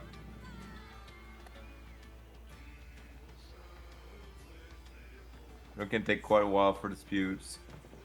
If there's disputes or anything, or difficulty connecting, but taking a full hour to play 3 matches kind of crazy to me.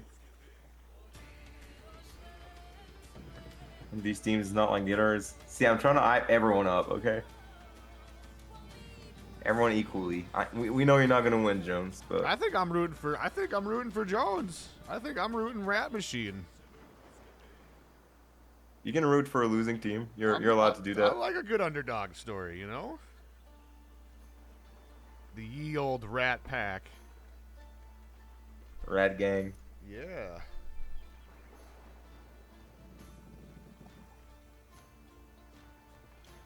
That, and I also want to see One and Done at some point here, too. We haven't watched them yet. They're still undefeated.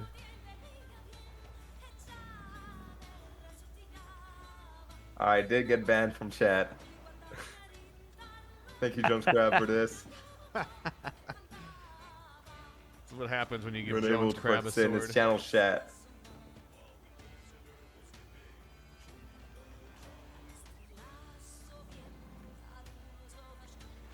What's going on right now? We are waiting for the last team to finish their game. There's only 6 minutes left in the timer, so they're running out of time.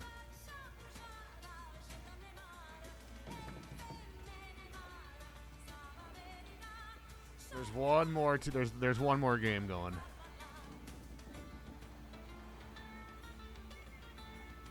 I kind of wish we were watching. See if this is a 20-minute game or something.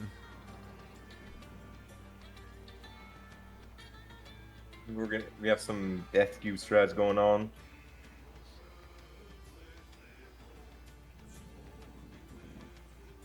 Oh, I think it's done. It's done? Yeah, it's done. We're waiting for round 4 to start now. Okay. The bracket is up. We got Ketchupuri versus White Gay, and we got Infinite Tempo versus Rat Machine. That might be a good one. Those are the 2 matches of undefeated team. One and Done is also undefeated, but they're going into Anatolian Boys, which I believe have 1 loss.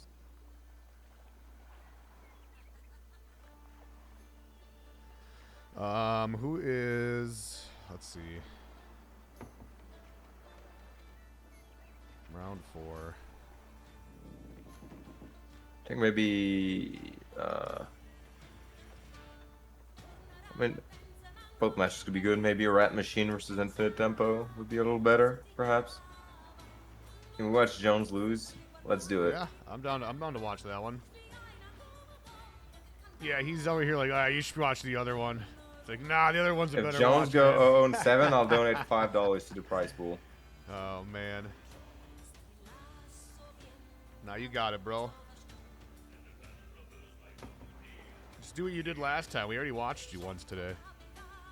Just pretend we're not watching.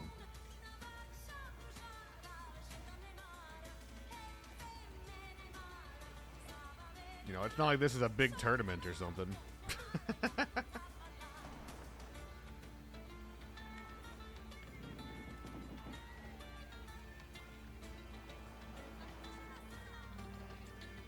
I'll let you guys know the stream till match starts. I'll go grab something to drink.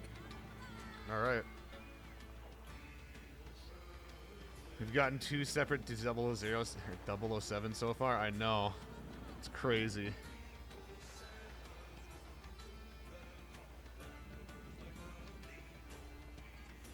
I'm unsure, actually, out of all the tournaments that I've watched over the years. I'm not sure if I've seen double 007s before. That's true.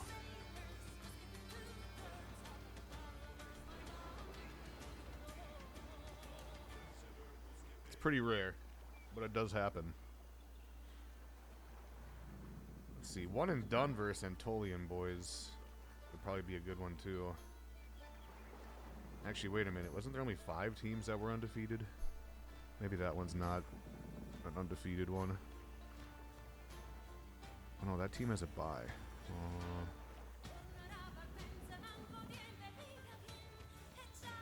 I don't know.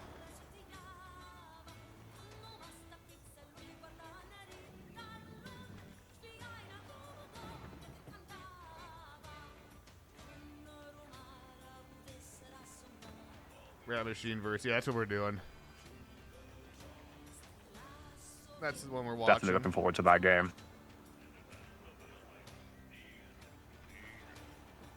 I'm just waiting for bans and an eyeball.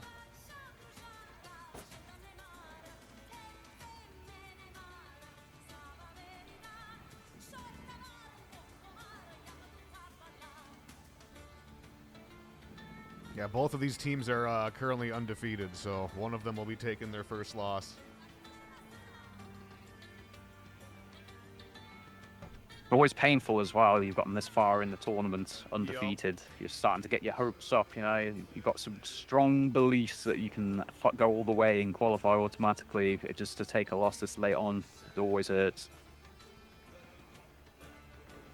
This is where the pressure starts getting to you too. You know, it gets to be later in the day. You've been fighting all day. You haven't lost yet.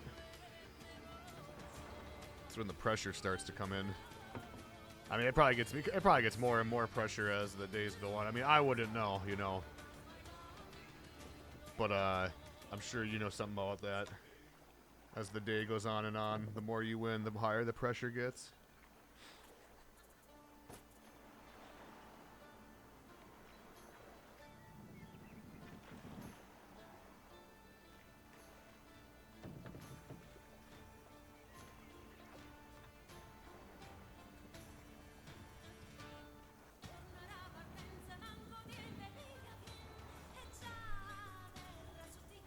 Okay, as soon as we get the eyeball, we'll get down to the action. Bans are Pirate and Black Prior. Okay. Jones getting target banned. Okay. Again, it seems like a strange ban to me because BP, with the new Hitstone rules, he just doesn't have that potential to single-handedly win team fights any longer. Like, he's obviously still a good character, but... And I know there might be a little bit of target bang going on there, but I feel like with how strong certain characters are, especially after the gank changes, that the bans can just be used on just characters that are going to have a bigger influence on how the game plays out. Yeah, it's true.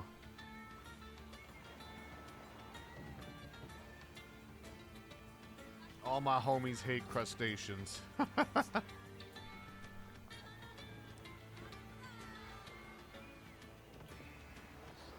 So he's probably gonna. If I had to guess, I would assume he's probably gonna pick JJ. I'm trying to think of what his second or third choice would be there. If I know anything about him, if he can't play Pirate either. Yeah, I don't know. Definitely some JJ.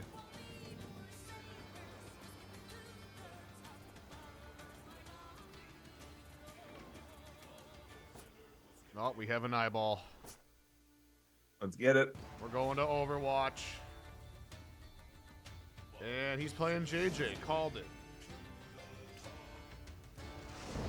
Oh, we actually do see a Warlord again. It definitely has fallen out of favor. There was a long time where Warlord was just always not necessarily the strongest character, but he was always very solid. He did what he did well, strong feat setup. But after literally all three of his active feats ended up getting nerfed, Juggernaut, Fury, and Fire Blast, his base toolset isn't quite enough to make up for how hard those nerfs were. So definitely do not see him as much as we did for a few years in the comp scene. I've seen him come back a little bit recently, mainly with a Jarl from Goblin Gang, but still don't believe that's that strong of a pick. Maybe more of a comfort pick, if anything. We got a 2-2 split into a 3-1 split. Let's see how that plays out. Definitely a goal for Jones and Dude because Hero would be stall for the teammates to gank in mid, but Hero joins back up, making a 3v3. Nice, Jones getting a lot of value out of those side heavies, landing 2 back-to-back and the Shifu zone as well. Also has a lot of revenge, has almost 75% generated. The defender team got to be careful here. They really don't want to be giving JJ of all characters revenge when it's still a 3v3. Yep, Morsips doing a good job here, keeping his health, just dodging around. Good deflect there on the recover, cancels one. Jones Crab has now 9-9 revenge, but 1 HP can die to pretty much anything right now. Just want to be careful on giving Benj. They're going to take him down. Hero goes down, Dude homie, because the last thing guy, Popsy with the sweep, and we'll just clear this fight pretty quickly. J-Tax 1 is 1v1. It actually got crazy. It was kind of crazy how neck and neck that fight was for such a long time, and then all of a sudden it just seemed as though Jones just lost about 2 to 3 bars of his HP in like a second. Then the Warlord also ended up losing a lot of HP, and it went from looking like a 50-50 to being a pretty comfortably won team fight in a matter of about 10 seconds. Not even, honestly. It was really, really quick. J-Tax, you're losing the 1v1 to Morse. Morse gonna rotate and gank Hero with the help of your Popsy. goes for a Stormrush, gets buried. GB catches the early dodge. And a lot pretty unblockable. Good parry by Hero, doing his best to stall on 2 bars. Probably gonna end up having to take a 1v1 to one of them. Meanwhile, Jonathan, due to whom he goes, losing the 2v2 in mid. And that's the bad situation to be in. Triple capped already so early in the game. Yep, not a great start. Dex with no other option than to basically look at them. His teammate will almost get the zone blockable on Bingalations, but And he got the good parry, and wall then we'll next just to rotate out to heal. J-Tax just gonna get ganked himself. Good dot attack to the heavy. Get Storm Rush twice, and then kick for the last one. That's such low HP there that even the third hitstun reset, 75% damage reduction, isn't going to be enough to keep him alive. And this has been absolutely one-sided so far. The ganks have been on point. The team fights were strong. Dude, homie Cuz was just hitting the wall. Close to T1. Hero with T1 as well, but won't get much value out of that until it's D2. The parry. Popsy trying to go back and help. More sips to him. Will peel a GB.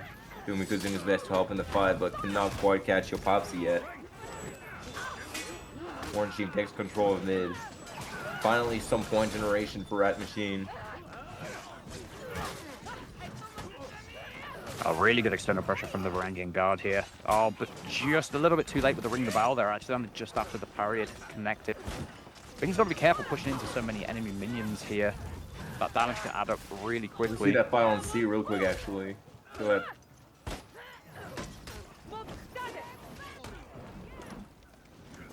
Popsy 1 HP defending its point. We'll get some of the heal. J-Tax rotates in, and that might be a cap for a C point. And mid Bingulation takes the kill, but more Sipsum rotated, I think, from A just in time to stop that. Hero low on HP, might want to rotate back to A for someone to chase him down at least. Leave the 1v1 to J-Tax.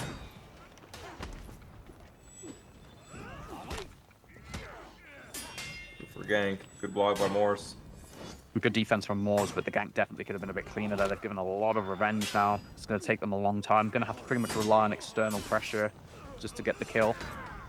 Nicely done. The light parry is going to be able to secure it. However, Kaylee does get back in, though, to prevent a cap. They just constantly keep trickling in here. They might need to think about maybe going to B, going to A, trying to pull some of the players around to defend caps. Otherwise, they're just going to get stuck in a situation where the enemy team is constantly generating points, and they're just never going to be able to cap the C point, and they're already so close to breaking. And then due to him because in that J-Tax situation where like he's alive but he's alone, not able to do much for his team. We'll try and go and get a push on C with his team, I believe. We're just waiting for them. We'll have to give up mid, not to get ganked in it.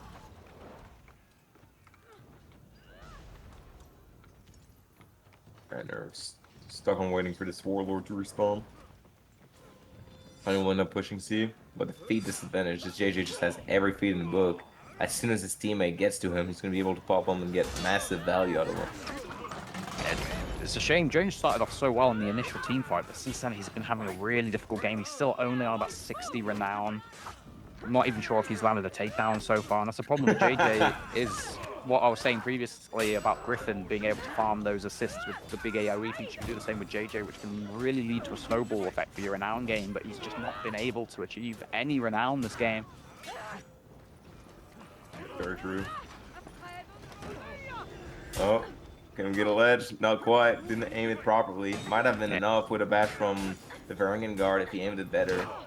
They also could have gotten a bash into the ledge off of that parry as well, but again, just didn't end up getting it. Yeah, just playing his health really good. Puppets T3, Puppets T1, and that's what I was saying in an early game. Like, you like to see a JJ with a speed storm cooldown. That means you got values out of them. Too many JJ winning for the perfect pop. Exactly, especially when it comes to the AoE T1, because that's such a short cooldown. You want to be popping it all the time, getting those, like, you know, increasing the amount of damage you're getting ganks and team fights for punishes, even just getting those assists for the 10 renown. Yeah, and Hero underscore dot underscore the last standing member for his team. Will pop revenge, may try and get one last sledge or something. Warlord will not be enough to carry this game. We actually almost got the third 007 of the day in that game. Yeah, I wish. Yeah, I didn't want to. I didn't want to be the one to say it, but yep. Unfortunate. Not the greatest start for them that round. We'll see if they can turn it around this next one on a different map. Yeah, 0-6 is. It was close. It was close.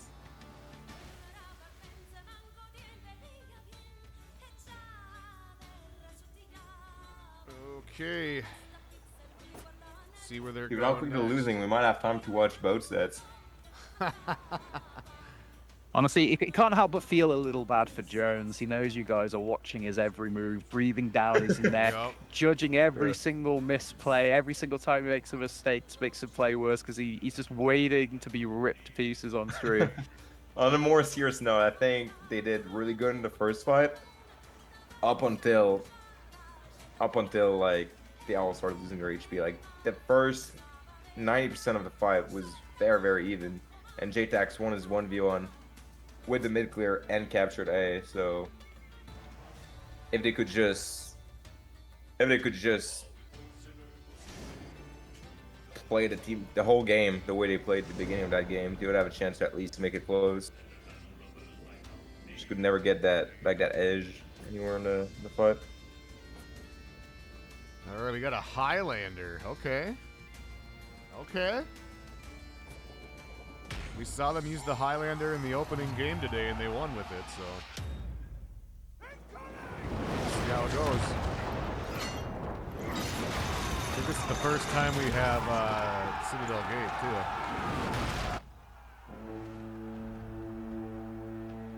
too. Okay. Oh, nice. Seems as though they're opting actually, the defender's sending 2 to go and contest the C point. See if they make it there. We will have to give up mid for this play, but maybe we'll try and get a quick push onto Hero. Attackers captured Zone C. Because rotates quickly before Hero takes any damage. Well, almost. We'll parade the damage immediately back with that Zanhu unblockable. Whoops. Also, after seeing the Highlander once again, I did mean to say, I feel like he's one of the characters that kind of benefited in this gank patch because his gank for actually sure. wasn't hit too hard. So whereas his basically power level stayed pretty close to what it was pre-patch, a lot of other characters have dropped at least reasonably hard in terms of their overall effectiveness. Like I noticed as well that I believe it was Goblin Gang were using Highlander yesterday. I think Living was playing him, if I'm not mistaken.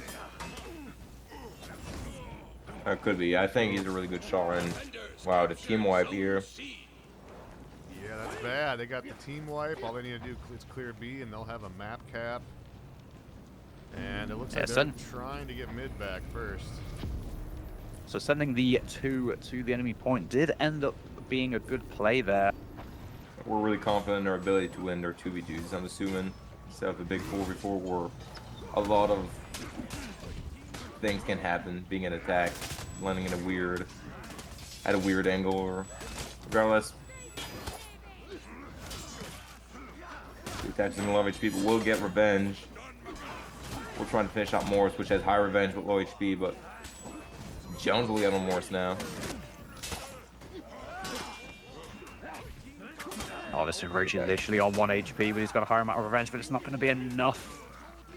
John, who also does have a lot of revenge, but below a bar of HP. Nice peel by the Highlander, saving his teammates alive. Good white parry as well. This is John, who's still alive. Great peels coming out by Hero. Will finally go down. Jones Crab getting a lot of damage on the Shaolin. It's not sure you see him play too often, but it doesn't seem to be doing too bad on it. Now they're gonna try and get their home point back. Yo Pops is doing his best to go and challenge it, but I don't think he's going to be able to. Make it. Oh, and he puts himself out of stamina against the Highlander as well, which is always a risky play. Attackers captured Zone C. The max punish here leaves Yo Popsy on 1 HP. We put Brush and try and chase back into 4 enemies. That might be pretty risky. The team fight seems to be going quite well for them at the moment, though. Obviously, Popsy's not going to be able to come and assist for a while as he needs to heal up. Griffin very low. Oh, the His other revenge teammate feed. behind him low. Yeah, that was not the best. Like they were in such a good position there. They knew Popsy wasn't going to be coming in for a while. The last thing they wanted to do there was be a bit greedy, just trying to get a kill and not managing those revenge tags correctly, because unfortunately that could easily end up swinging the fight here. Hero's kind of isolated in this 1v1. And with the player down, there was no way he was going to be able to chase this offload past the Shinobi. At least made it a 2v2 for his team, but it will be rotated on immediately after that 2v2 win. That was a weird interaction. Yeah, JTAX pushing A here. Decided to come back and gank with Judo because maybe get him out even. Shinobi Zone will chip down Judo because to 1 HP. The light will finish him off. And a pretty close game, but that's usually how Citadel Gate goes in terms of overall score. And Papsy and Kaylee having a really good game so far, 6-1, 6-0 respectively. Definitely been playing exceptionally well this game. Papsy again managing to escape on low HP, and there seems to be the problem here, obviously, that they're getting the bad cap here, but when Papsy has disengaged to go and heal, there's been no one available to actually go and challenge those heals. They're really good opportunities to swing the game back in their favor and start making up this flat point disadvantage they have, but they've just not been able to punish those rotations at all. One time being because of revenge, the other time being just being down a member. This is a very rough 1v1 to be in as well for the Orochi. Health disadvantage against a character that is quite a lot stronger, but it sounds like the Highlander has also rotated into assist, which is good. We'll get good damage. Maybe we'll leave to 1v1 now, trying to not lose too much value in mid. One up, finish him up, get a quick XC, and rotate back to mid. Try and help dude Omiko that's basically holding off the entire team on B.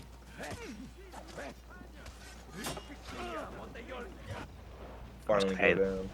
Cleaning up the 1v1 in mid, but Mr. Jones on the Shaolin that rotates in to replace his teammate, but now he finds himself in a gangster situation, and the Orochi also eats the chain finisher heavy.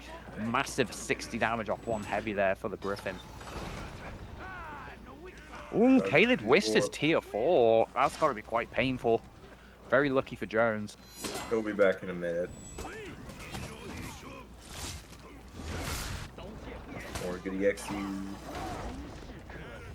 And this game is looking more and more and more in favor of infinite tempo. And look at the renown advantage again as well. As I was saying, when you've got these flat point disadvantages later in the game, when you have those renown disadvantages as well, it's so much harder to make them back when you're dealing with tier 3 and tier 4 feats, when you don't even have them yourself.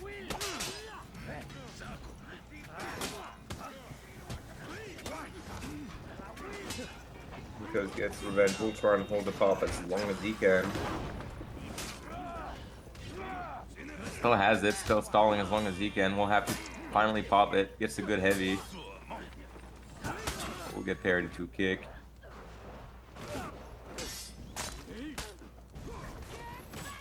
JTAX ended up capping back C in the meantime, was now finding bingalations for it. Rat Machine close to breaking another gank on bingalation.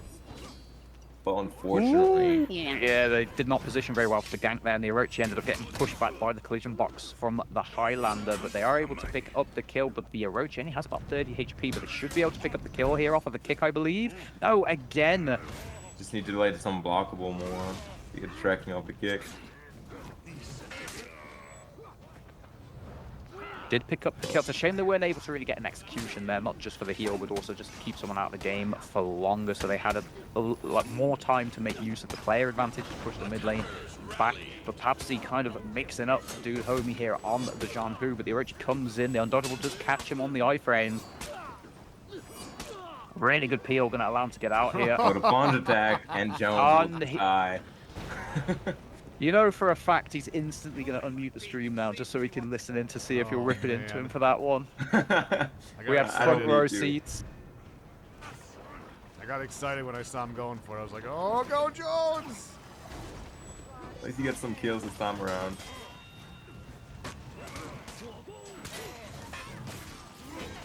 They can't go positive, but got some kills nonetheless. Orange team fighting with all they got. They still have their 4 players alive, but they are 500 points down. Oh, 100 some points poor on the communication double there. Like, Hero needs to call out that he either wanted his Jianhu to do something like zone into the guy he wanted to bow, but the bow just ends up getting completely whiffed, and then for some reason the Orochi interrupts the Caber toss. Yeah, maybe a little bit of panic as everyone's getting low HP here. Yeah, I think there's They are definitely some forward during panic, this fight. definitely some panic-induced misplays here. He just got to be careful though, he's so low that his minions can easily finish him off if he's not careful. Yeah. So GB there for heavy or light, and now they want to Again, go back to heal, but Yopopsy from respawn will make sure this doesn't happen. 1 down for Rat Machine, and everyone else 2 bars or below.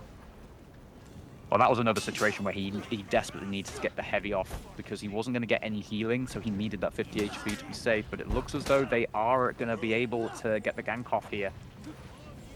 Pushing him off the point.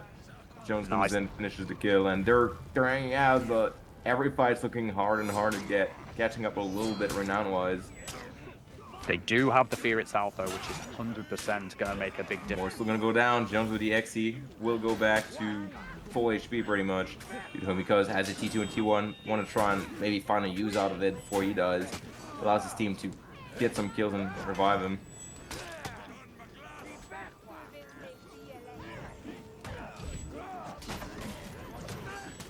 Oh, Hero's going to drop down as well. It's now 2 dead. This is not looking good. They just haven't been able to keep them off of the point for any significant amount of time, and the constant war of attrition has just led to them losing more and more players, more HP, and I think we are very close to this game being decided. Yeah. There it is. Bingalations with the killing blow. That was a good last stand by Rat Machine, but a little bit too late to make any difference in the game. So Infinite Tempo are going to remain undefeated. Rat Machine is going to take their first loss of the day.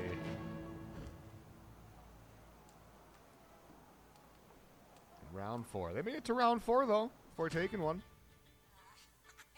That's pretty impressive. The plunge play was a gamble of all my aura. Well, it got a laugh out of me. Okay, what else do we got on board here? What's going on still? Oh, this round's going by pretty fast too. Is everyone done? Well, that's round 3. Okay. Let's see. One and done I wanted to see.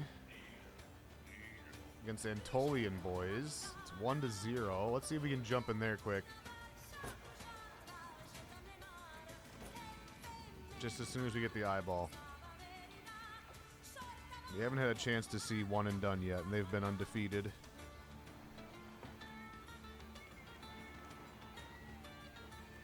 Unless there's another team that we see a matchup with.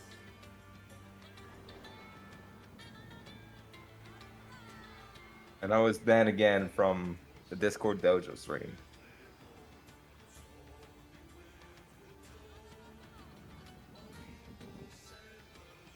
Otherwise, we could do Khachapuri versus YK. Yeah, maybe we could catch up that since one of them will earn their first defeat in this game.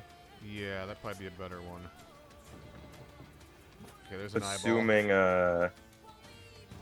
Assuming what's their name? One and done's up 2-0 anyway, so there you go. We can catch them in round 5 though, for sure. Out of their part of the undefeated crew.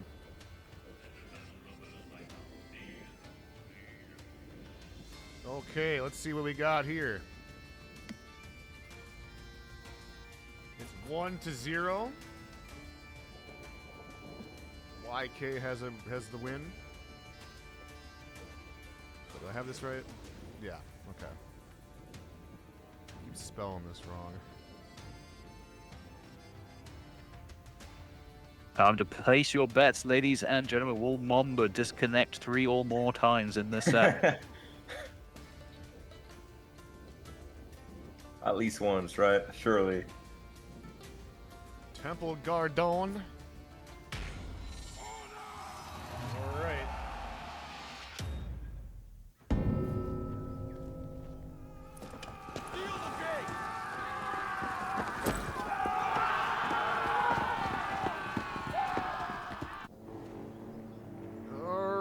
got the 3-1 split. Pretty standard procedure. Both of these teams are facing their first loss, so Khachapuri has some catching up to do.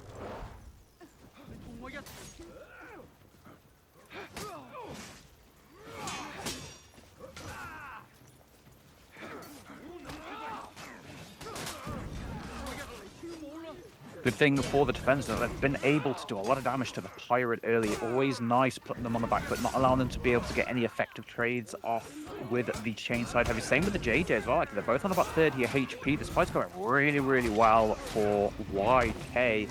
Oh, but they were a little bit uncareful with their attacks, though, the attacking team.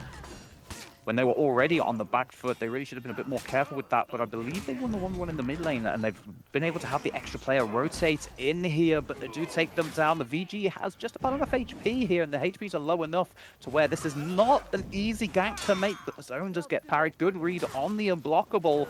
This is scary. It's completely winnable, but for Prime Anthony, will end up going down, but his teammate's not in what is going to be. Also, now we have a 10-minute timer, I guess. Yeah, I don't know what keeps happening with the timer, but hopefully they win in 10 minutes. Guess we'll see. But I think that fight, for example, is an example of how you can win a fight. You can get the first 1 or 2 kills and actually end up losing the fight because the fight doesn't finish quick enough and the respawns actually come in to swing the fight in their favor. The Pirate came back in there after dying quite early on and was actually able to clean up the 2 low HP individuals after they ganked his Varangian Guard teammate. Yep, need to be able to finish up the fight quicker or have someone that can go in connector in some situations. Mom will try and escape A.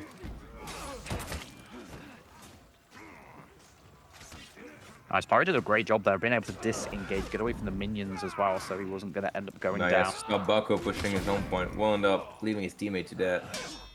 Bucko didn't end up not even pushing, seeing that it was a full HP Varangian Guard on the lookout. Pirate will go down now. A JJ 1v1 kick.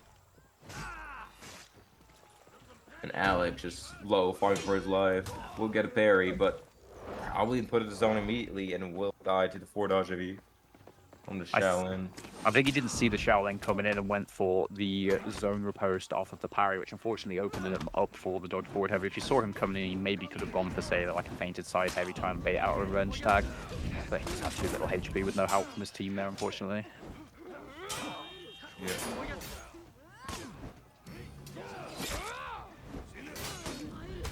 Spark already at T2.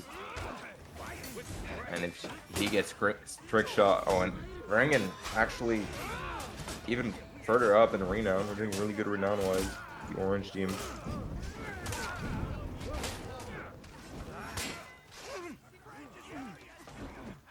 Actually, then they are able to pick off the John, who the Pirate very low here. That's a ballsy push there. And the Bushi. Oh, what a full block by the VG that was, giving a little bit of extra healing out, but not able to do much with it. The T2 from the Nabushi can be so strong on this map to help swing the fights in the mid lane, considering how often people do like to fight for the mid lane here.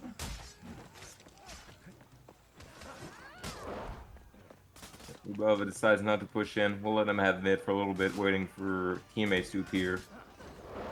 Yeah, YK YK definitely want to break that mid as soon as they can.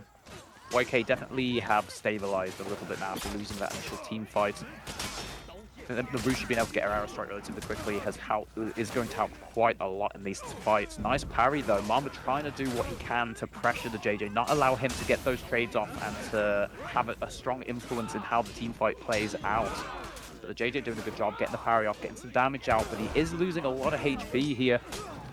Good peels by Mamba, a lot of damage, and the Pirate also on a bar and a half of HP. Gets a parry on the Nabushi, however. We'll end up going down there. Bucko makes her own range zone and kind of brings that back to 2 bars each. Gets good read on the unblockable, low in stamina, interrupts the guard rip with a light. That's some good read by Lubava, just completely outreads Bucko there. And that's going to be important. They have a bot. Mamba has been Oh, DC'd. Mamba. And it's a close game, and it's been after 5 minutes at least. Oh dear. Well, I did say, didn't I, over under 3 disconnects. That's one. You know, that's one.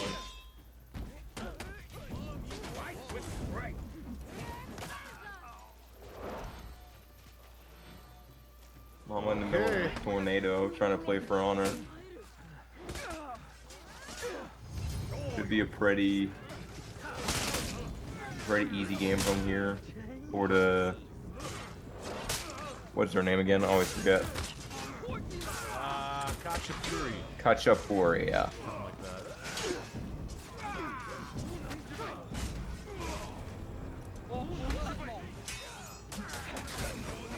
Okay, we'll go down. I mean, obviously they were able to win a game with the bot earlier. However, I do feel as though the opposition is definitely more difficult to pull that off against now, and they also don't have the benefit of a large point and renown lead as they did in the game earlier on. So Yeah, it was definitely a back and forth, super close game. So I don't see them being able to pull a victory out here, but who knows? Seems like the lead's only getting bigger for the orange team here. Reaching out 900 points. Yeah, hopefully they don't run out of time. I mean, the score is getting up to the 800s, I guess, but 3 minutes is not that long.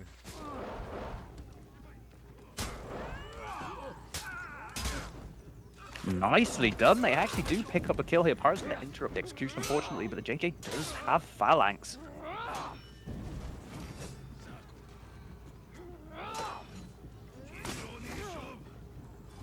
Shino 1 HP will end up rotating out. They're bringing it back a little bit, but with one player down, I'm assuming it's going to be too much, unless they play absolutely out of their mind. Good read by that boy AD. Good read again. Right, he's take going down to the pick kill up on fire. Really well played in that 1v1 there. Really Yeah. good offensive reads, but he's going to struggle against the JJ having so much more HP than him. The VG throws the T4 into the mid lane to fight with as well. This is going to be really difficult. Mid lane almost in favor of the orange team, blue team actually. But they want to get in their favor to get them breaking. There you go. They're pushing it now.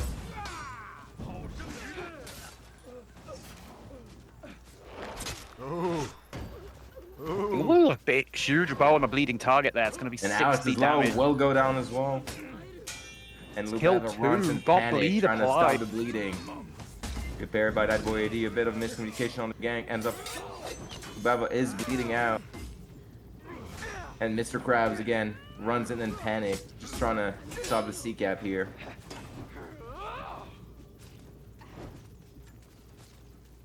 Will do all he can to stall, get closer to his spawn so his teammate can help him. Try and run away from the gang. And it's now a 2v2. Minute and 20 He did the- seconds on the clock. Yeah, they've got to hurry up, otherwise this time is going to end up running out, and it would be really unfortunate as this is shaping up to be a really exciting end to the game. You know, oh, the good shielder that saves them. And we got a ledge at the same time. Oh, they got a wipe. And wow, they got them breaking here. Oh, man. Oh no, this is so timer. unfortunate. I don't think Why did they they do are that to the actually timer? going to be able to win the game before the timer runs out. We might get stolen from an insane victory once again with a That boss. gets you wondering who set up that timer. Yeah, 'Cause that could be, I mean, if it was that could them, go into the ruling as well. that should be a ruling. Oh, Clemente losing a lot of HP, trying to survive for 30 seconds. The pirate low HP as well. Yeah, the pirate is about to go down. Does get the trick shot off. Bucko 1 HP, Bucko down. They're about to be breaking as well. Skinu, first one down. 7, 6. Is that XC allowed? Yeah? I don't Bone remember. one? Yeah, the bone one's available, I think. Okay. And then attackers win, but I mean, I mean, I don't know what's up with that game. Just a lot of everything. I mean, if it was me, I'd say whoever made the timer like that cost them the round. Considering it was that close, but that's just what I would do. As you were saying, I guess it has to, like, whoever set the lobby up is going to have to play into the decision there, because Yep. ultimately it is their fault. The timer settings. If it happens again, they're donating a set. So, Yeah, but I mean, are we getting a restart of that game then, or how does that work? the result stands. This Okay. is the second time to set the timer incorrectly. Yep. Nah. Okay, so it's tied then. It's 1-1. There's no way. Okay. Unfortunately, they only have themselves to blame for that one. Oh yeah.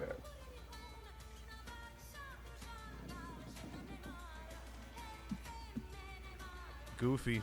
Well, now we got a 1-1 set. Hopefully, Mama can 1-1. stay in that game. Yeah, for real.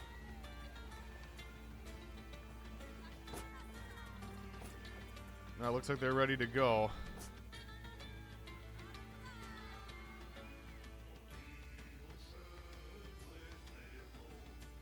Uh-oh. Come on, game. Expectation bug? Oh, no. Not again. Oh, no.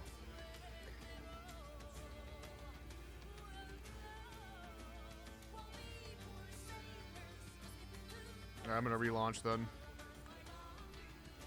Annoying. That's been happening a lot today. I don't know what's doing it. I think it's like if I hit spectate before they're loaded in or something, but it's giving me the eyeball early. I don't know. I don't know why it does that. Man, it must be something like that. Some sort of bug. Just make a read and when they get into the game. Right.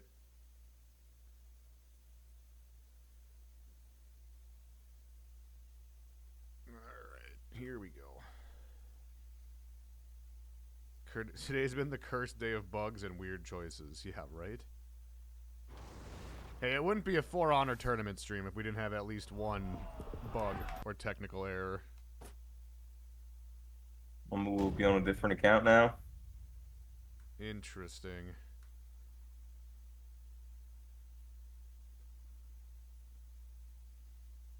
Very interesting.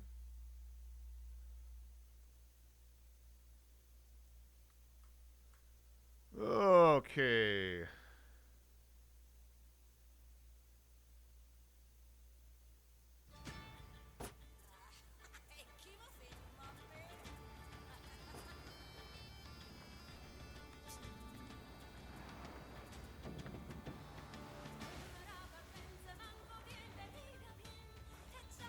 Different account can solve that bug?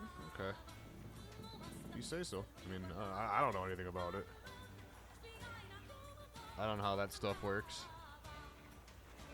Okay, let's see. Alright, fingers crossed.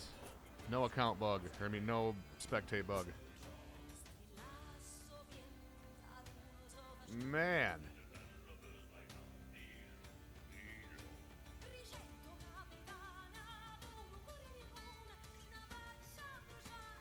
It's not letting me spectate.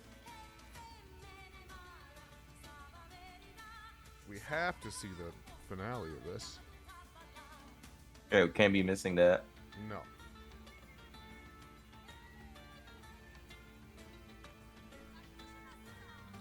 All right, can someone I think it didn't solve it. Okay, so you're still trying to get in the game. That's why it's not working. It's showing me an eyeball when there's nothing to spectate yet. GG. Alright, well, I guess we'll see what happens. We might have to find something else to spectate if they're having issues still.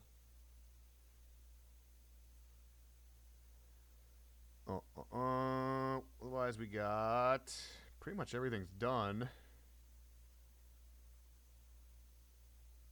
There's like one more set that's going on.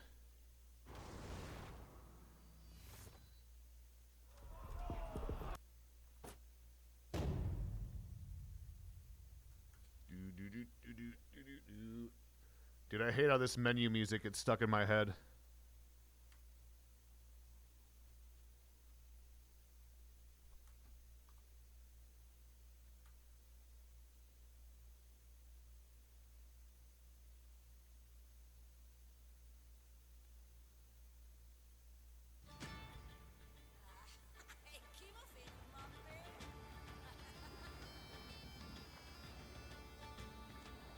Okay, I guess I can wait for the eyeball.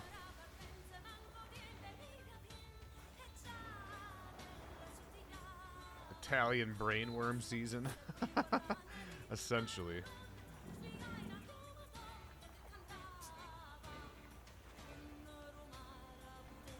Alright, what else is going on here? There's only one other set that's currently happening.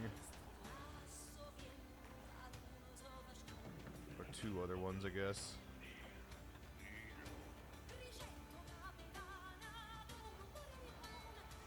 Bear Clan and Real Hittas. I think we watched them earlier.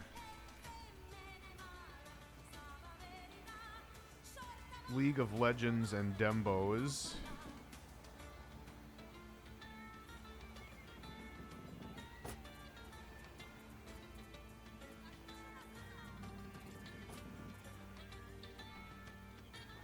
I'm trying to get the eyeball here, but it's not working.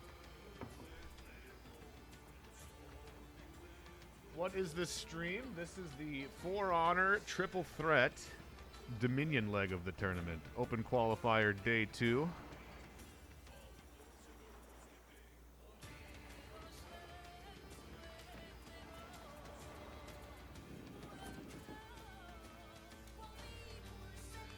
I don't know, I tried spectating again. It didn't work last time, but I don't have anybody else added. Unless I can find Buck or something.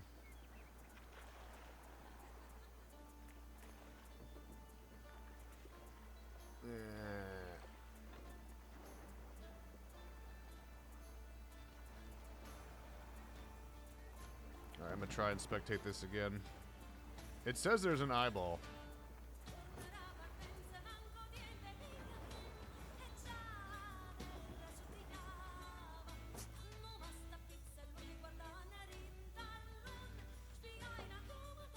Man, I don't know why this keeps bugging out. If you're wondering what I mean, chat, this is essentially what I'm looking at.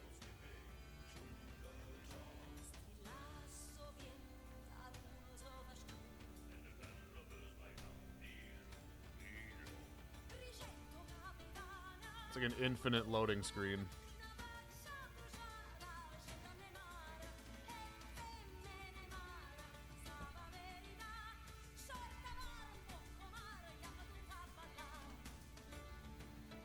Reset your game. I've already reset the game a bunch.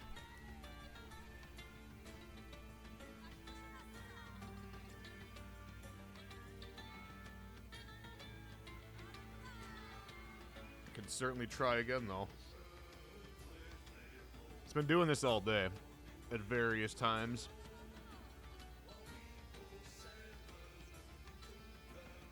Yeah, that's super unfortunate.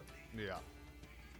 Gotta restart the game every single time it happens, basically. Yeah, because it just gets stuck in this infinite loading. We had a screen. confirmation that they're in game, though. Yeah, I mean Or- that's the other thing. Like, I'm getting an eyeball, but I don't know if they're actually in game because they were saying that they're still having issues. So that could be part of the problem too.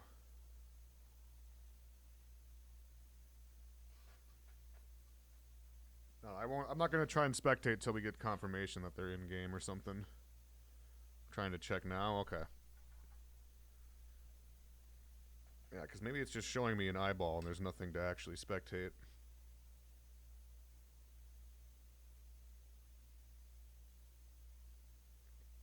Definitely wouldn't be the first time that's happened.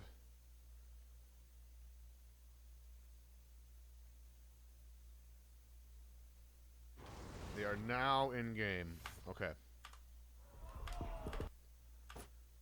All right, all right. Hopefully Fingers this crossed. works. Hopefully this works.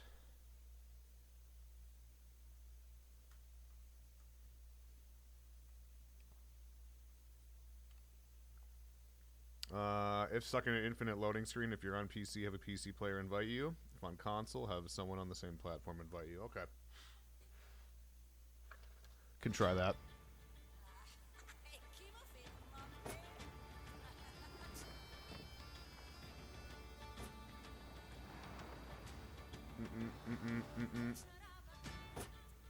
Okay, let's try this again. Spectate. Hey, there we go. All Let's right. go. Might just be what it was, honestly. Just Yeah, it probably was warm. just waiting for them. Yeah. All right, what do we got here? Matching uniforms. Okay. That's how he's being a little special, just doing his own thing. Yep. Sohei for the second time today. We gotta switch the scoreboard Hopefully around. this one won't die with his souls. Hopefully. All right. Hopefully no DCs this time.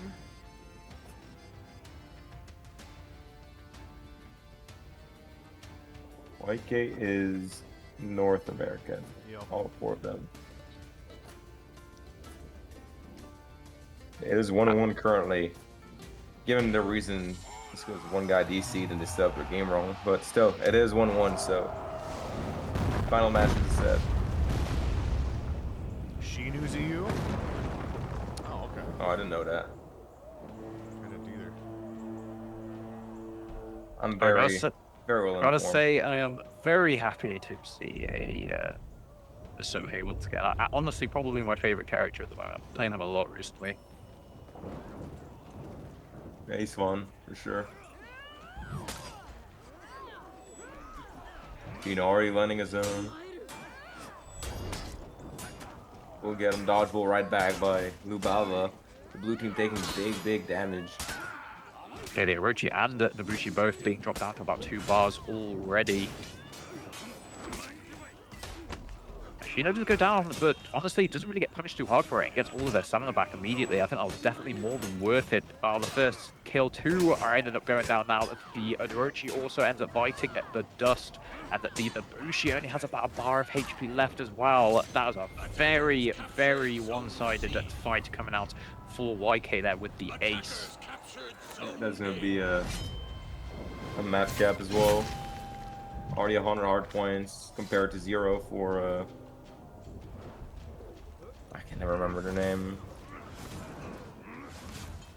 Kachapuri. Spaniard wants to know Every why time, you man. guys I can't. Spaniard wants to know why you guys like Sohei. Well, for me, primarily, it's simply just like his base tool set is quite basic, and his playstyle is quite basic. But what really makes the character fun to play for me and makes me feel like I'm constantly trying to improve on the character and can see actual visible like improvements on my gameplay, which I always like in a character, is just his resource system. Like learning like how many souls is the kind of limit you want to prioritize, you know, like not dying in fights when it's worth backing out of a fight even quite early just to maintain, let's say you got like 3 or 4 souls, being able to maximize your soul generation as well as soul retention. It's just like there's nothing else in the game quite like it, and even though the character himself is very simple to play in terms of his base mechanics, the souls just add a complete extra layer to the character that no other character really has in the game. That's true. As He's very you're unique in that speaking regard. about so, he's doing some work on Sally Nonos, Oh, look aka at that. Mamba. He only needs the right side light finisher to complete all of the souls there as well. So if he's actually able to get a full souls collection there, that's going to be an extreme scary thing. Because I'm unsure if he's already got his tier 2, but if he hasn't, he's got to at least be close to getting it. Yeah, he's over halfway to getting that T2 as well. So it'll be interesting to see, is he going, if he does get all those souls, whether he'll just try and hold on to it, or if he will value winning a 1v1 or maybe ganking quickly with it. Although he's that close to T2, I reckon he will probably hold If them. you can get a big stall with it, that might be what's needed to get his team back into the game. They're quite a bit down right now, but a stall he has with mid capture by his team would be massive. He has rotated into the fight, and he is going to be able to utilize those minions for a bit of generation as well. It shouldn't be too hard for him there. I was just about to say it should be too hard in a team fight to just get 1/400 at MS light, especially with a teammate trying to confirm for him. He should probably be prioritizing some minions here, though. I think he made a mistake moving forward. Ooh, he's gonna And he's see. gonna die with it. Another one.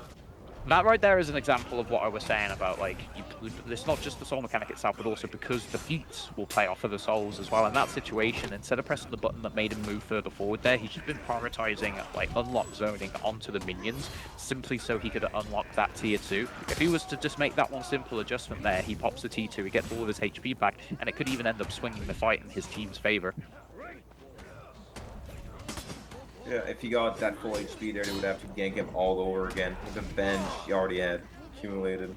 You just need a few more minions. Oh, Ibushi just being deadly with those lights. Oh my Really goodness. But Sohei literally ended up taking about 100 damage before he was able. Oh my That's it. goodness. Everything Shinu was just throwing out landed there. Like, everyone always says the only weakness Ibushi has is their lack of offense, but if it works that well, then the character is absolutely insane. Yep. And the unblockable there, all the stamina does not get buried. And Mr. Krabs, really low HP. I was saying I really liked his Musha earlier, but it seems he's struggling a little bit in these matches here, fighting some maybe better players than he was fighting earlier. Ubaba getting the revenge here. I think it's best to stall. We'll get the heavy on Bucko that tried to be his chain link. So one of the problems with Ibushi is harkening back to me saying about how poor her actual, like, pressure is in a 1v1 situation.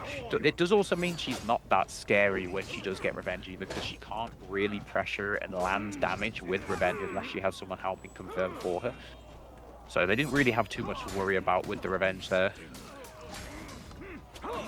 Yeah. It was a good down on the unblockable, a little too late. That Griffin side of it having really good recovery. And that fight that was in favor of the blue teams, looking like it's not as much in their favor all of a sudden. Ibushi needs to rotate in, especially with that bench going to be needed to bleed him out of it. Oh, there's a bot. But unsure. Oh no, Mama's not not again. There's no way. Well, the one good thing is that they do definitely have a big enough advantage to where I think they can probably see out the game even with a bot. Yeah. But it is very unfortunate to see just how many times he's disconnecting, because Doesn't come and bite him in the later matches as well.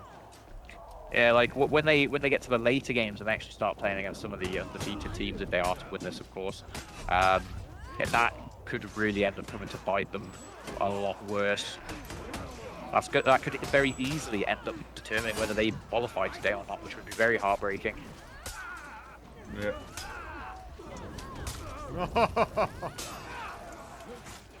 One for one, too many of these gangs getting benched to Bucko and just taking a massive amount of damage. Alex starts to roll out, but we'll take a lot of damage. And Lubava going for the bleeds, but we'll just end up He'll giving be the punch to dead. Bucko, which will get the 1v2, immediately pop Phalanx.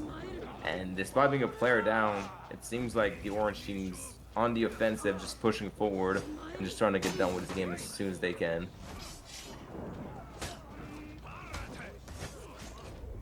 Anthony low HP, eating a bleed, it's gonna bleed out now. Bucko's still alive, and we'll finally get to heal him at C point. Alex Hey, comes back Rochi with is- front towards him, contested immediately. That's a good job he was able to get on there, because as you can see, both the JJ and the Naruto are below 2 bars. McGriffin himself was on about 4 bars, but now has been hit by an arrow strike from the Debushi, so that's really good for the defending team there. Oh, but he just hit himself with the fire trap, which is unfortunate, but at least he does hit the enemy Nabushi as well, but that isn't good. Light does end up Fade getting is on carried. fire trap. He would have gone to heal if he just stepped out. Yeah, exactly. Like, the JJ actually managed to get in and pulled out a clutch tier 3, but unfortunately for the Nabushi, she wandered back into the AoE and got herself killed. But fortunately, the Champion's Aura, I think, is going to ensure that these two stay alive at least for another 10 to 15 seconds, which should buy time for some rotates to come in. There's Orochi, it has to be very careful. Any Because kill Griffin now really, will be breaking. exactly, he really needs to be popping his Fury here as well. The game's going to finish soon anyway, so I don't really see much of a higher value time to use it, especially when you've got the Champion's Aura procced. Yeah. Defenders capture. Off the final name with the bot, unfortunately, but We'll get them soon enough breaking with only C, and that's where it's going to be really hard to get last 400 points, 500 points, get them double breaking. Well, then this Nobumare actually getting ganked in mid, eating a lot of bleed attacks by Shinu. Seems like the bot is capturing A behind It is. the scene. It did. Anthony does not want to use his souls against the bot, but he might want to do it just so he can go help his team and maybe try and fight for that res. Starts to finally go for it. Oh, there it is. But it's a little too late as the entire team is dead. Yeah, unfortunately, I think actually using the souls there for the bash punish because his team were already dead. Unfortunately, probably isn't what he wanted to do, considering he's literally going to have the entire might at the end of the team falling down upon him eventually. But ultimately, it's not going to make a difference. He's not going to be able to win this by himself. If he did that a little earlier, he might have been able to rally his team. But even then, like, 400 points looks pretty tough, considering all the fights we're going for that team. And now they're all rolling down.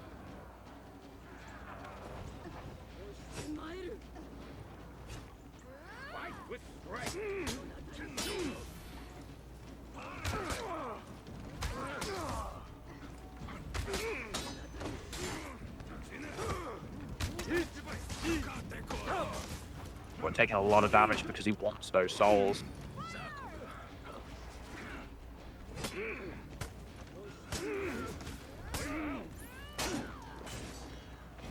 And he is going to go down, just unable to really do anything there, like I said, because in that situation, the only way Sohei's ever going to be able to stand a chance of winning that fight is going to be if he can pop a heal on himself, keep himself going, but especially when you've got an Ibushi who can just throw out those Cobra Strikes, throw out those Viper's Retreats that just feed so little revenge, sorry. It's so difficult to actually farm tags. You have to play in such a specific way because you can't actually focus other people safely without risking just having bleed stacked on yourself. All right, well, YK is going to take the 2-1. Despite having a bot, they got the job done.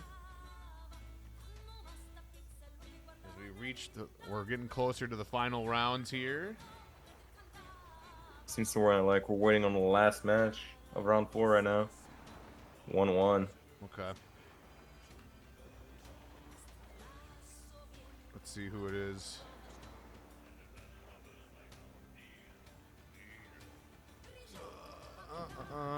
Amos de la Noche against Dogs. I don't have anybody on the Dogs. Let's see if anyone on this side I have on my friends list. That one. Okay.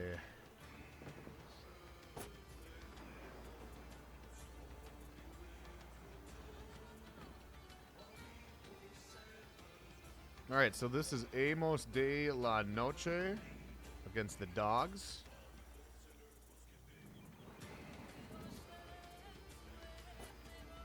Took the games underway. It's tied 1-1.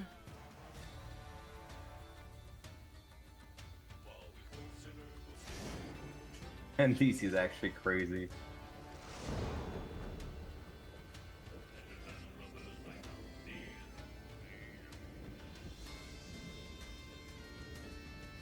Let's see, we got a Gladiator. There you go. Tensei Gladiator.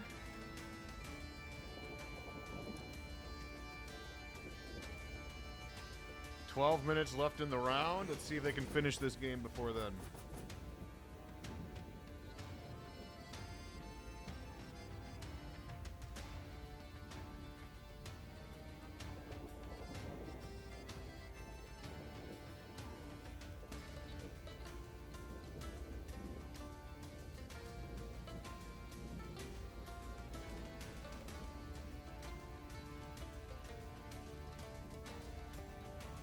All right. Cathedral. Seen that map a lot today, actually, on stream. What's that? We've seen that map today a lot. Oh, yeah, on we stream. have. Still yet to see Canyon, I-4, obviously Stangbridge. Yeah, no Canyon's Those kind of 3 wild. we haven't seen yet. I was looking forward to seeing some Canyon today, getting the new map. Yeah, I wish. I like the map. Yeah, me too. It's pretty open. Beast the Big Fridge enough, but is not too AFK. big. Alright. Not sure what that guy's doing. Looks like we got a First gladiator of the 3v1. day. Might be the first Kensei as well. Yep. Yeah, I have to admit, I definitely wasn't expecting to see Gladiator today, especially considering he was actually one of the characters who, unfortunately, definitely didn't win in this update. His toe stab became a tool that you have to time so much more tightly than you used to have to, and his one kind of benefit, which was creating openings and confirming damage in team fights, you just can't do as consistently anymore. So he really doesn't bring that much to the table. Yep. Pretty close 1v1 between the two demons. Dodge attack on a chain light will get it. The faint light gets buried, but the Kensei comes in just in time for the peel. But this is bad. They're both so low, and the JJ's managed to rotate into the box. Good start on the gank though. Lots of damage for little revenge gain. Whoa. Ooh. 1 HP now immediately, and gets Oof. hit by that light. Good hitbox on that light to hit him out of his dodge deck. What a Attacks. risky light to throw out though when your opponent already has a lot of revenge in that situation. You can afford to be a little patient, but just throws it out, perfectly timed, catches the side dodge. Chilling Stare is going to be quite good here as well. Might actually allow them to gank a little bit more quickly with the increased damage. If they can catch him, he's just running away.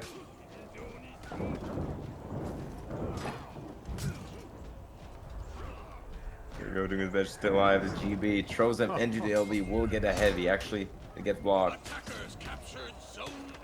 And ends up eating a lot of damage. Pops Venge immediately, making sure he doesn't get hit by this Lawbringer confirm light. Oh my Gets Oh, hit it by the does. long arm. He ends up messing up the out of luck wall, the revenge throw as well. And this time to top everything, he swapped his guard. Was only able to get the one heavy off, and this already is looking like quite a one-sided game. The attackers had a map cap for a while and just keep on killing the rotates from spawns quickly and efficiently. Yep, seems like the orange team is quite the edge in these fights right now. Tennessee throwing out so much damage in these fights, landing a nice couple of target swapped heavies in those fights, hitting both opponents. The health bars are just evaporating. Yeah, I've seen this Kensei landing massive damage against another unblockable man, it's zone. like- Those neutral zone and lights been landing. It's like he was not blocking. We should consider that. It's so sad to see that shield repose do 0 stam damage, but Right? still gives him a 15 damage poke afterwards. At the very least. Good dodge here on the bash, won't quite get the GB. Again, just those two titans 1v1ing. Will get hit by the big damage on blockable. No confirm light after that though. I'm gonna put a solid stam. Thrown to the wall with LB with out stem peel. Works out for him. Kensei's just gonna finish him off himself.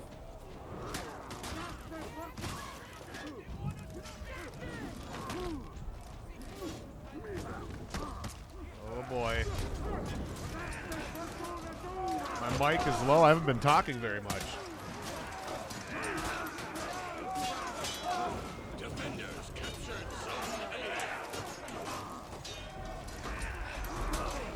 Glad.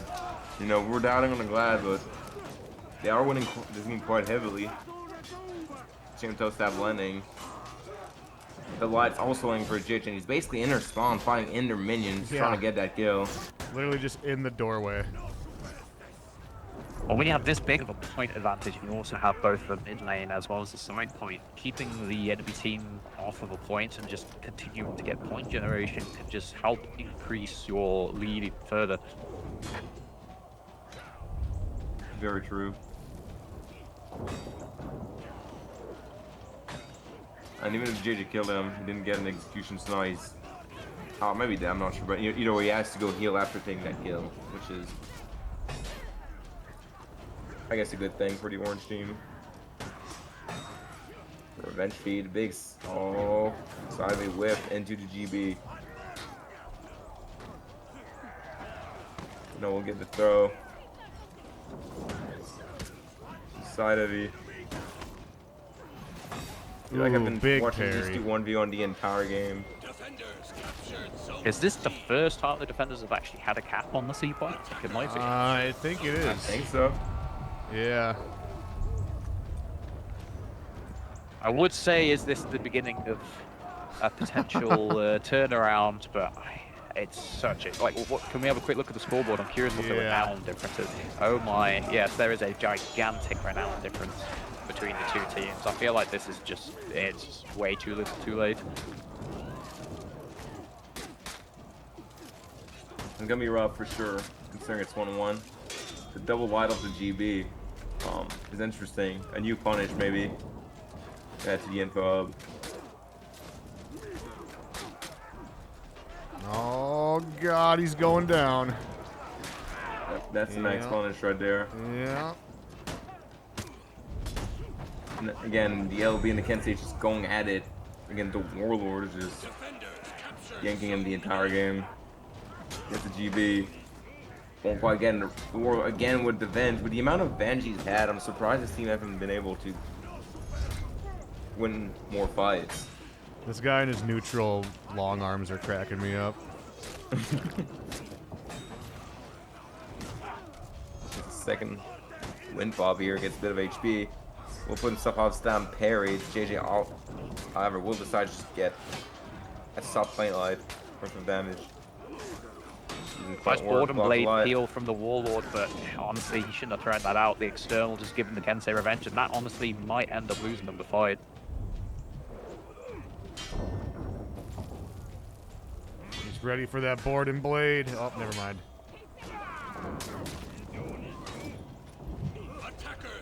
It is crazy to be reminded just how fast the block recovery is on Kensei lights. Yeah. Like he was able to get the guard break and the light, and the recovery was so great that the JJ could peel with the light in time. Ward is going to cancel side dodge with the zone, and that is going to be pushing the defenders into breaking. And they're actually going to have to decap 2 points at unbreak here. And as I was saying before, I think this is just too much of a deficit to be able to make up.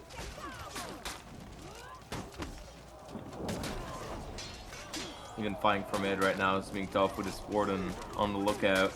But even after that, they need to cap another point really, really quickly. Stopping the point gen, please.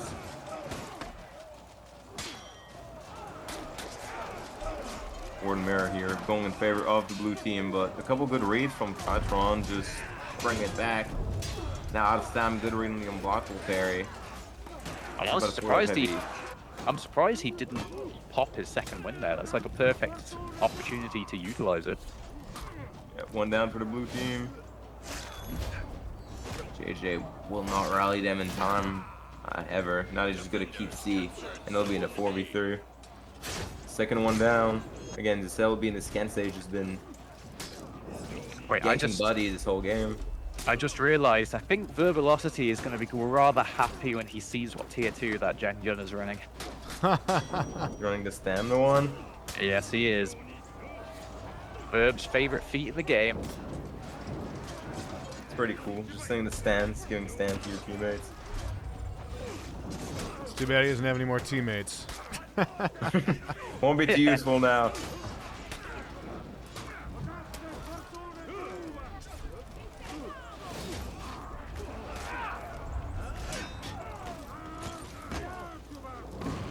And with that, we should have the round 5 starting shortly. Uh-oh. Leon's still alive, There he but for how goes. long is the question. Finally, we'll get killed. With 2 minutes left to spare on the timer. The For dogs! D&D. Didn't get to see it. Unfortunate. The dogs take the win. From Amos de la Noche. 15 I have to and give 2. a shout. I was going to say, definitely have to give a shout out to Kensei in that game. He played really well. He made a lot of peels, good target swaps, landed a lot of damage with the Kensei without feeling too much revenge. And as you can see, the 15 and 2, very impressive. Actually, almost had the same amount of takedowns as all three of his other teammates put together, which is very impressive. All right. Well, I think that was probably the last one going for that round. Yep. Round 5 should start shortly. Okay. It should be the last one, except maybe tiebreakers. But we should not need around 6. I see. If I'm correct. Okay. Let's take a look and see if the bracket is ready. We're going to have some real good games here to look forward to. Unless there's one more in this round going. No, that's it? Okay. All right, I'll be right back before we get the next round started. I'll be back in like a minute or two. No worries.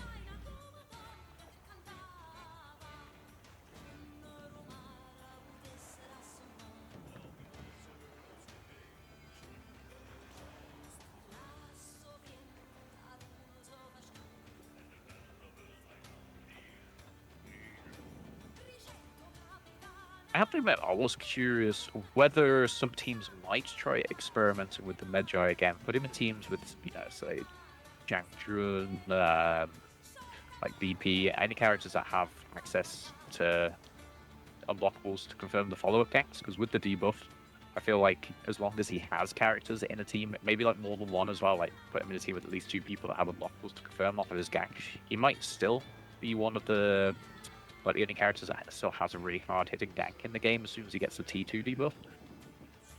But it seems like teams just still don't think he brings enough to the table. Yeah, maybe a little bit slept on as a character. Still got decent ganks when paired up with the correct chars. And, yeah, I mean, in fact, I haven't tested it, but I've got a sneaking suspicion that his ganks are probably even more than decent. I think he can still do a lot of damage to people. It just relies on getting that T2 debuff to really start hurting in the gank situations. But as I mentioned, if you do run him, you kind of need to make sure you've got the right character for it, because otherwise, if you try and use a character that doesn't have an unblockable and you go from like heavy into lights, people can just let the light land, and then all of a sudden you're 75% damage mitigation and you're just feeding a ton of revenge. Well, you could always time the grab at the end of the light hit stun, but again, like, kind of brings back to what we're saying. You're going to take the risk of, like, having to time that every single time you gank, and maybe feeding a ton of revenge. So it depends how confident people are in landing that timing. But yeah, definitely, if you land the grabs on the proper timings, even with a heavy light, you can land quite a big amount of damage. Like, obviously, you can do the same with Shugo, but I do think the problem with Shugoki is that he doesn't have access to a feat like Magi's T2, and his ganks just don't do enough damage to justify the revenge game, I don't think. Yeah, and also, maybe a skit not too useful, so you need really, really good ganks to explain a Shugo pick. Did you call him Shadonkey? Terrible, Sound like he Shugo said. pick? It sounded like he said Shadonkey. Shadonkey, is that his new name? I guess that's what I heard.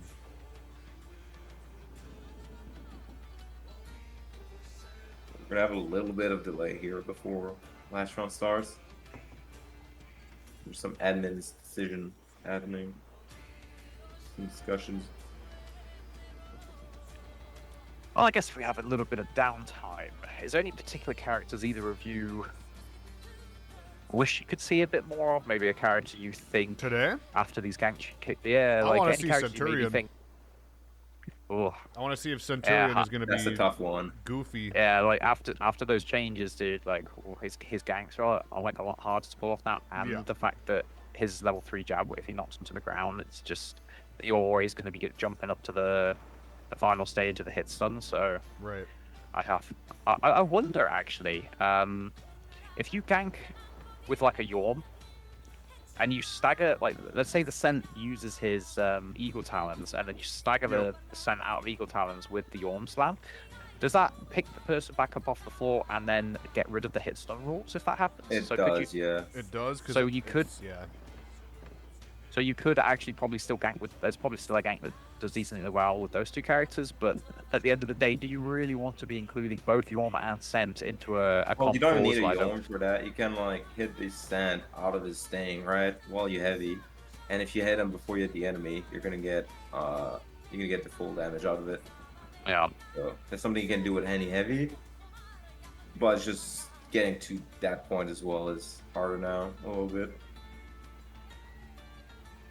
What is happening? There's a bit of downtime. I think the admins are making a decision, something, discussing something. Is what Spanner said in the chat. I don't have any more info than you right now, so Oh, we're just yapping. it just updated. Oh, never mind. No, it didn't. Sorry, false alarm. You got me. Yeah, I would really like to see a Shamsol. I know she's not great right now, but that'd be nice. That'd be nice to see her in the meta a little bit. Shamsol, So, and Midge are like the 3 chars. I kind of want to see Warmonger as well. I'd like to see some more.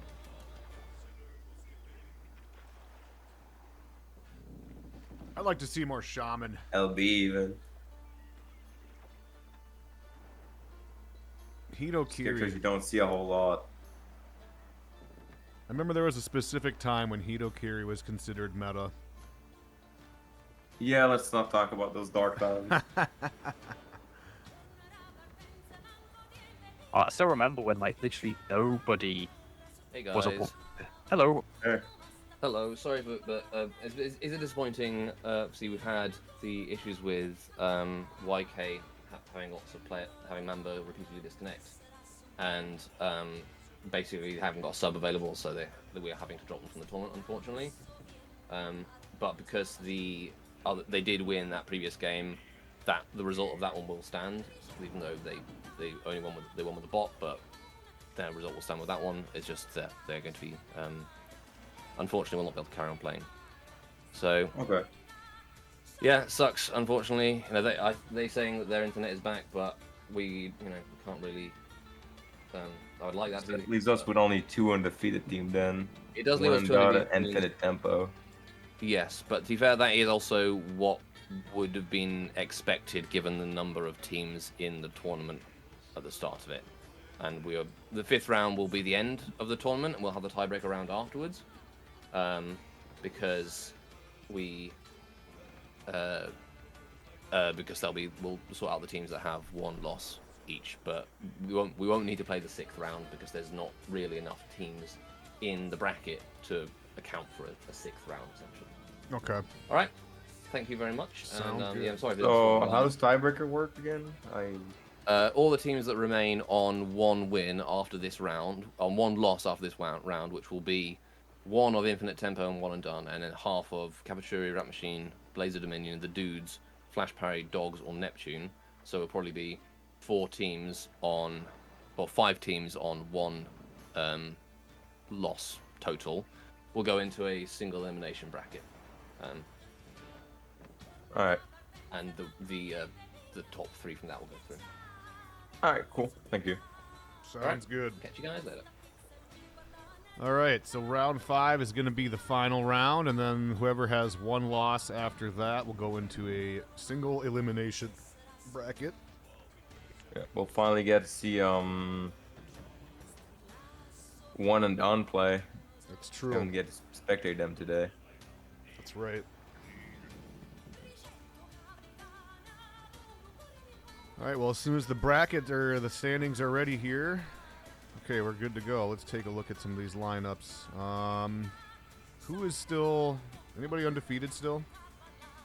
Yep, Infinite Tempo and 1 and Done. The Okay, 2 last so- undefeated team. So if they're going to face each other, which they are, okay, we're going to watch that. 1 and Done, we haven't had a chance to watch yet today. In Infinite Tempo, we've Definitely the seen a match couple we're going times. for.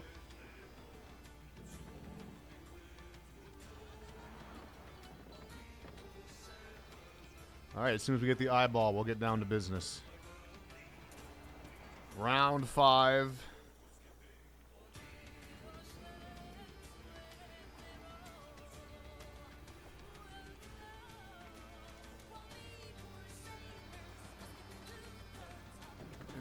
tempo.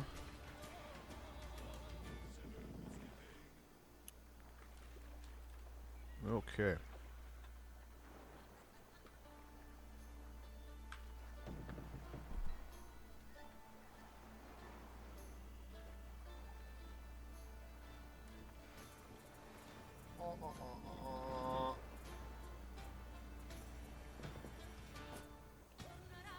And I got Baba. Okay, I got Baba here. Okay. All right. As soon as we get the eyeball, we'll get the game going.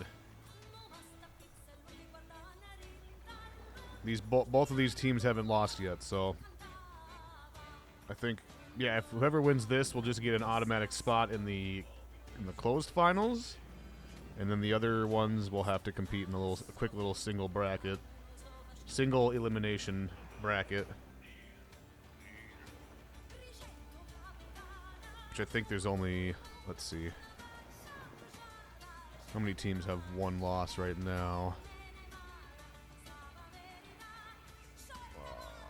1, 2, 3, 4, 5, 6. So after this, there'll be four teams total with one loss.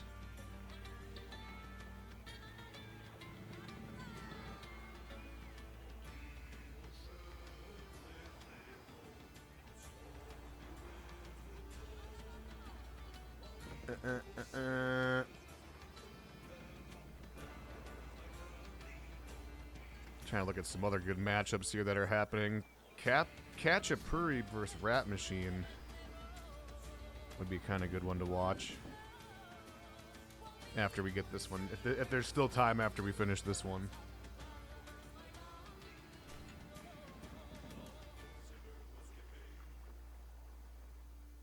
Forgotten Ronin we haven't had a chance to see yet today. Or did we? No, we did. Or no, that was a different one.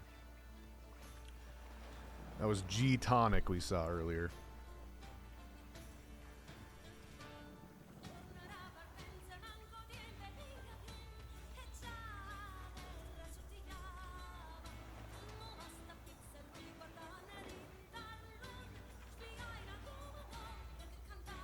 Thank you all for hanging out, though.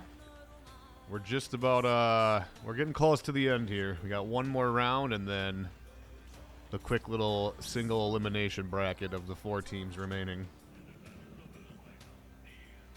Single elimination meaning if they lose the set, they're out for the day.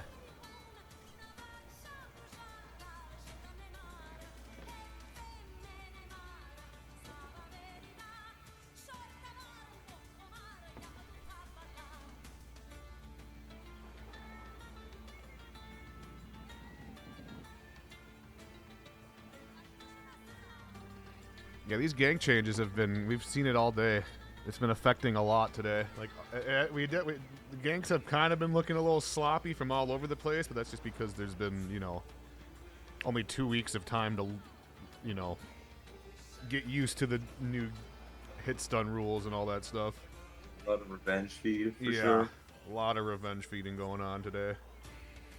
But that's kind of to be expected. Yeah, I definitely feel as though a lot of teams haven't sunk the hours in to properly learn ganking in this patch.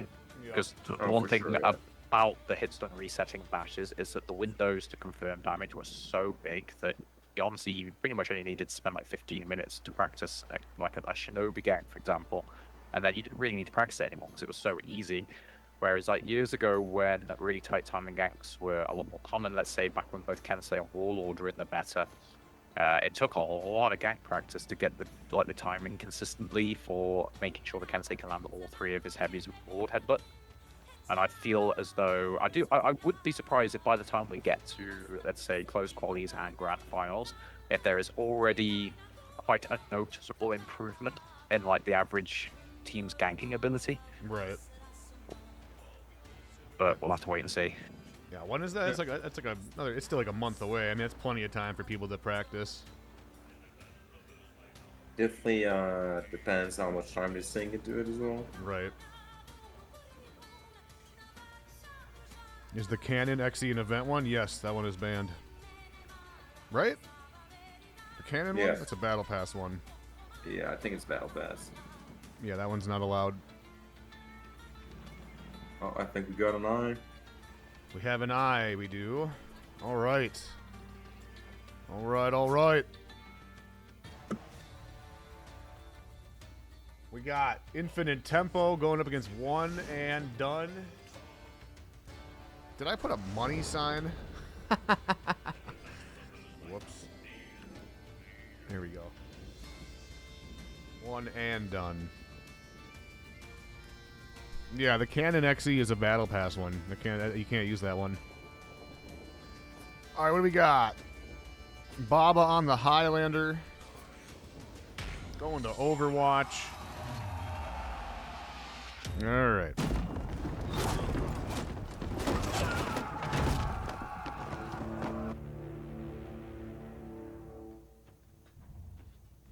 All right. The cannonball is indeed banned. It's the Battle Pass XE.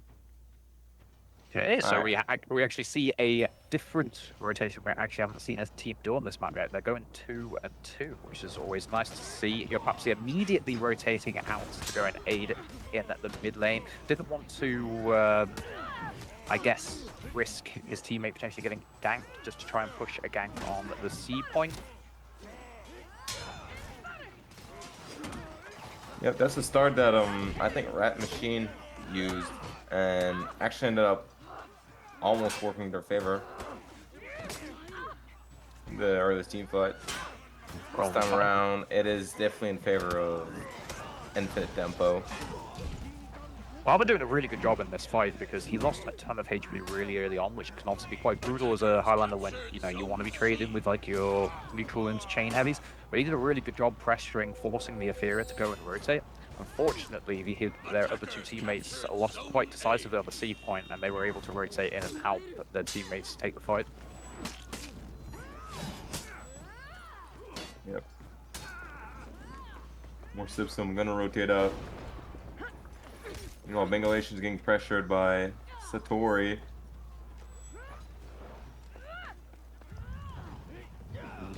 Bing's read. Popsy comes to help him up. Bing's reads in that 1v1 there, despite being on such low HP, he made about like 4 correct reads in a row just to make sure he stayed alive and allowed Papsy to rotate in. Really impressive. Yeah, that's really impressive. On the other hand, Baba Dominator offensive right there with the wide. They're really going in his favor. One guy quite get the heavy, and now it becomes a 2v2. Lost our chance at ganking your Popsy. Ooh. Misses the CC. Pops out stamp, can he get a gang?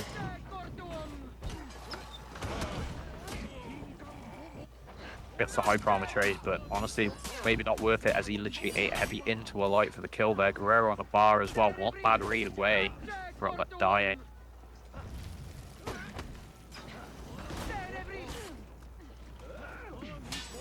Good stall here by the BP. Yeah, Guerrero did exceptionally well there, being in basically a 1v3 on one bar, was able to solve like this in 20 seconds, allows the Orochi to rotate in. Very well played. Balloons trying to survive GB for GB. They're not exactly the gank you're trying to go for.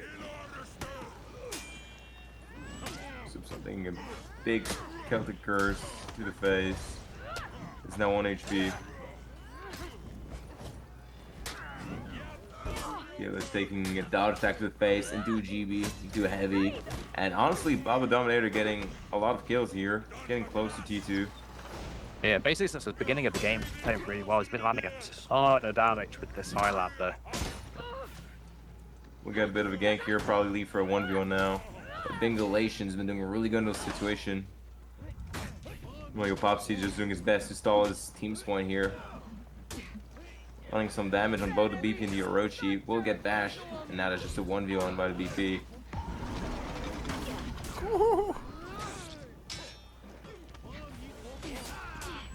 Good bait here, dodged out to bait the BP and then T2'd him, but will die to the Orochi. T2 coming in by the bush, but unfortunately I think he only managed to hit his teammates there, so a bit of a waste on such a strong tier 2 feat. Yeah. Also want to point out they're not generating any point, they're stalling the C point, but they're not generating anything. They need to win it quick. Seems like they're actually losing point. King Exchange there saved him, but he's now down 600 to 200.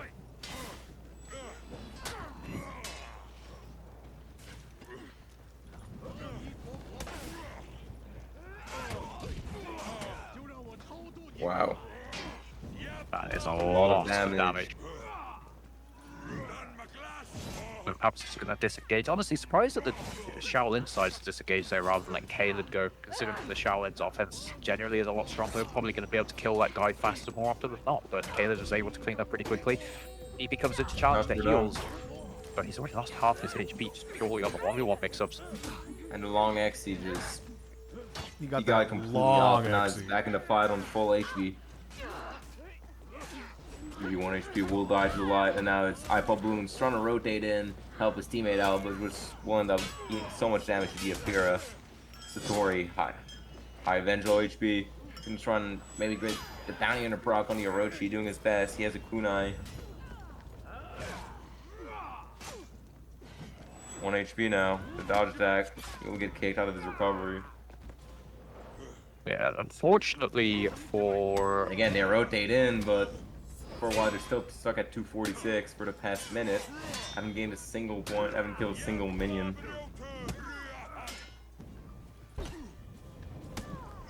Despite Finally, having we'll some, get a kill. despite having some good moments in this game, one and done, they've been unable to have any like major success in any of the team fights, and they've just constantly been behind on points. And so Infinite Tempo have such a huge like 400 point advantage and a massive renown advantage. I'm finding it difficult to see how one and done can get back into this game. For the past minute and a half, 2 minutes, they've been contesting the C point, but really only gained 5 score from a kill. Didn't kill a minion, didn't cap a point. Finally, like, mid broke itself pretty much. But still in their favor. One time Garbage by Popsy there as well, catching the Nabushi after the Cobra Strike punish on the kick, just wasting the rest of her revenge.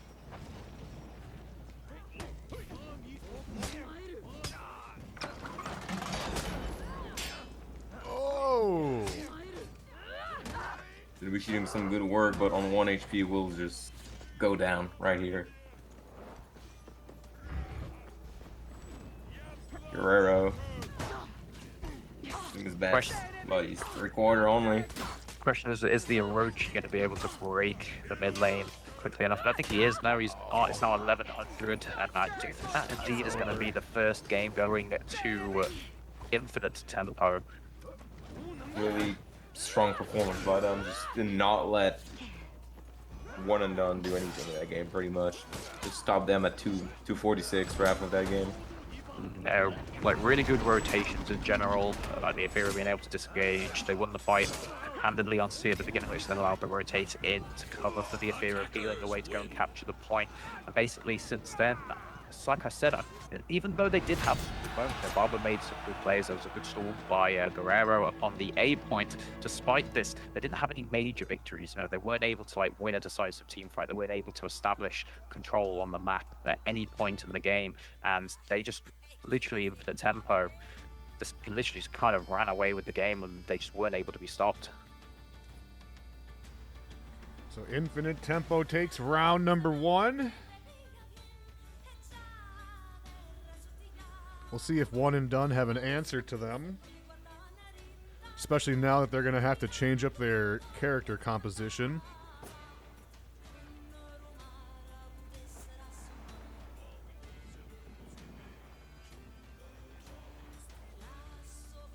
Does anyone know what the characters they banned are by chance? I want to know if they got target banned again with the Tiandi pick. Because if not, we may be seeing the Tiandi next. From Papsy. Or something else.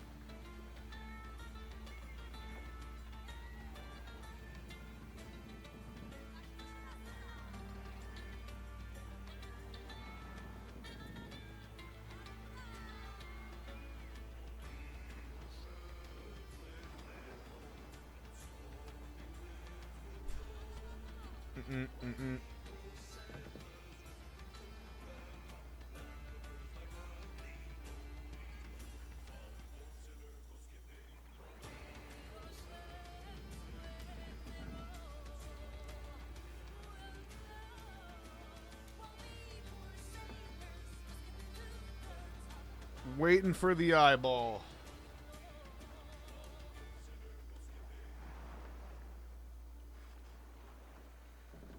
And there we go. There it is. Looks like they're going to Temple Gardone.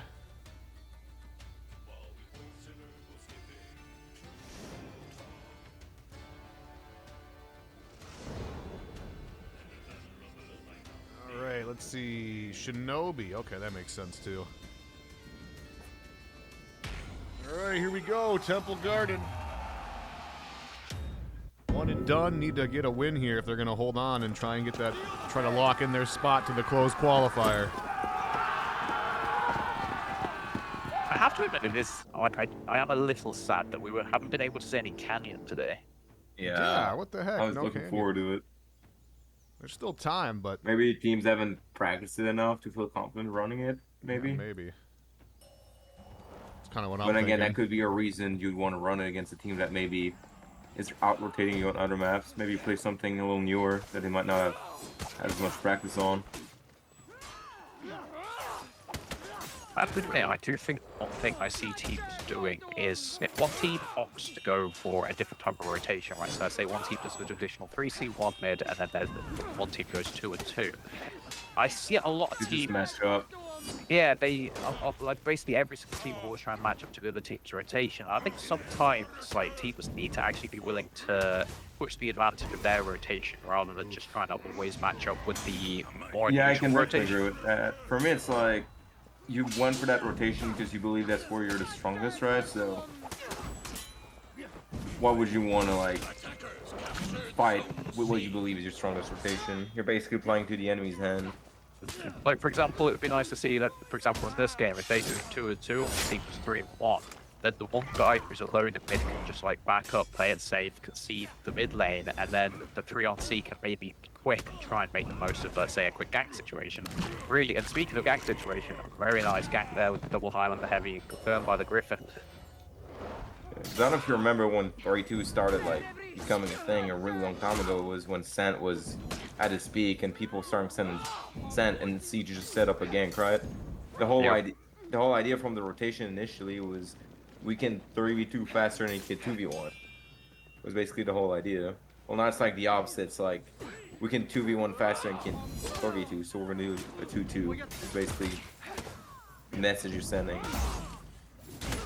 And not to mention that usually as well, let's say if you notice the team's doing a different rotation and then you swap over, you're still like there's still like a Delay. 5 to 15 second delay, and you're still going to you'll be be a giving tempo somewhat, late.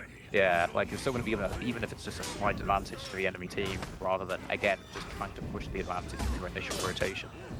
Yeah, look, going back into the game though, 500 to 89, really, really strong game once again by Infinite Tempo, just winning every fight. 5-0 for Kaled early on, 3-0 for Moors. It's unfortunate. Barber played really well in the first game, but so far in this game, he's become a rougher go of it. We're about almost 3 minutes in, and he's 0-3 with only 11 renown, which is the more telling part. Being so far behind and getting your first beat can be really difficult to get back into games when you have such a massive renown disadvantage. Yeah, definitely.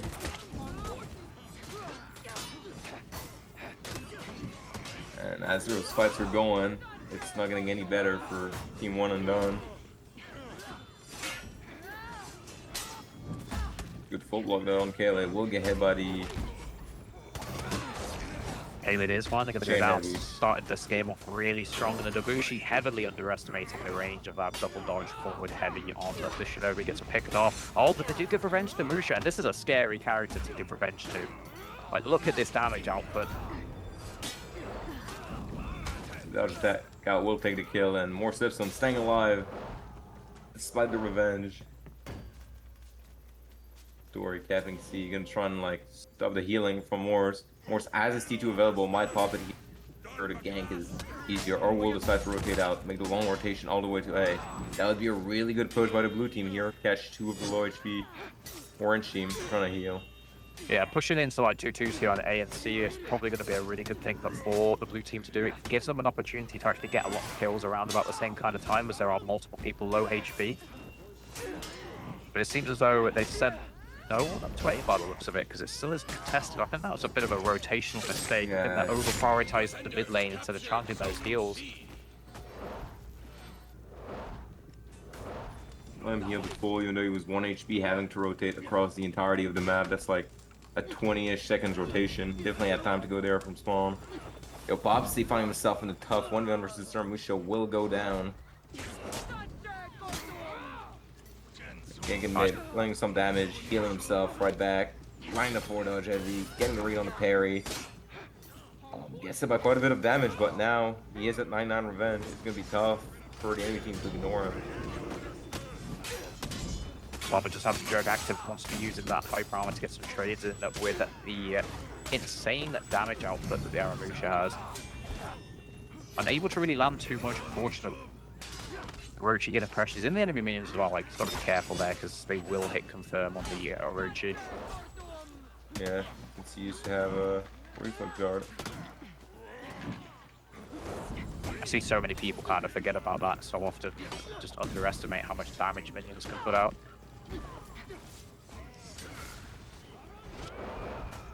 Griffin is going to be able to get the execution there. He desperately needed that 50 HP. Was He got a bit of HP. Yeah, he got a bit of a footing back on map. Got C. Seemed like they were doing decent on B, getting a lot of the Infinite Tempos player low, forcing them to rotate out. Baba is actually going to be able to push the A point here, which is because he's got second win, so even though he's missing some HP, he's going to be able to replenish some of them. The Shinobi as well is on about 15 HP. It seems like you have a rotation coming anytime soon. Khaled might be the closest one and with a high on the running speed. I haven't seen the Griffin coming from the other side, actually. Look at that huge 32 damage top heavy. Nice buffer parry to beat out the guard break confirmed there. Oh wow, I'm surprised actually that Baba didn't go for the full block there. But he didn't, and it was actually the right play because the dodge tap wouldn't have hit him, and they're able to pick up the kill. They're doing a good job getting back into this game. What was I saying about Baba really struggling at the beginning of the game, but now he's actually got his tier 4, so he's really done well to get back into this game after being so far behind. And they're narrowing the hard point gap more and more as this game goes on. Yeah, honestly, had they known he would get his T4 so early, it might have been worth to have him on Fear itself instead of the Orochi. Yeah, I've said this a few times before, that when it comes to like snowballing games, offensive feats are always better than defensive because, you know, like how the defensive feat can be strong, it can win you a fight, but it's not going to help you win a fight quickly. If you get like a Fear itself or a Fire Flask, Well, they have Fear like itself this, on the Orochi, but it might have been worth to actually have the Aramusha here having it. Had they known, he would play such a solid game. Bloom's low here. We'll get some use out of the Stalwart banner and we'll keep fighting. We'll actually rotate to see on that low HP. Might have been better for someone else to go there on the map. We might have been the only one close to it. If Foxy gets grab out of his feint into the kick into the light, and honestly, Roach did a good job keeping. Completely came back. Roach did a good job there keeping his cool.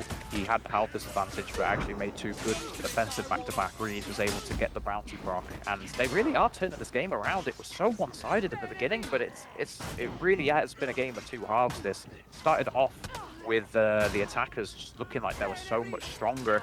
Baba was really struggling, but now it looks like they're the ones who are struggling as well, so they're not scared of the revenge. You're just trying to do as much damage as you can. Yeah, the 2 and the bow, in. two feats you really don't want to see in combination when you're trying to anti-gank or stall with the Oathbreaker just instantly taking the shield. The bow able to hit you for 50 damage.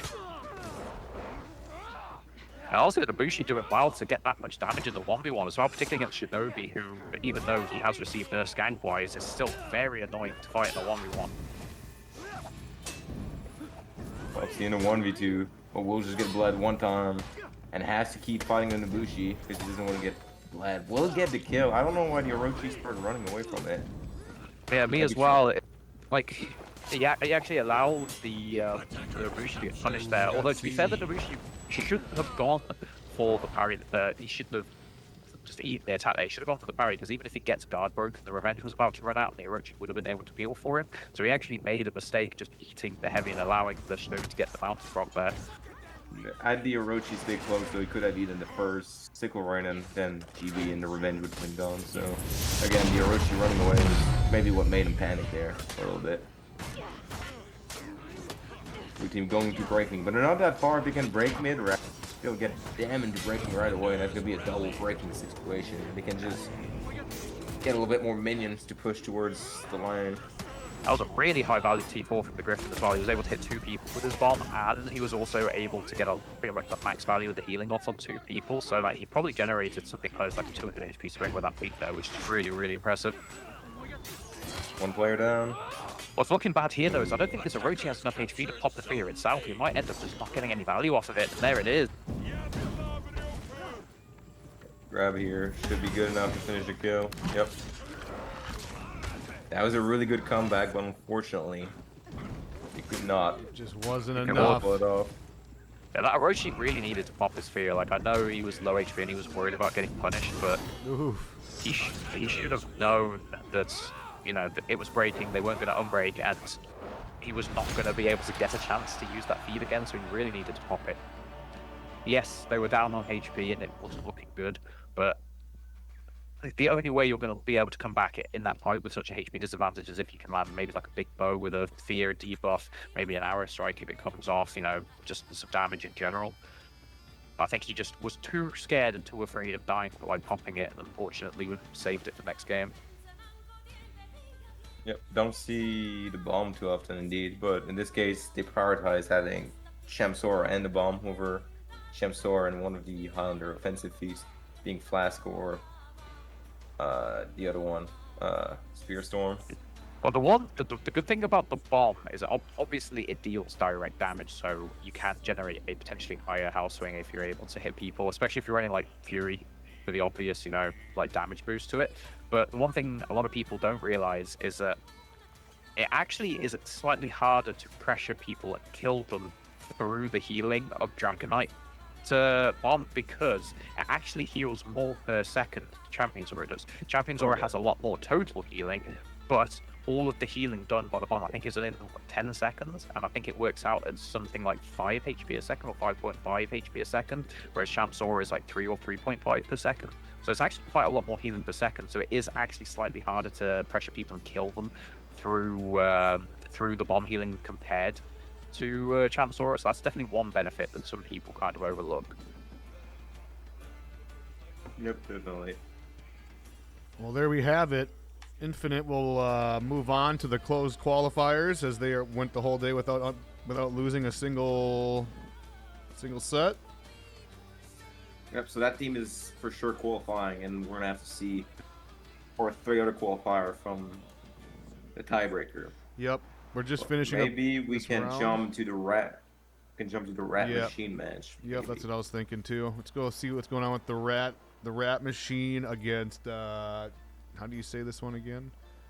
Kachapuri. It's 1-0. I think both teams are trying to stay alive today. They both have 1 loss, and so after this round, we're going to do the single elimination little bracket of all the people that have 1 loss. So these guys are fighting to stay alive here. And they're up 1-0. Okay. Harbor. No Canyon. No Canyon.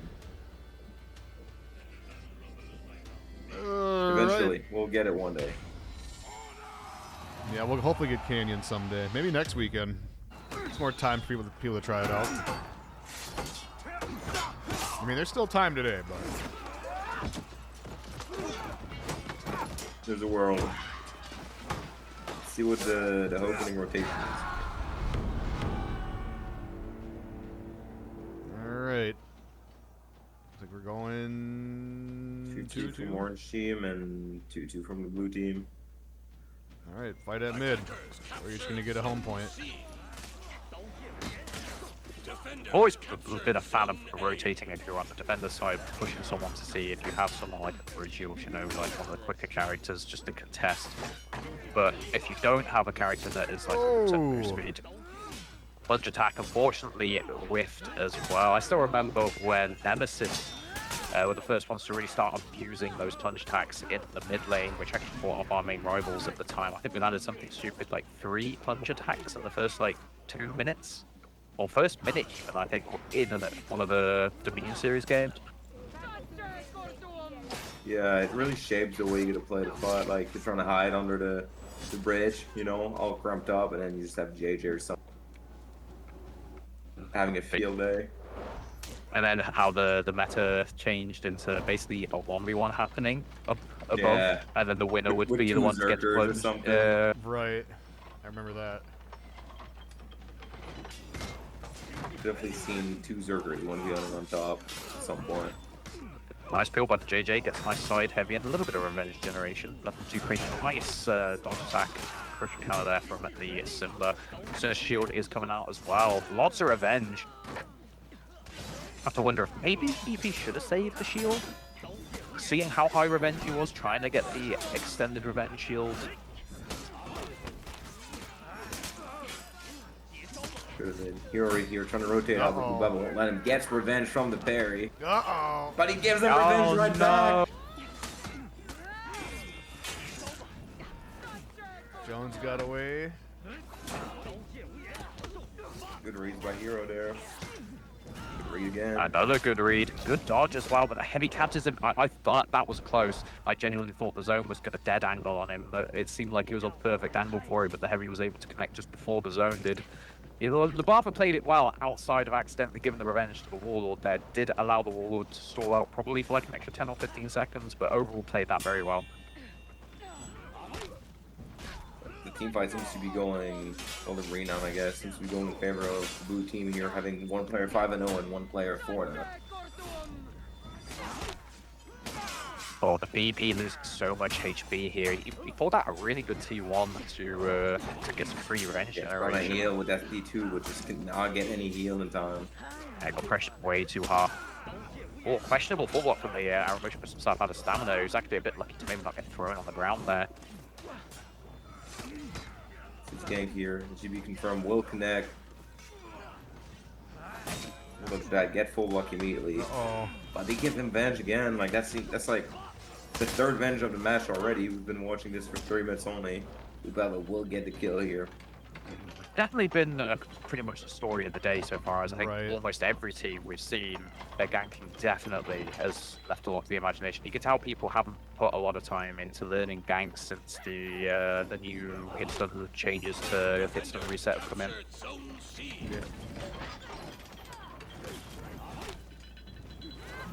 Maybe even, you know, a bit of the stress of not knowing exactly what game to go for.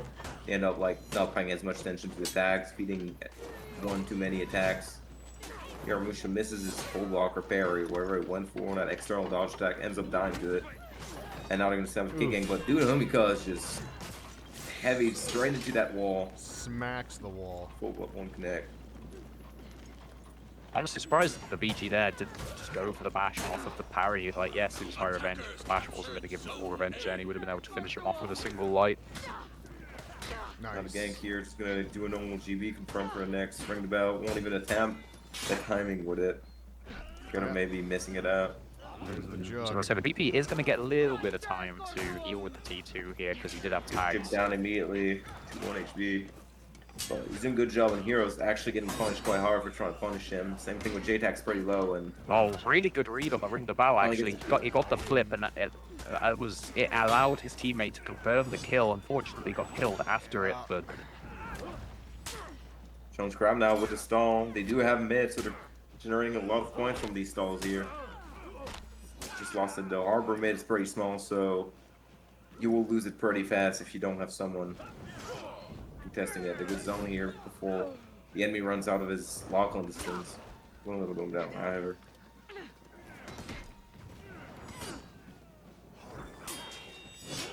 Very close match here. Small advantage to blue team. Rain on the wise as well, I believe.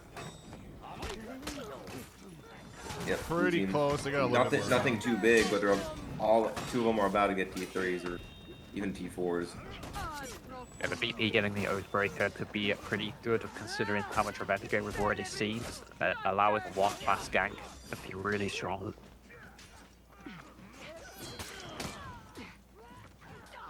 As Ward comes in, pills with teammate, picks up the kill. The Aramusha is going to go heal, but I do wonder if the respawn is perhaps going to try There's and no- test.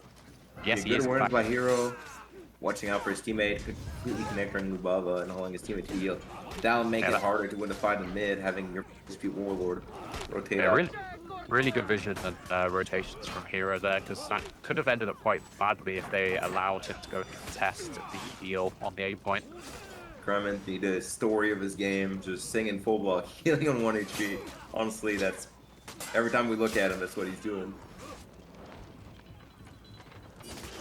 Or now heal. It's his turn to heal. Stone Scrap will go down once again. Just jumping in the game. Seemed like a pretty close games here. Flying for mid, rotating out, rotating back in, over and over again until someone's gonna decide to push, and that might just be what wins the game for a team or another.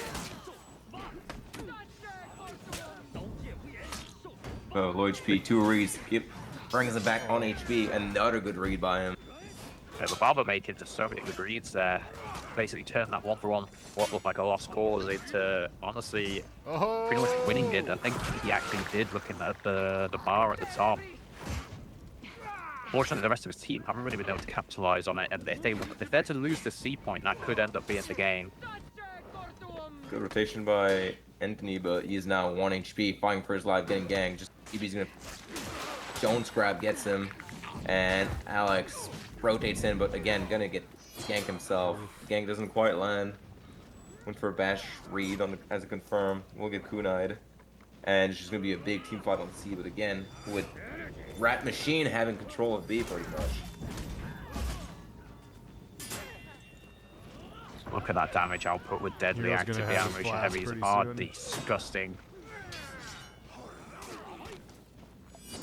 Boy, Mr. Crab having quite the game here. There's the Fury. Where's the flask? No? Saving. He's not gonna do He's the not Fury close flask. enough. Okay. Yeah, he's not his flask yet. I guess he's just thinking survivability. I really like that there. Mr. Crab just trying to ring the bell at the Warlord, making sure he couldn't peel. There's the Orochi killing his Oathbreaker, by the teammate. way, on the VG. Oof. And that push I was good for a down, but now they're all dead. Maybe they're gonna get counter fight for mid, but either way, could not get the most out of this push. About to be breaking themselves. You gotta be careful not to over push when you're starting to push on that map, because again, mid can turn around so quickly, making your push actually being in favor of the enemy team. All of a sudden, Rat Machine breaking.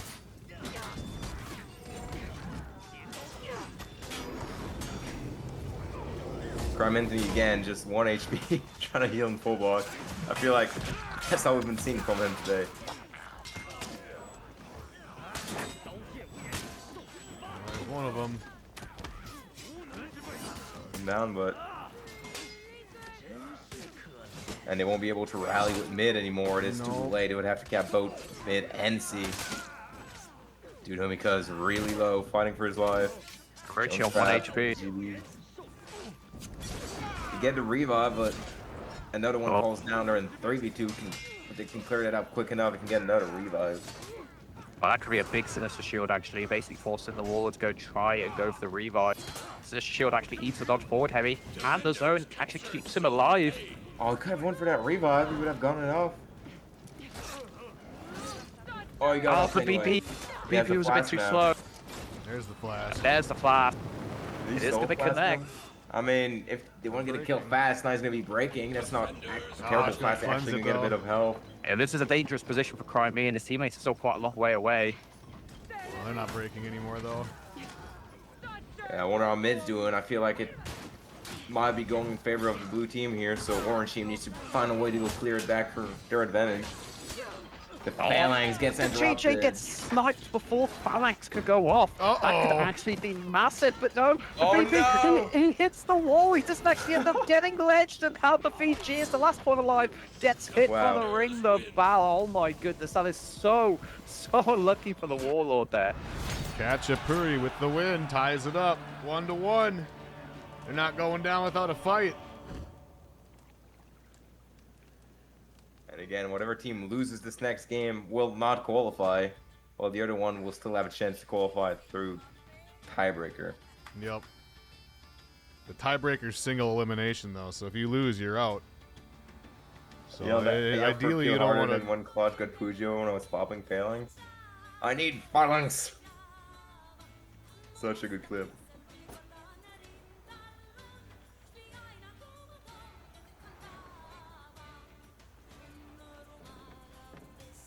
All right. Yeah, that was a pretty good game. There was a lot of cool stuff there. A lot of yellow. I mean, like we were talking about earlier, all these new hit stun changes. Everyone's still kind of just dialing it in, man, trying to get the hang of it. A lot of yellow. Hey, DC off game 3 and still aren't back yet. Okay. Might have to wait a tiny bit after this game.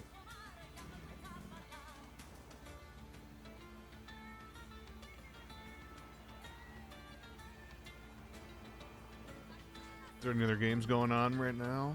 Let's see. Flash Parry and Blades of Dominion are currently going.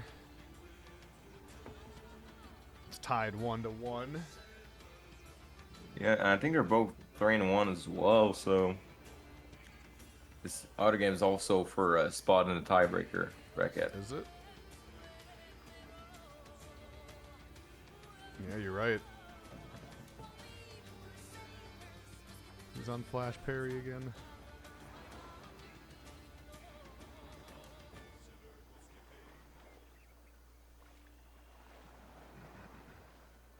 Okay, we haven't had a chance to see Blades of Dominion at all today. Oh, I guess we'll see if their game comes up anytime soon.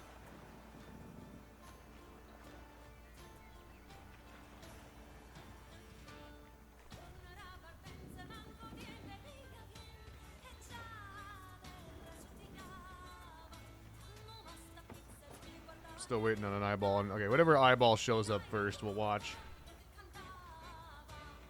Give us Flash Parry. All right. As soon as we get the eyeball, it's tied 1-1. Unless they reported the score since I was yapping.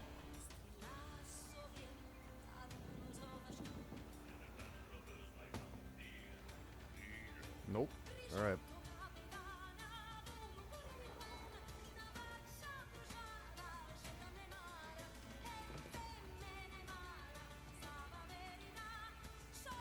Yeah, we'll watch the rest of the one we were watching.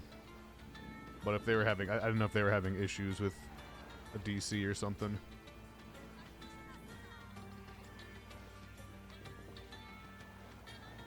We definitely got to see how that series ends.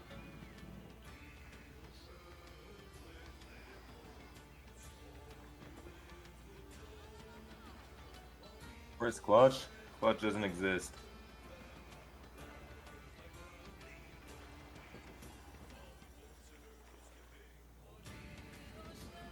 They had an issue. Yeah, there's not going to be a round 6 because of the amount of teams. There would have been a round 6 Yeah.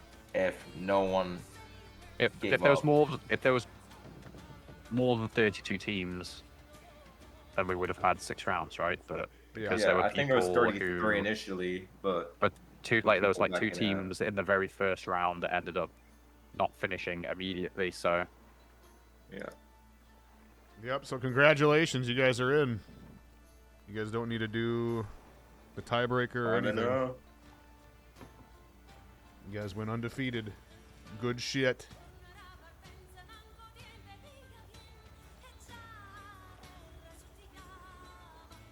Now time to work on your ganks and get practicing because the closed qualifiers are coming up.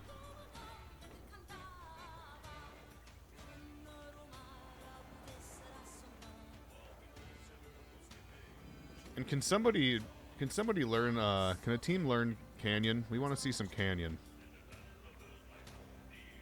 Yeah. I'm sad I didn't get to see Small Cannon as well. Like, the map is new, you know? It's a Yeah. qualifier. Like, let's just see some Canyon. Like, can't believe no one picked it up. What about some Viking Village, boys? That'd be Oh, cool yeah. too. Is that one even on the list? I don't think it is. I was gonna say, Yeah. I didn't think people like that map because of mid. Yeah, I don't have a problem with That's the map exactly aside why I from want to mid. see it. I want to see everyone suffer. I want to sit here rubbing my hands together, twirling my mustache. Exactly. I don't know who would pick Viking Village, honestly. Oh, we got an eyeball. Oh, let's get it. Okay. It's not Canyon. And it's not Viking Village. Such. The worst map in the game. I'd rather play, honestly, any map than that map. I'm a Citadel Gate hater. All right, here we go.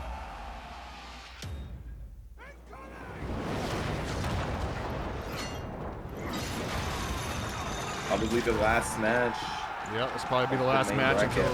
until the single elimination bracket. All right, let's see. Does it look like we're gonna have anybody being sent to push the C point this time around? No, looks like they're No, fighting. looks at like we're mid. gonna have a big 4v4 fight in mid. They do old Citadel special. Yep.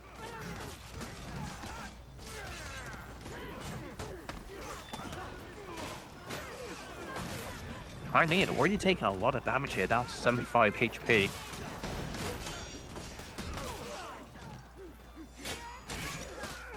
Nice parry on the crushing counter dodge attack as well, but Crimean actually gets full block off on the VG anyway. Aramusha on the defending team, literally one hit away from death. So many people low HP here. And this is dangerous as well, because that means a lot of them might die around about the same time, which will result in the defending team having some opportunities to push. But oh yeah, Mr. Krabs doing a good job of just stalling, buying some time for his team. So just long enough so that they won't be able to push it immediately back. Oh, that was unfortunate, because the Ward actually put himself out of stamina with that zone, but the Shinobi just didn't lock on quick enough to get the parry off to be able to disengage.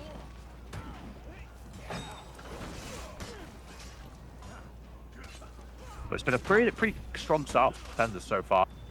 But, and they still have mid Germany. Well, Flying's forcing Alex, who's basically clear by himself there. Hero taking a lot of damage here. Ooh, Roll gets my cash, Lord. misses a parry on that as well. And that was Putting his team brutal. dodge at disadvantage. Above low HP, JTAC's trying to finish him off with the side heavy. Well, they have to be careful here. This is, as I've said before, really not a character you'll have to be given revenge to very often, because the amount of damage this character can put out. And the max one this year. Oh my goodness. Oh my goodness. Oh, JTAC's with. I mean, big what damage what here. did I say? You had a JJ out of like 100 HP, and you basically in 8 seconds lost all of it. Aramusha is not a character you want to mess around with. You have to be so careful with giving him revenge, particularly in the team fights.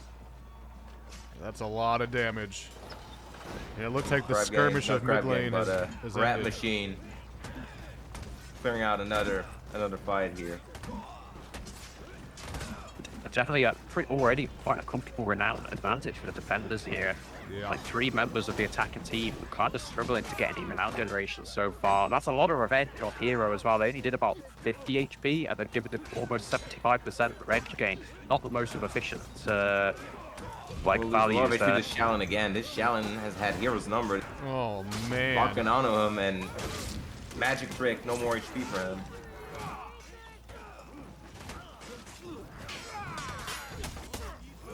Parry there, did not get baited in. Let's grab with the parry as well, goes for the zone. JTAC low HP due to Humiko's low HP. Jones low HP here dead. That's a scary situation, but Jones with the revenge here. Wow, Shaolin just been such a great everywhere job. in this fight, mounting the Warlord, picking off the Aramusha, now he's picking off the VG. The Barber's played this fight really well. Doesn't quite get the GB dodge a little late. Just trying to get the Rangan down. Finally gets him. Maybe we'll try and get the Shinobi out. A big triple kill in this fight for the Barber. Still have 3 bars of HP to play around with as well, but Hero, a lot of revenge with about 100 HP here. Need to be careful. Sickle Rain though connects, that's going to be a lot of damage. Yeah, but now they're trying to get out. Now that JTAX is in. They're taking a lot of damage again. JTAX, no full block on the dodge. Doesn't quite get that dodge attack either. It's in by that one. And Mubaba, honestly, just everyone he locks onto just lands his stacks on him. Finally will go down to do because They got mid lane back.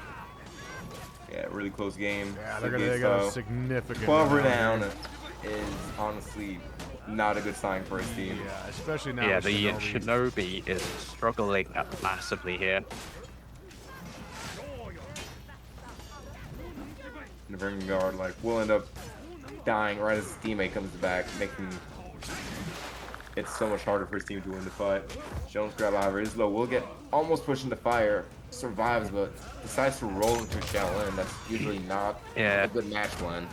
It looked like he unlocked at pretty much the worst possible timing and then kind of panicked to roll away, but obviously Shaolin, you're not going to be able to roll away safely from a Shaolin. You just react to it with the dodge forward heavy, which is exactly what happened. Hero has JJ down to 1 HP. VG going to pick up off as well.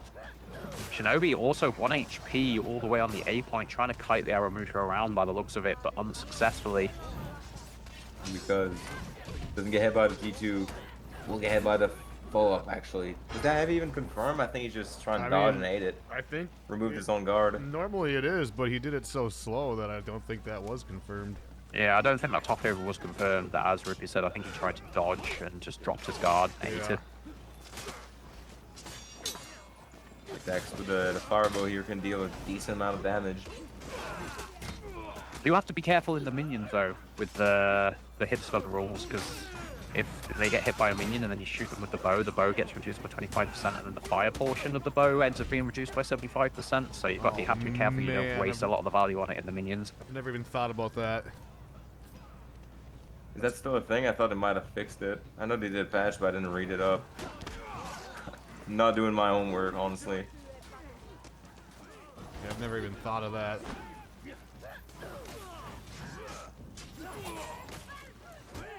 Because gets revenge, also didn't get hit by a whole lot of damage. Up the venge. And just trying to get the renown here to kill. Gets the bash.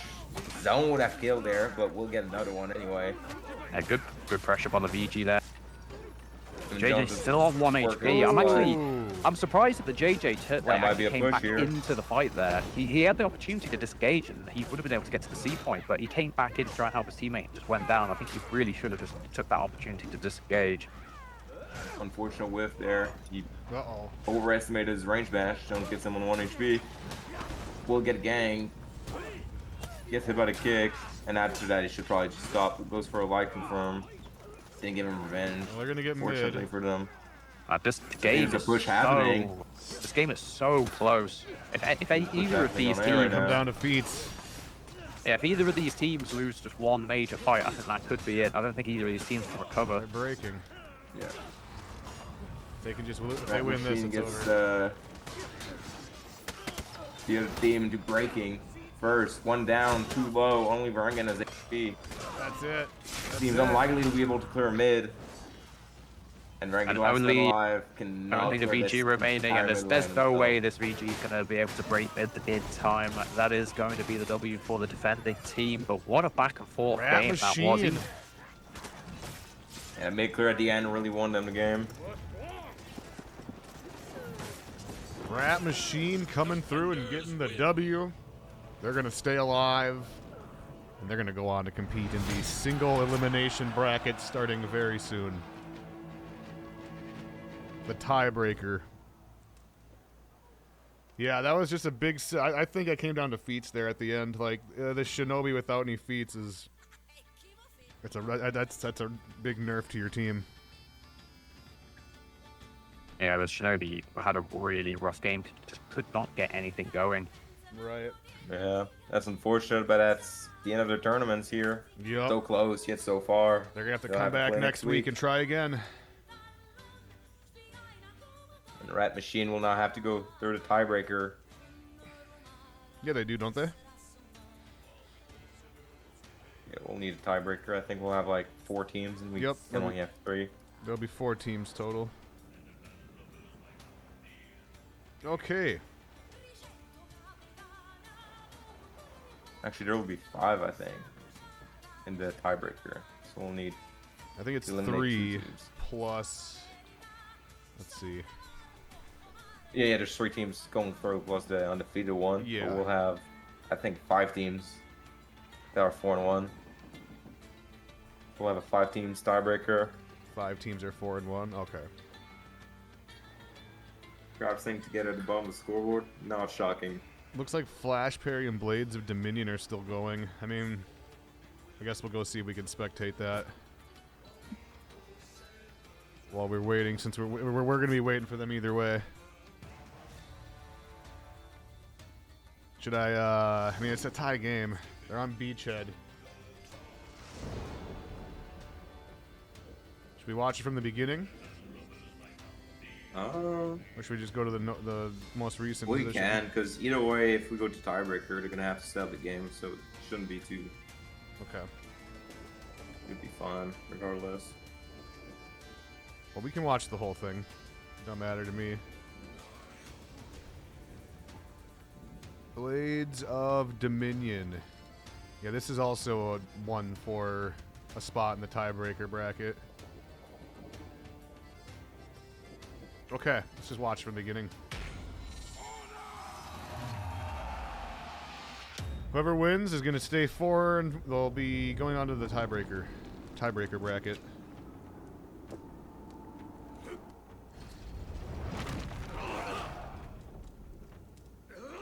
Beachhead.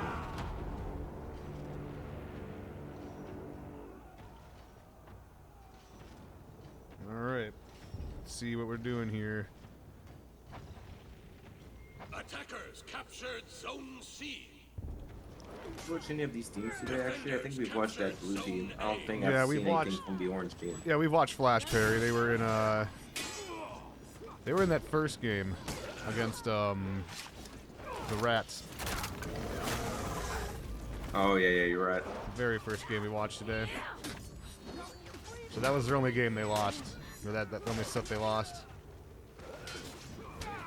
I actually remember the Ooh, Watermelon JJ. big plunge. Massive plunge from the flying JJ there. It's actually going to help a lot. It's going to allow Zhang Hu to get out of that fight.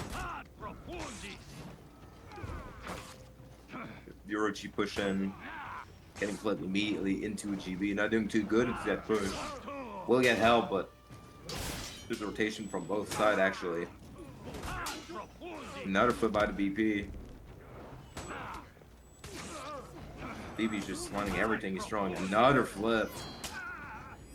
Storm Rush into GB for that unblockable. Doesn't land, but the GB itself will, and the BP will just get another kill.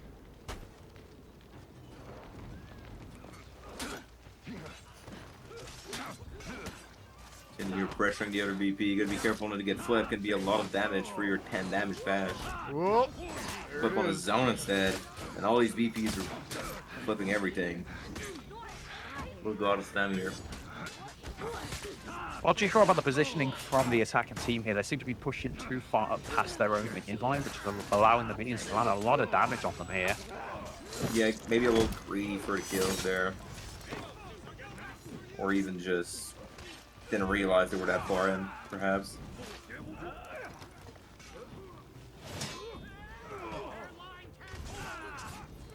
Watermelon JJ now making very many good reads. Oof.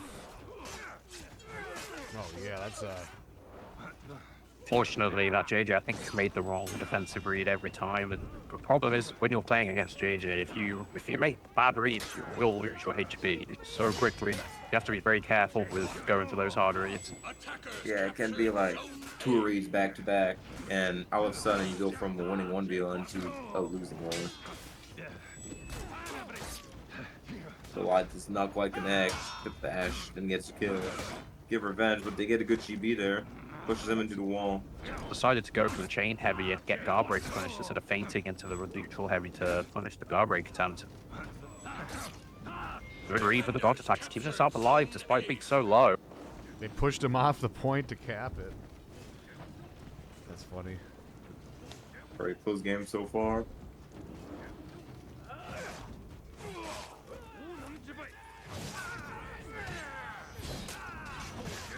Oof, he hit his teammate. Trying to clear, but it's a difficult mid lane to clear for sure. It's similar to Citadel Gate, where like if you have a strong control of it, it's gonna take a while for you to be able to clear it, unless you dedicate your entire team to doing it. Yeah. Uh-oh. Finally get it. Now it's pushing in their favor.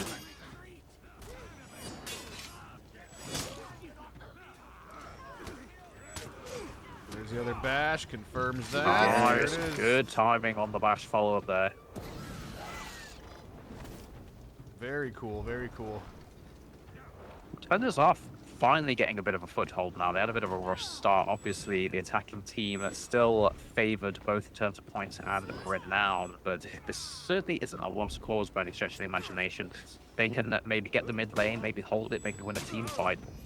I'm not too sure about this JJ pushing in alone as well. Yeah, and especially since he took a lot of damage really early on. Got revenge, but didn't seem like he could pop it in time, or if he could, he did not try. Yeah, a bit of questionable rotation now, because now that gives the defending team a player advantage. They can go push their home point, stall the point generation, and they also have the mid lane, which could help them get back into the game, at least in terms of the flat points. That basically gave them a chance to make that comeback happen. The Sheer comes just in time, but it's not going to be enough to save them. Oh, nice. BP was actually able to get the XC off just before the kunai can landed, and that could be really huge. Another kill here. They just ganked with 2 out of stamina heavies. One thing that I've noticed actually is that a lot of Orochis now haven't been, or at least today, haven't been throwing out the Storm Rush after parries. Is that do Orochis prefer going for the ball heavies now instead of the Storm Rush? I'm assuming the Storm Rush is maybe better. I haven't tested it, but if you can like hit your Orochi out of it, then it's pretty much always gonna be better to Storm Rush. But if you can't, it might not. Just depends. Just depends on. That's something I'd have to like actually try. Or if you can delay them blockable enough, you can learn the end of the Storm Rush. Otherwise, your next heavy is gonna do no damage at all. Yeah. Assuming it works like every other thing. I've tested. Good defense from Mr. Orochi. Because I'm gonna say it's difficult to test every single char, you know. 1v1. Do manage to get 2 kills here. They did lose the control of the mid lane, so the attacking team have been able to generate some points, and they've also had some of the stat boosting.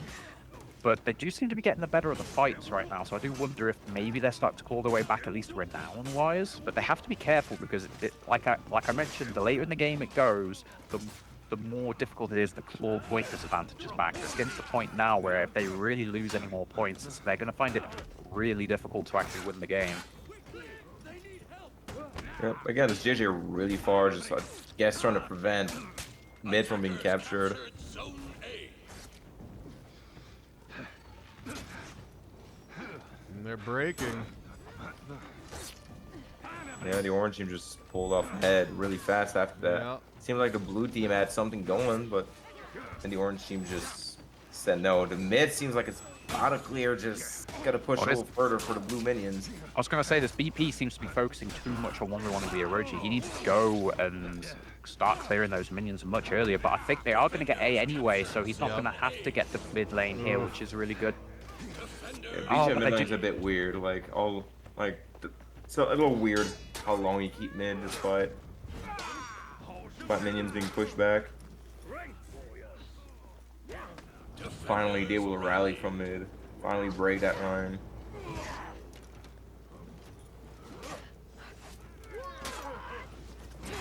Up. Longbow there. Decided to just use the longbow, making sure he could get the kill and then gank. We'll get the skill as well. Ooh. Oh no, the heavy Never actually mind. whiffs. Yeah, that's weird. That's a weird looking animation. Dodge attack will get parried. Now they have one dead. Have the cap C to rally as well. 2 dead. VP gets gang. The other guy's also gonna get gang. He has Umbro available, but is it really gonna make a difference? They end up getting a res, and now he can pop himself and his teammate. Well, he does have Oathbreaker if he wants to strip that to try and get the kill. Yeah, he is going to do that, in fact. Nice, pick up a kill. Not able to get an XC off though, unfortunately. Oh, they gave him Beautiful the flip. Flip and a revenge. And he'll try pressure, gets the GB. Will he get a punish, Johnny? He will. No, he won't. He messes it up. Just change his guard or something. Oh no, that was bad. If he hadn't messed that up, he actually probably would have been able to get the kill. This fight might have ended up looking a lot different. Kenny, despite having a shield here, won't be able to. There it is. Oh, nice read on the dodge forward light there, and Amar gonna execute and close out the game for his team. And a little teabag for sure, you know. Gotta love a little bit of BM. And the Blades wrong of with that. Dominion have taken the win. And they will move on to the tiebreaker single elimination bracket, starting very, very soon. I think that was the only game that was we were still waiting for. Yep, should be able to get the tiebreaker now. Thank you all who competed today that didn't make it to the tiebreaker.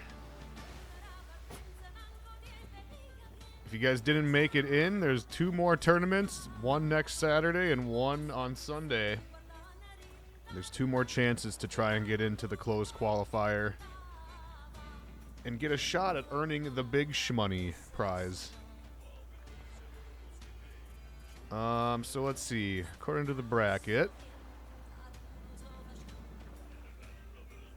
so we're not doing a 6th round. We're doing this 5th round, which is done now, I think. So there's 1, 2, 3, 4, 5 teams that are undefeated. They're not undefeated. They only have 1 loss. So they're gonna do a single elimination bracket for those 5 teams quick. If they lose, they're out. But how many people advance? If there's 5 teams, that's an odd number. I'm sure they'll let us know.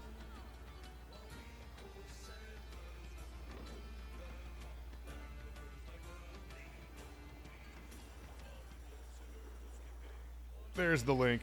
There you go. There you go, Snake. Hello. Hello. What's up, Spaniard?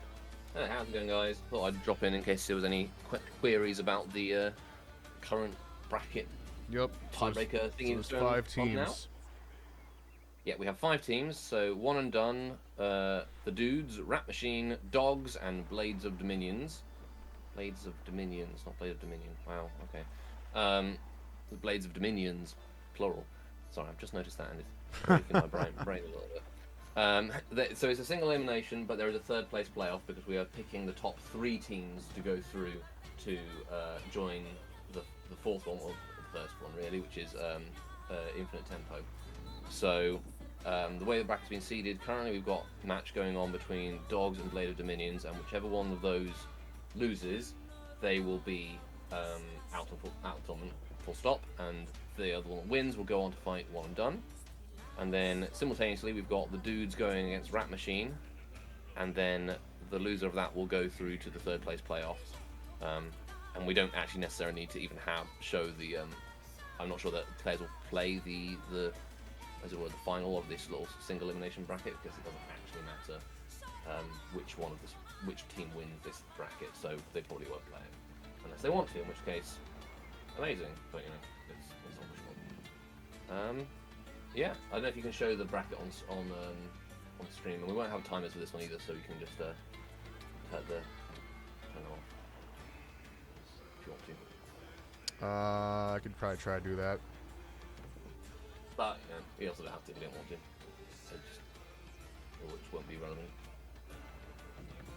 Let's see, is there an actual bracket? Yeah, I think I sent you a link in that should go to the tiebreaker bracket. Okay. Well, indeed. So I can give you the bands if you're interested. Yeah, which one? Let me just see which one we're gonna watch here first. So we're watching Dudes versus Rat Machine. I think that'll be the most interesting one. Yeah. Okay. Gotcha. Yeah, I think so as The well. Dudes versus actually. the Rats. The Rat Dudes.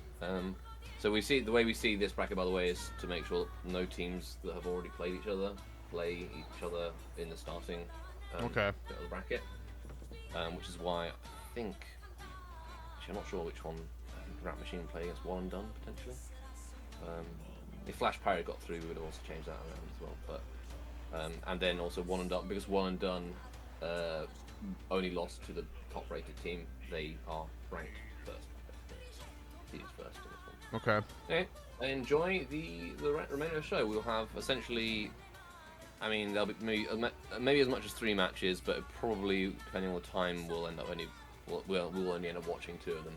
So Okay. see how it goes. All right. Thank you very much. So it's rats against dudes for the single elimination bracket. So have these guys faced each other today? I don't think they have.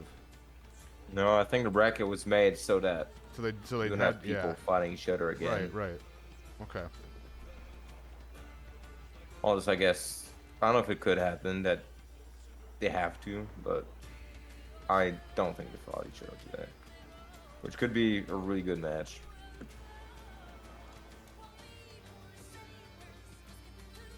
Hands are Varangian and Pirate. First map will be Temple. Let's go. Temple Gardon. All right. I'm going to grab something real quick, and then we'll wait for the eyeball. Be right back.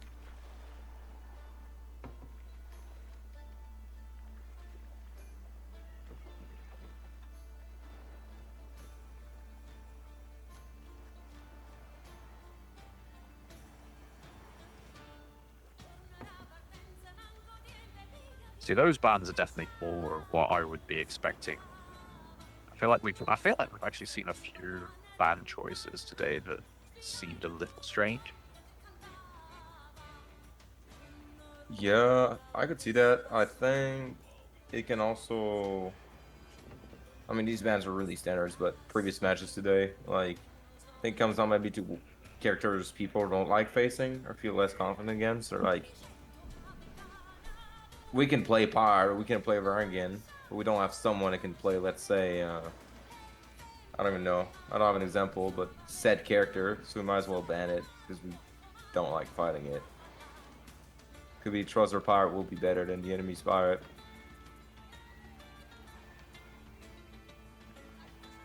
Yeah, there's a lot of. I feel like a lot of people have a tough time fighting Varangian in team fights, or would just prefer that they didn't have to do that.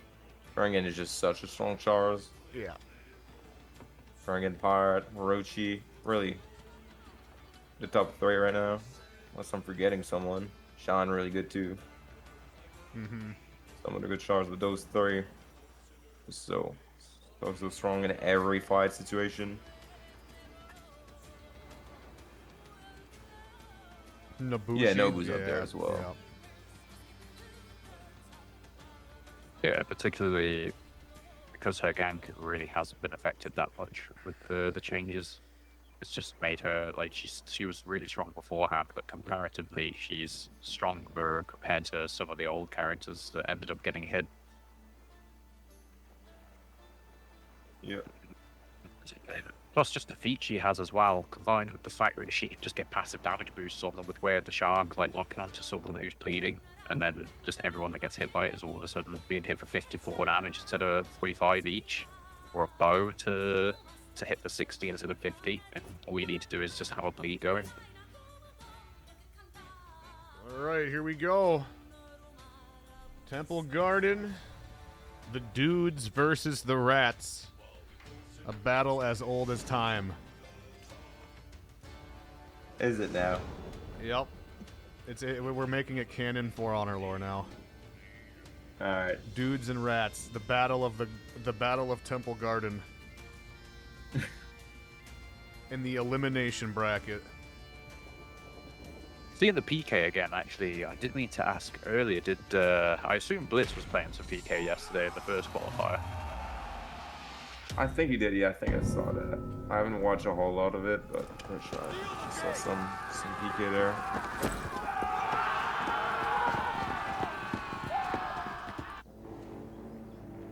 Alright, so with the start rotation, it looks immediately like the defenders are going 3 mid, 1 A instead of the usual C rotation. Yeah. Honestly, by that time, it should already be 2 people rotating to mid from the orange team instead of having all 3 people cap. Like, as soon as you see 3 people coming down that staircase, you can send 2 to rotate to mid so that you don't lose the entirety of it. I'm loving No, this they're not Highlander fighting play. to get it back. I'm loving that we're in like Try to get in a position to get those heavy We're in There a you go, single. but you get a. We're in a single elimination bracket. I We're was using just- Highlander. I was just personally, I was just looking at the revenge game when Nabushi hit him with the Cobra Strike, laughing to myself. Are you just gonna let him catch C for free? I was about to say. Yeah, I think. Okay, there you go. No dodge attack on the kick. Doesn't bite on the UV here. He's about to dodge attack, and it seems like he's just not gonna throw an attack. So And it seemed like he was a bit, Defensive afraid there. Maybe he's just overthinking it a bit, worrying too much. yeah, you definitely want to be throwing at least something once in a while, making the Orochi worry about an interrupt them. Maybe a GB, something. Because if you're just gonna sit there, then it's basically your read against his, and that amount of HP. It's a tough situation to be in. The long XE here, but is on who? Oroshi's gonna try and get that renown, but might be tough to go heal for them. Destruction already trying to push Shi. His teammate from spawn's probably gonna join up with him. Yeah, going back to A the lot of damage doing so. So is JTax. Honestly, kind of a good situation for the dude here. Defenders captured Zone C. Or Jones trying to get on the point, but he's hitting the wall with those chain heavies. Nice, good cable Grab toss. here is interesting, honestly. Yeah, that's like with 2 enemies around, or 3 even. Yeah, the Like PK maybe was he coming. just didn't see the third person rotating and thought they had the player advantage, so he might be able to get it off. But it's very risky, and no peel Yeah, as well. that's what happened. The peel was way too slow. The fact that Jones was able to get grabbed next to 2 allies and that they allowed them to get a full heavy off with 0 peel. You gotta play closer to each other, peel for each other, look out for that. We're getting into part of the tournaments where like every small mistake will cost you a 5, even a game. Like that bench feed here, this PK's just he's looking for any GB, just any GB to land a 4 heavy boost. It's very dangerous given the PK Remenzo as well, because there's like 2 or 3 low health individuals and she has bounty unlocked, so you're risking giving her, you know, like 20, 40, maybe even 60 HP. Where he splits Jones off the 5 with that Fiat locks. was Make a sure good his use of teammates can that. get the kill on his teammate. Hero also super low, gets a dodge attack here.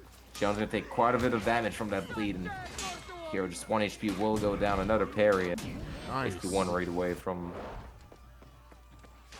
I gotta say, so far the dudes seem to be in control. They've been performing really well. They've definitely been a little bit more on point with their peels than the attackers. Even like I said, Even the they've been end a of the little fights slow. where like they finish people off with gangs seems a lot more polished than Rat Machine. Plus the tag management in that previous fight on the C point is kind of what let the attacking team down. Exactly.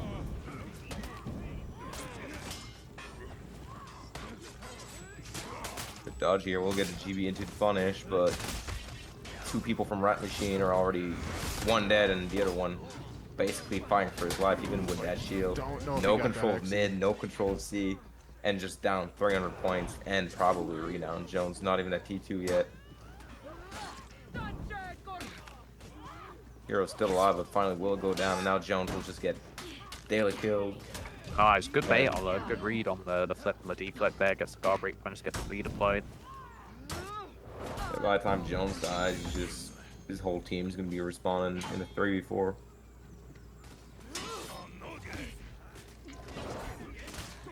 That's a tough situation to be in for Rat Machine. Yeah, this renown difference is pretty big. And this is what I've said a couple of times already. As the game goes on and this point lead, even if it just stays 300, the renown advantage is going to make it far more difficult for them. It's going to be so hard to actually try and bring a game back when you've got tier 3s and then even tier 4s to worry about. You're also gonna hit a point of no return, or when they get at 900, 1,000, unless they make a massive mistake, there's no way for you to make 300 points. You'd have to basically win every fight, so the longest you keep that point disadvantage, the worst position you're in. He doesn't have that tier 2 yet. Dang.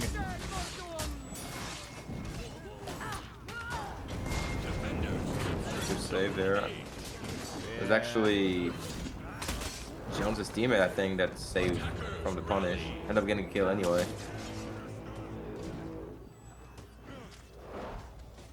Yeah, Jones seems to have really struggled with Renown in this game. Doesn't even have the T2 to try and...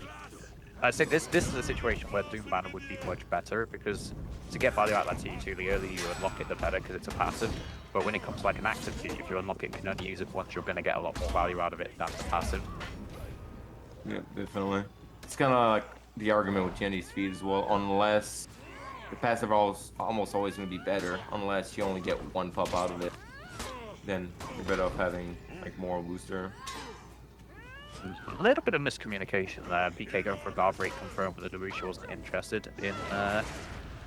Oh dear. Also not too sure about that tier 2. I guess it forced the bench buff, so you know, not completely useless. But... Yeah, like I know the Narushi was probably worried about trying to force a pop and get knocked down into a punish, but at the same time she still hit herself with a T2's worth of damage, so... Yeah. Also, the Heiner could have just dodged and not even pop. There's no one to punish that roll.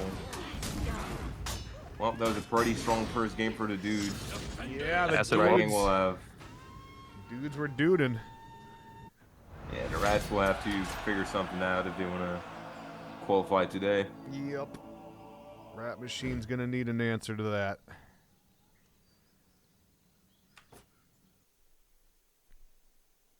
This is where the nerves start kicking in. Once you're facing elimination, that's when things start getting a little hairy. You know, they're probably tired. It's been almost 6 hours of For Honor. You know, this is how it goes later in the tournament. People getting tired.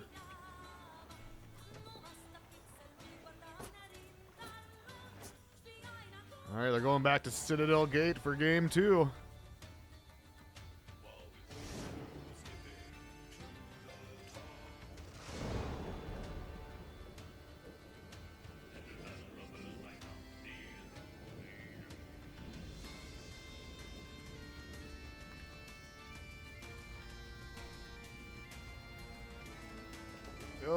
Rat Okay. Machine with the Citadel Gate pick again. I'm pulling my hairs out. One by one, every single one of them.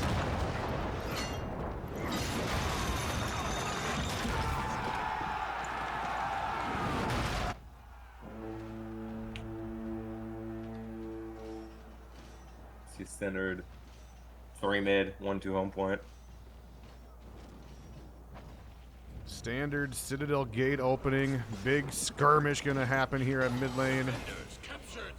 Yep. Let's see it. Whoever takes his opening fight is gonna have a big advantage going into the start of this game. The Rats need it. Need to win this opening fight. They have already low HP in that fight.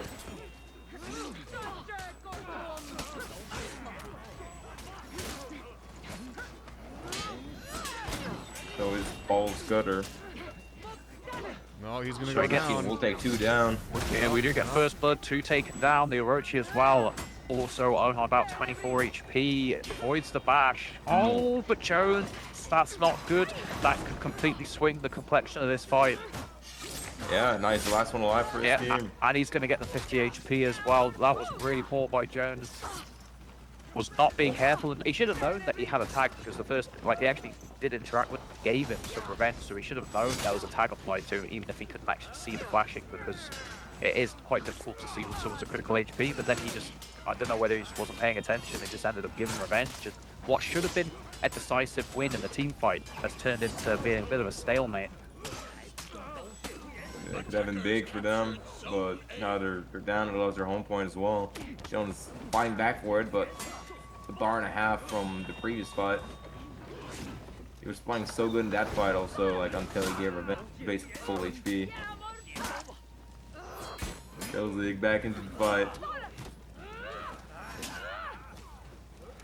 The Dex will go down. Good kick by Sav. I'll proceed to gang Doodle because that is maybe a T1's about to I'd be scared if I were them. Sav's gonna leave, get connected. Oof. Fear tries to connect her, but do him because we'll get the kill. And now he's in a super winnable 1v1. Makes a correct read. Zone unblockable. Good read by the JJ. Now he goes for Oh. and will make the correct read. Sav got the Well upper played hand by the there. JJ there. He easily could have panicked, seeing his teammate go down. Also knowing that the Jean who had the T1 online as well to try and finish him off, but he kept his cool, made some good read. Caber. Oof. We'll just give him vent here. Weird decision making. They messed the gank up. Launch. The kick was landed too early. early. Yeah, it didn't actually wait long enough to input it to connect. Especially after with the an hits on the run out. undodgeable, you do not need to like stress Yeah. the timing too much. In fact, it's Spotting, actually sort of, better to make them dodge it because it's actually a less revenge game, right? Dodging a bash compared to eating one. Yeah. Also, if you're dodging, you're gonna get hit with full damage. So, Ooh, that's a lot of well, damage. damage from that T2 T1 combo. Yeah, instantly reduces the JJ down below half, which is really important because, as I mentioned earlier, these characters that want to trade use their HP as resource to deal damage. Now the JJ just wasn't able to do that effectively any longer after losing half his HP. Still doing a good job keeping this 1 HP, but he's not doing much in the fight aside from running away. Finally, will go down to the dodge stack. But despite all that, they still have a triple cap. The fight's looking pretty grim, but again, another rat machine, and that's just... J-Tax will immediately go down to this bench one and shoot him because he gets D1 into the heavy. And a And fight that again- was going so well for them, they just feed revenge and... Yeah, that's pretty much been the story of this game so far. Like, it would have been so much closer, if not even maybe in the favor of Rat Machine, if they had simply have watched their revenge gem. Oh Like, my god. same thing again. Like, this is going to be a game that won't need to be watched many times over to see what went wrong. It is clearly the ganking and revenge tag management that has been really letting them down here. Every single fight, basically. Really risky with his back to the wall there. Not a good way to end the Oh! tournament, honestly. Playing good all day long, and now it just starts being revenge anyone. Oh, that's gonna Doesn't get ledge. interrupted. It should be a ledge, right? Yep. Yeah.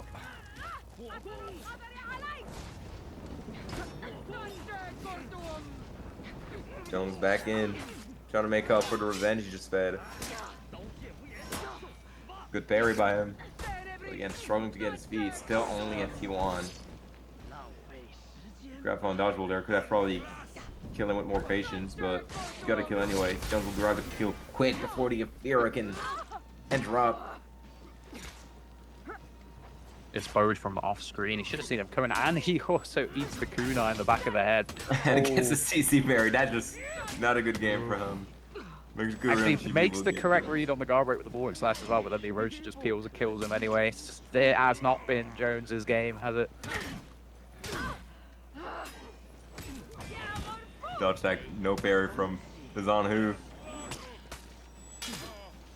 Here just playing himself, playing his Orochi, endless stuff. Misses the pair on the forward dodge if he gets CC'd.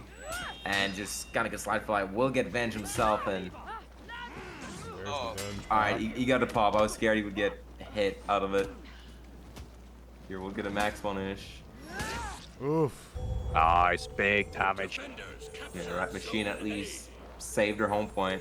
What the renown totals like looking like currently? Oh, there is a huge renown advantage. 2 members of the dudes are about to get their tier 4s. Another is pretty close to only needing another 35 renown.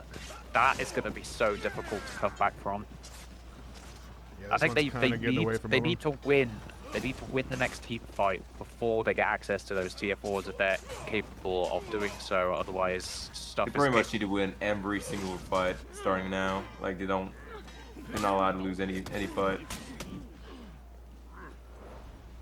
Here, 2 of Rat Machines down. Hero, the last standing member on A. Doing the best still alive. Gets shipped down. Half HP. A stalwart is dropped. Gonna make this fight really difficult. Here Oh itself my, as well. and this- And as this you were is- saying, they did not manage to stop them from getting their T4, and it's now very, very difficult. Trying to fight an Orochi with Stalwart, with Stalwart and P herself, basically. He has his Not to own mention- bow. Not to mention that the Highlander as well, he's been sat on Inspire and Bow all this time and he's just not been able to use them. Like he had so much fun to pop the Inspire earlier on. Yeah, I could have turned some of these fights around, but unfortunately, it looks like it's going to be the end of Rat Machine, at least for today. Yeah, they fought well. And Jones is not going down without a fight. Flip the T1, Jones. Jones, flip the T1. Oh, there it is. Damn it. Well, there we have it. Rat Machine has been eliminated. They have been dealt with. The Rat Menace has been quelled.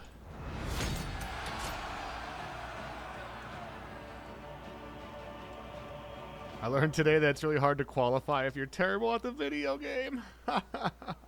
Hey, you did great, man. You guys did great. Those revenge feed were pretty good. I agree. They're pretty on point. I don't think I could have done better at feeding revenge.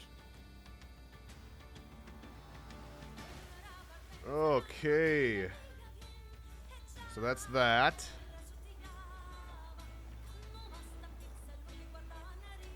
See what the bracket looks like now. Okay. So we're waiting for. We're waiting for. Oh wait, does Rat Machine still have a chance if they win their? Actually, they might be able to win their third place match, right? Now that I look at it, I'm not sure. because they lost in round 2, so they get to match 7. So they'll have to beat, I guess, the loser of match 5, which is one and done, and whoever wins of the minions. And I think they might not be out yet, actually. Yeah, are they out? Yeah, okay. The third Rat place Machine goes to playoff. the Oh, third okay. place playoff. Okay, so they're yeah, not yeah. eliminated yet. Okay, okay. I don't know if I have anybody on either of these teams on my friends list. For Dogs and Blades.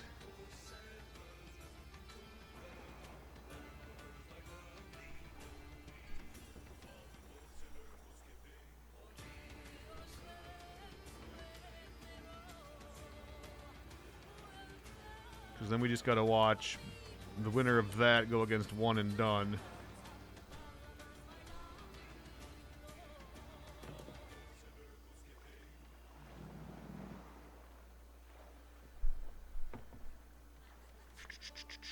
Let's see.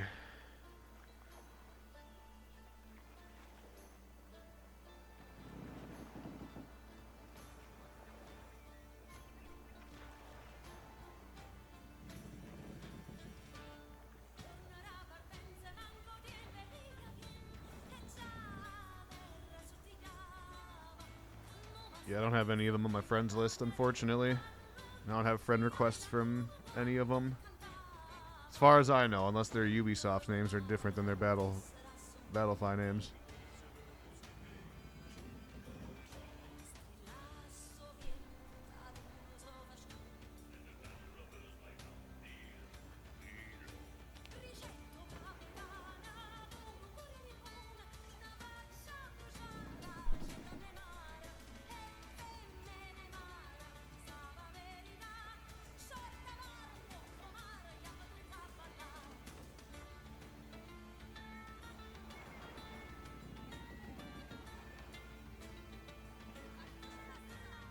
I'll be back in a sec.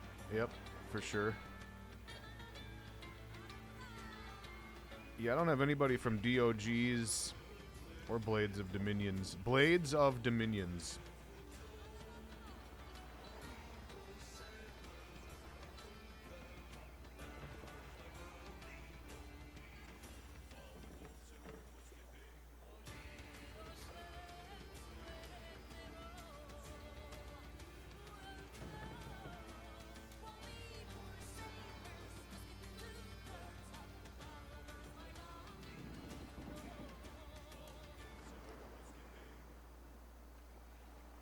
Well, hopefully they've started. Hopefully they've started their second or third game. Because I don't think I have a way to spectate them. Okay, they're done. Blades of Dominions have won 2-0 against Dogs. Which means it's going to be Blades of Dominions against One and Done. So whenever that game is up and running, we'll get the eyeball, and we'll get down to the action.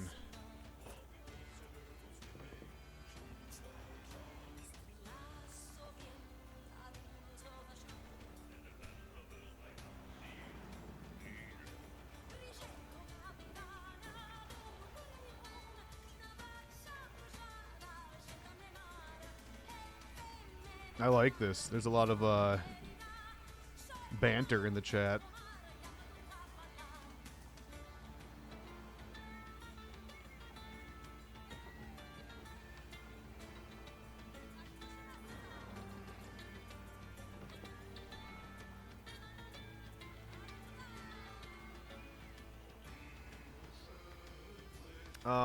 As soon as you guys see bans,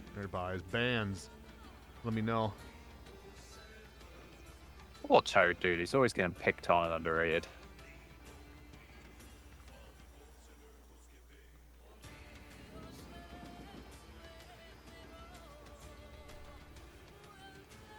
Poor guy.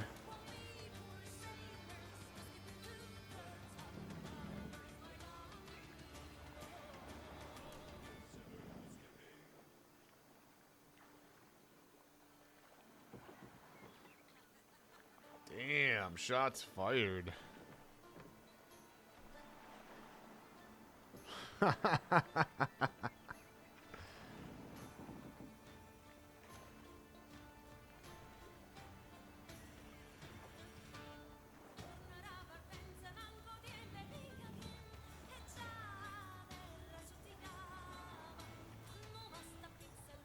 Map cap. What's that, a new emote? Oh, we got emotes over here. Map cap.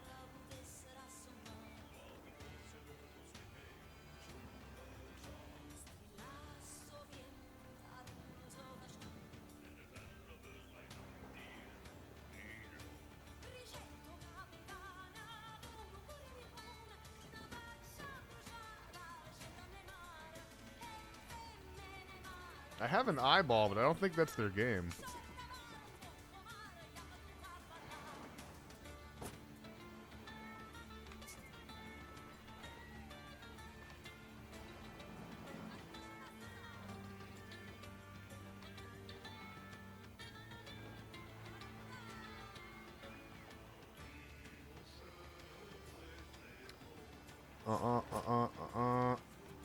I don't know. Do I try this eyeball? Is there any TO around that can confirm they've started the game or not? Or at least give me the bans or something?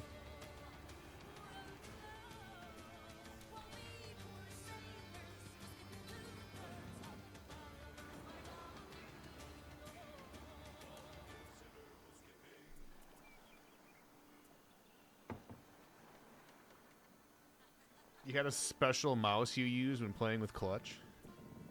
Nice.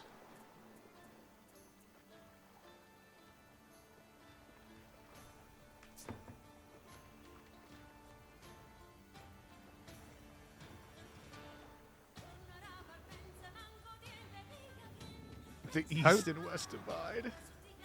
Toad never played in the super high damage Dominion meta. He played later on when damage was already nerfed.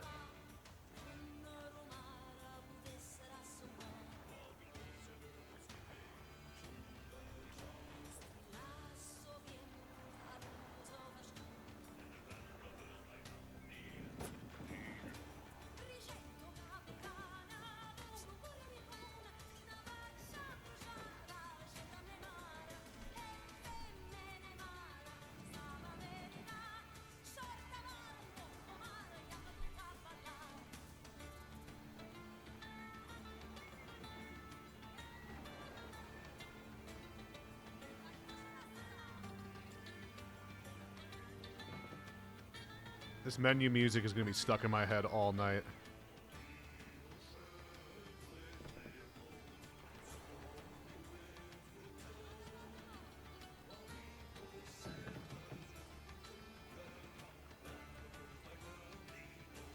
Who won, dudes or rats? Dudes.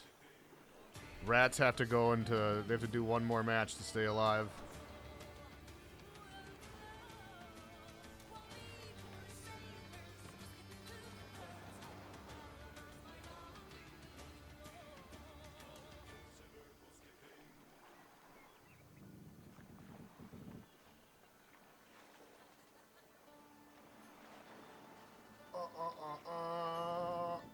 Alright, we're just waiting for map picks and bans, character bans, and then we can go in here. I don't know if this eyeball is meaning that they're ready.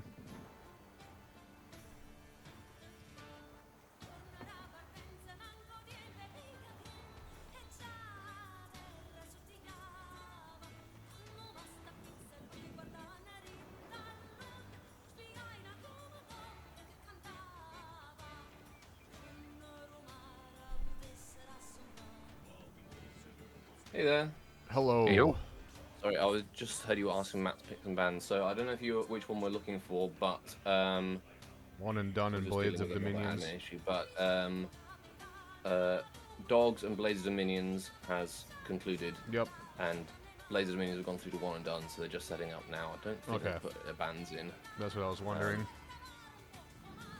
Because I have an Switch to eyeball, the- but I don't know if that's an eyeball of them doing like 2v2 practice or something.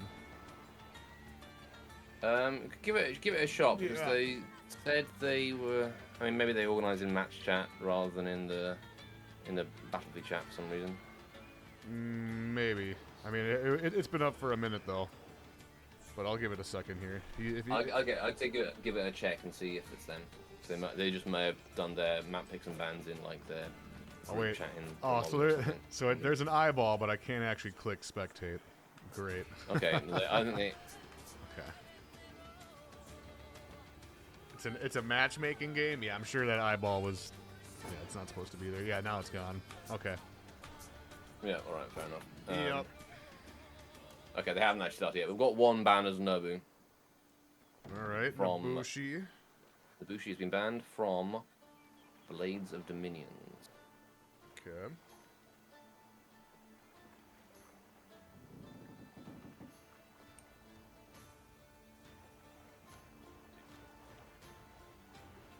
Anyway, I got to get back to other admin things. Hope Yep, it's, you're good. How you guys doing over here?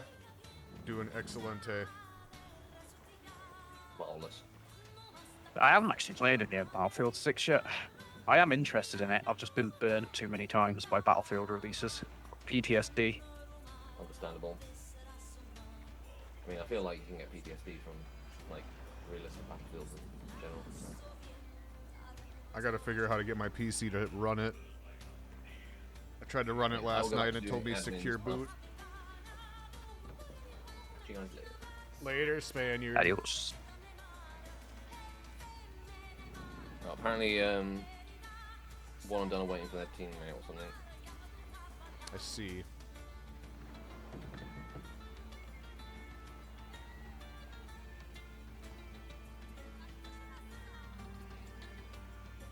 Oh, no, I'll give them like 10 minutes or something.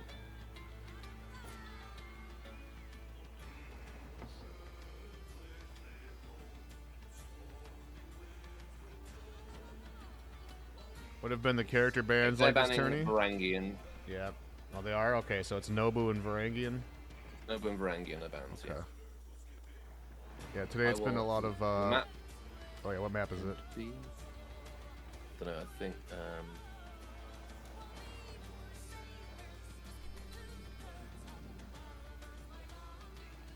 I will find out the map. Yeah, we've seen a lot of it's been Pirate, Varangian. There was a Tiandi ban earlier. Yeah, that was strange. I'm trying to think of what else. We've seen Seen Nobu, Black Prior Nobu bans ban. against Jones. Yep, Black Prior ban. Yep.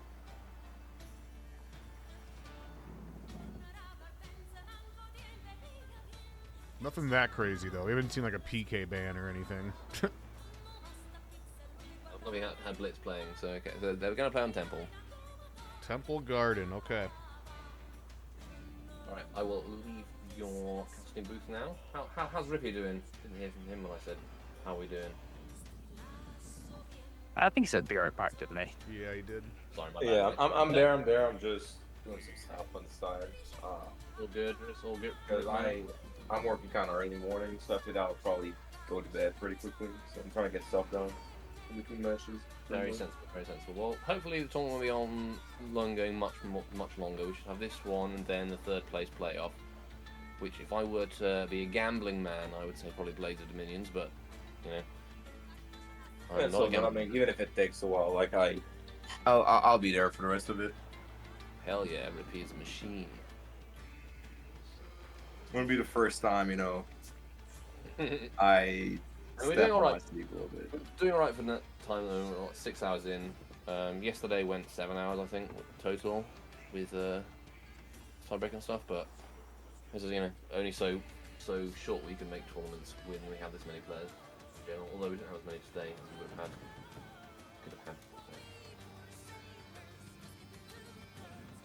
Anyway, I will leave you to it. Like I said, I threatened I would multiple times, and catch you later. Bye. Goodbye.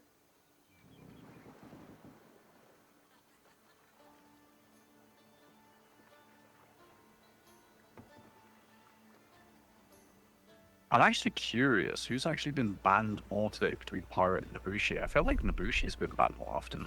Yeah, it kind of has felt like that.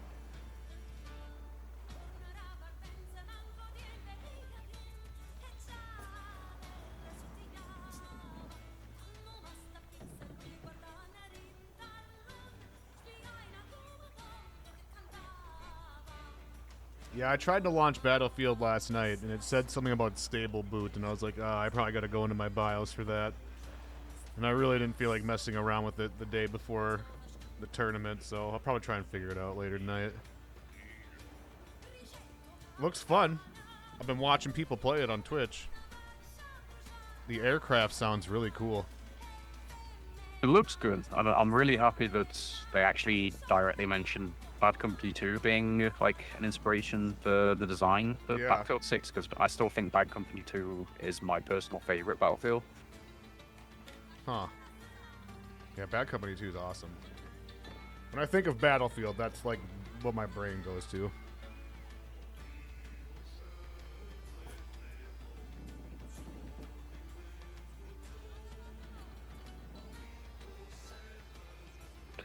Plus, Bad Company 2 had a really good single-player campaign on top of fun multiplayer as well. Like, I loved the humor in it. Right.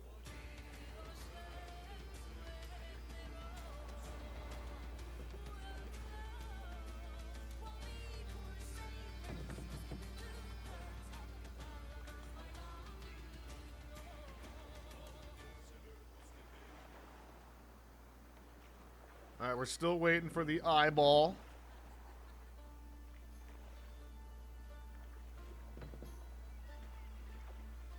We do know what map they're playing on, and we do know what the hero bands are.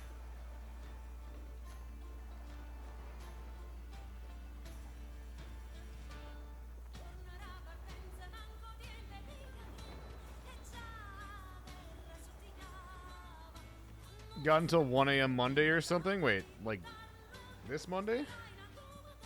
That's in like 7 hours.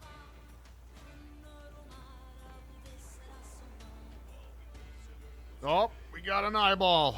All right, let's go. This is one and done.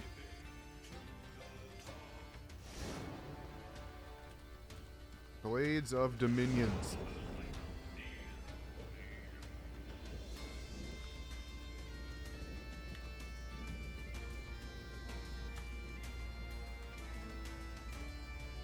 Yep, let's see it. All right.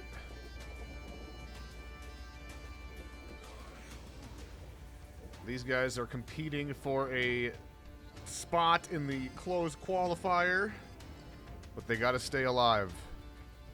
They got to win this one, and then they got to win another one, I think. Well, no, if they win this one, they're in. Yeah, if they lose, then they go. Yeah, if they lose, they go to the tiebreaker, the last tiebreaker. What are your guys' predictions? I'm probably going to go with one and done, because despite the fact they lost to Tempo like fairly one-sidedly, they still had moments where they looked good. Yeah, I think I'm Yeah, I going haven't with them seen as well. much of them today, but I recognize some of these names. I'll be honestly betting on them as well. They got some names that I recognize. Maybe it's just one of those things where I don't know the people on the other team. But, you know, we got a lot of Yeah, with people all the on name one and changes as done. well. Sometimes you can't keep up with everyone. That's true, too. Alright, so we got a 2v2. I think we'll know really early, honestly, in the first team fight or two, what team has the edge. The upper end.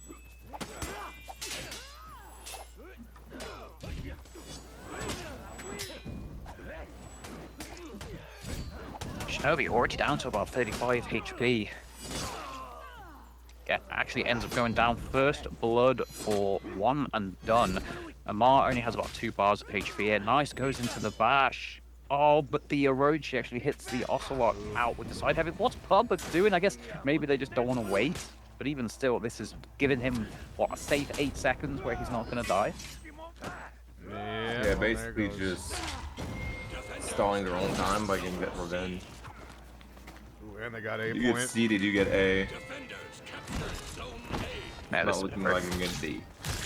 yeah, it seems like this BP on Blades of Dominions. Sorry, jumping. What's that, Spader? I think we're still on the waiting screen on the stream. I don't think so.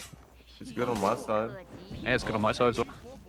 Right, ignore me in that case. Just Twitch being wild. Yeah, sorry. Come back to normal. My bad. Oh, good. You're a fool, though. Maybe Yeah. Twitch is locked up. But yeah, it's rolling. Everyone just flames find you. Alright. Chat, Yes, type 1 if you yes. can see the stream, okay.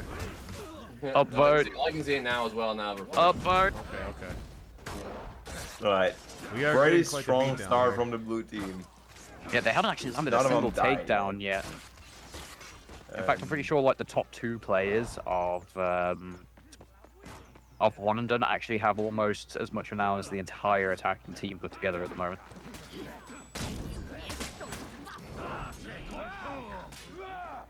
It's pretty impressive. Yeah, they've been playing really well so far. Outside of the strange revenge feed on C, their ganking's been really good.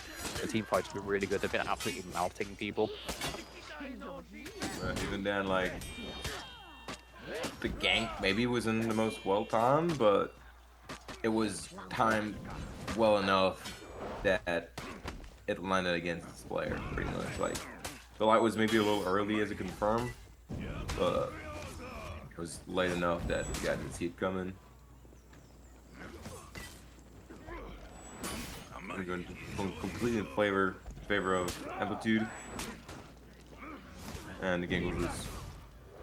They'll give the XC to Griffin so the Ocelot can rotate. It was really well done, actually. XC priority.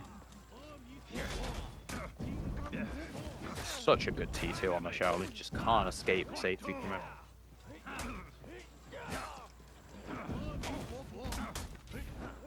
This is the dodge on the kick. Good reuse by the VP here. That's for another. The bash doesn't land this time. It's a weird place to be fighting, especially when you're orange team. Like you want to try and get a point somewhere. Fighting Yeah, them- like the Shao in there is more than happy to take that 1-1 because they have A, they have C, they're getting point generation, but the attacker really should have been trying his best to slowly move towards the point. Then again, he kind of got Shaft T2 in that position, so it wasn't easy for him. But, They have somehow ended up losing every point. Yeah, I though. don't know what just happened. wow.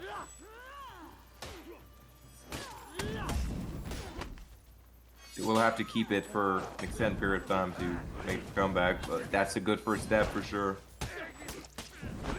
So the Dominator, pretty low HP here. We get kicked. And this 1 fight's going HP. really, really well for Blades Dominion. Hypo Balloon's really low HP himself. We'll try and survive with his. That also means Satori's gonna do so much more to help him out. Oof. One of getting light parried, getting low himself, gonna get ganked. Goes for a T2, trying to split the gankers apart. Gets it by the double light, and now just one kick into 2 heavies will be enough. Yeah, well, they Another have double light. Laser Beans had a really rough start to the game. If you look at the scoreboard, those 3 points are very quickly making up the point difference. And, well, Amar is struggling on Renown still, but the top player of Blaze actually caught up with the rest of the Renown as well. So even the Renown advantage is not significant. They've really brought themselves back into this game. Dude, ever feed on cooldown, 1 HP. Bounty on a pro for Shinobi. That's going to be a difficult game for them because of the range he already has.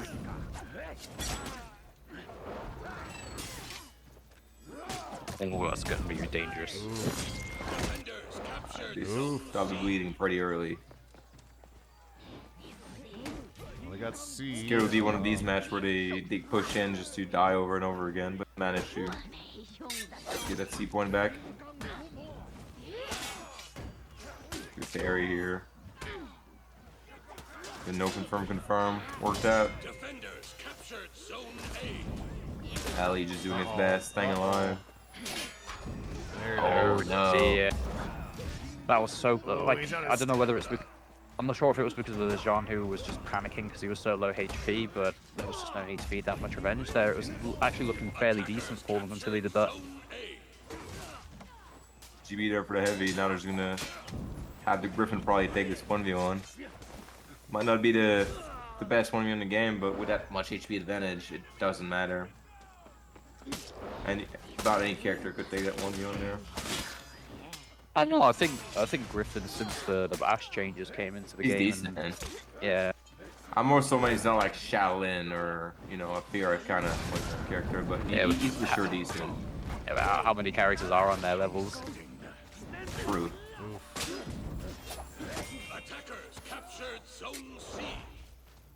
But that's a really good champion's aura prompt there, like pops it nice and early. He's going to get probably at least another activation out of it, maybe 2 depending on how good of a job the attackers do at getting back into the game. And they have the Orange team have A and C, like they're really not doing bad at all controlling those side points. They got another cap on C. I don't even know how it happened, but they're behind, but they're not so behind that it's unwinnable for them. And they're fighting for mid as we speak. The only problem is, though, is that yes, they might have A and C, but one of them is getting contested, and they haven't been holding the mid lane, which, if being farmed, is going to generate more points, even though They they're just boosted bounced points. it right So back. that's 2 that are down as well.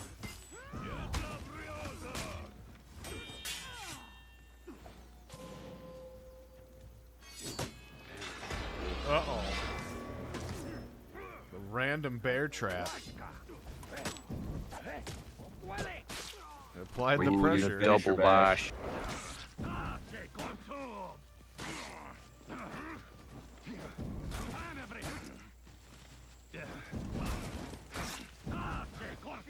Uh-oh.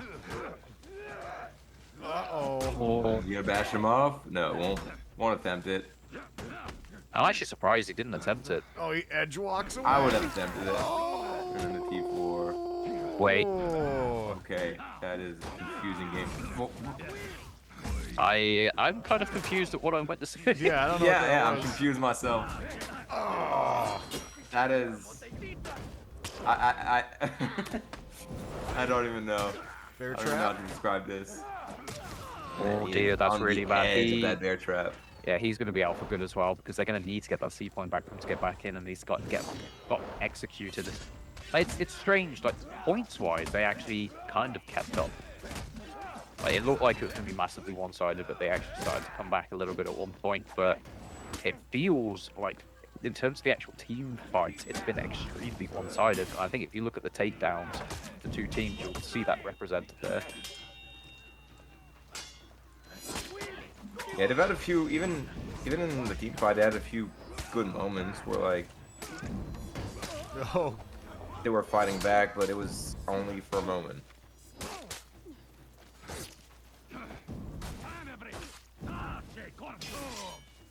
Dang, nice parry.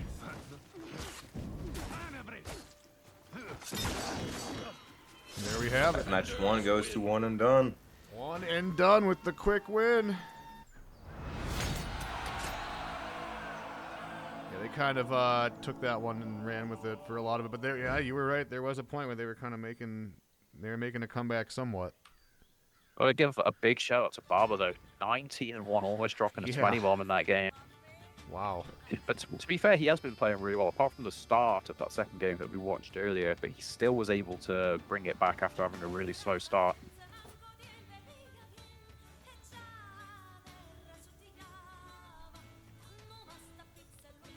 You guys are just joining us. We're in the tiebreaker rounds.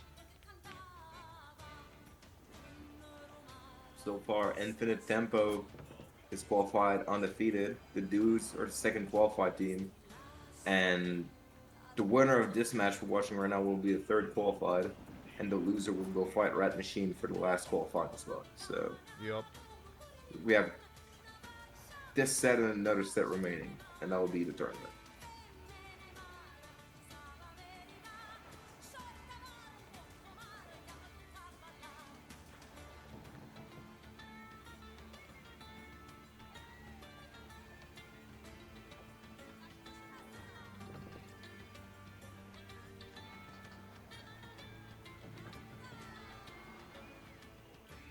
We're just waiting for the eyeball, and then we'll get right back down to the action. They can't play Nobu, and they can't play... What was the other one? Varangian Guard?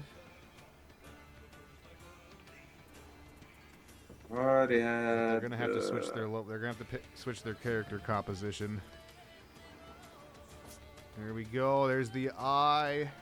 Looks like we're going to High Fort for the first time today. There you go. That's what you like to see. What we got going here? We got Sohei, That's also what you like to see. Lawbringer. Yeah, that's almost like an entire team of big boys. That is Lawbringer, Janjun, Sohei. All right. On High Fort, you know, I'm a little disappointed. Like Shigoki or someone, and you know, full team of them. I'm a little disappointed we didn't get a little Warlord action, but that's okay. That Can't would be win the 'em all. map for it, for sure.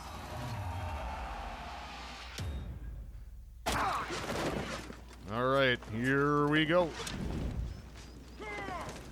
I'm assuming we're gonna get similar rotation to last game, but Yeah, we'll see. We usually see 3 go to C right away, don't we? Yeah, looks Yeah, like... Not this time. It looks like the attacking team are doing 1-1-2, whereas Oh, 1-1-2. One and Done are doing 3C1 mid. Okay, let's go check yeah, out really the... not a fan of that 1-1-2 rotation. It feels you're just spreading out too much of your, Especially on this map. your troops. I mean, them having to rotate all the way down. Oh, they got a That's ledge. on. They got a ledge Well, if- right if after you- their teammate left. If you can get a quick ledge like that when you're outnumbered, then this rotation Yeah, will it work doesn't out matter. pretty Yeah. well. Yeah, you just get a free 8-point point gen. Oh! I dear. don't want, oh no. Oh no, he actually Oh, he actually ended up getting the other guy If he instead. gets the impale here, oh my god, that would have been my goat. no! Oh, No way. another one. No way, dude. Oh my goodness, Flip it. One and Done have been absolutely memed on with the ledges. You hate to see it. Slawbringer just Oh, owns this man. lobby right now. I don't care about the result. He just owns this lobby.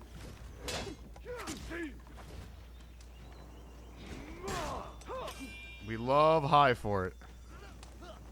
See, that's why I like that map. You never know what can happen.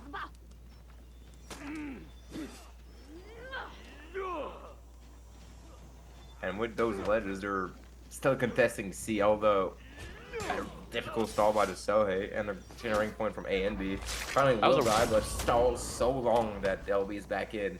Maybe for I was gonna who say I was shocked that it took so long for someone to come and help him, because it felt like he'd been stalling for so long. Unfortunately, Lawbringer actually gets caught out of lock as well, so the Mushi gets a couple of confirmed heavies, and his HP has just been absolutely evaporated. Is he going Yeah. for another ledge? Doesn't seem like he's gonna get a ledge this time, unfortunately, and B is back in control of One and Done. Oof. Oof. Salomon will Oof. get ledge. That's his turn. Oh, we got some High Fort gaming, baby. Love it.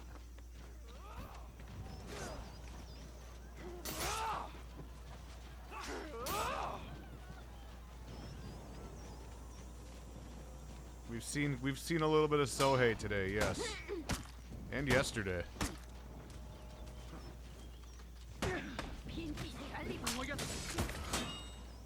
The game will not work anymore. Unless you really time the forward dodge heavy properly. This one will work, but will be a little less damage. It doesn't seem like he has any teammate coming to help him, but he will kill himself. Oh my. Doesn't get EXE. No XE. You made that the tier 1 pick, but you cannot doubt the gameplay. Ooh. What he's been Alright, they're gonna get doing this C game. point. What's going on over here? Oh, the minions are gonna get him. No? Not if he keeps dodging. Alright, there they go. It's dancing around.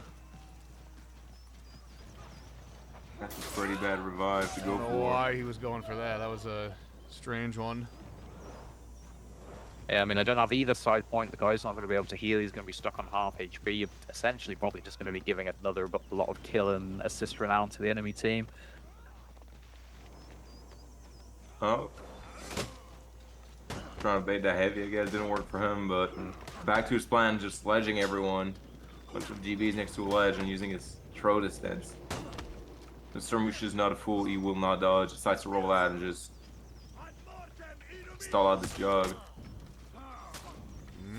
Oh, big heavies. Big damage here with Deadly.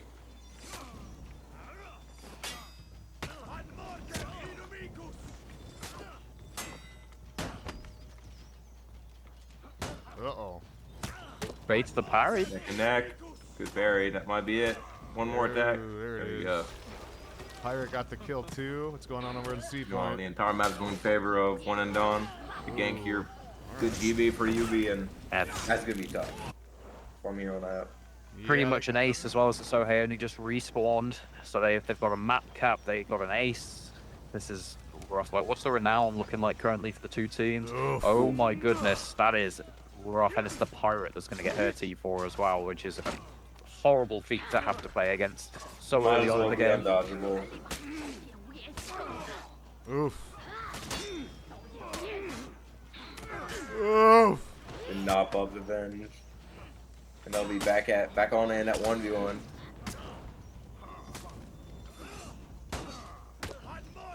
Slide dodge bash. At least, you know, he's one of a few characters that can actually dodge. We show what I think here for a full block. Seems like it's not enough. Puts himself out of stam. We'll try and pillar him, but we'll get GB'd. Only gonna get hit by one side of it. Oh, here comes his Nice one, teammate. gang. The neutral dodge attack, no parries. Trying to ledge Oh. him. Not quite gonna get it. You cannot ledge the ledger. I want to go see what's down there, but I want to know if there's going to be a...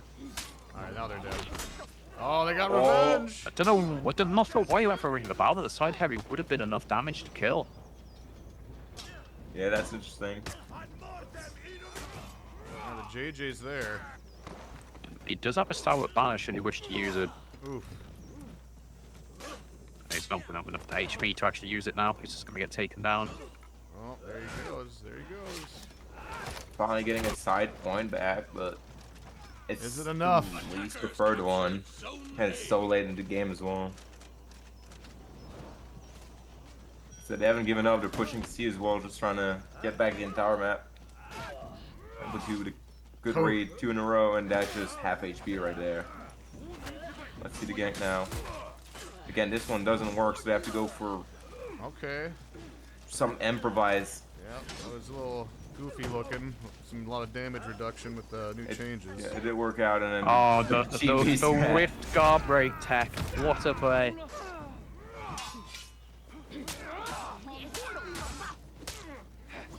Yeah, it doesn't seem like they've really played any pirate ever since the Oh. game changes. The longbow just catches them out of his side dodge. It'd be really unfortunate. I'm actually surprised this Sohei hasn't popped his T1 here if they're trying to gank. Such a low Yeah. guard, you want to be popping that. They're trying to get another ledge, but this time around they're expecting it. We'll pop the jug even. And lot of tries to go damage. for So his much soul. damage. We'll get punished for it. That was a bit of a foolish attempt for sure. Game's not looking too good. Uh-oh. He eats a heavy. He's Go going ahead, out. fighting on. Ah, Barbara ends up Another getting one. staggered from the bash onto the Jean Who. How many ledges has this man landed this game now? Like 4, 5, something like that. Oh, that was another impale. Oh, I was hoping. Excuse That was me. a, They yeah, got that was- C point.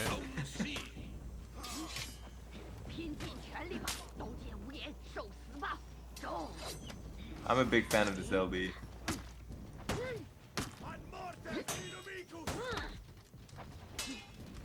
Oh, there it is. E will have go down. It was a rotation There it is. from Baba Dominator anyway, and E will be X-seat into breaking. He's trying to clear mid really quickly. Here's coming in, gonna be second they are. before the breaking from A. I was gonna say they are gonna be able to do it, but for some reason the Sohei just didn't prioritize the minions. He just went straight after the JJ.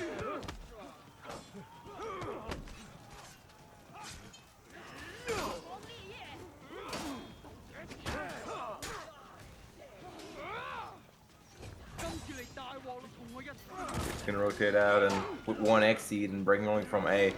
The game looks pretty grim.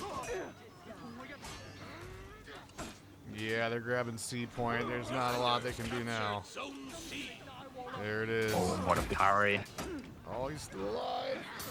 There it goes. Oh no!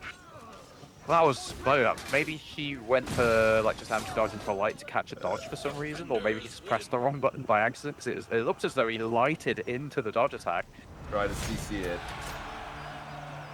Well, there we have But with it. that kill, that power T4, we have our third qualified teams. And we have Rat Machine's next opposition for the last qualifying spot. Last spot up for grabs. We're gonna have Blades of For today, at Dominions. least. Yeah, for today. Next weekend there'll be a lot more opportunity for people to grab a spot in the closed qualifiers. We got one more set and one more spot to claim. Is it gonna be the Yeah. Blades of Dominions, or is it gonna be the Rat Gang? The Rat. Can we get Machine. a prediction going? Bets on Jones potentially going 0-0-7 one of these games. Oh no, not it can't happen twice. He already had that one game. Well, it was 0-0-6. Let's be Okay, fair. true. Okay, that's true. I would rather be 0-0-8 than 0-0-7. If I'm 0-7, I'm dying one more time. That's just how it goes. Are we thrown out? Yes, you are.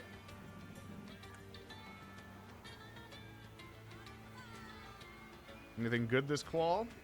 There's been some interesting hero choices. A bit of everything, you know. A bit of bench feed, a bit of A lot of ledges, a bit of every char, every map. Yeah, those ledges on Yet that, to see some Sangbridge. that last one was funny.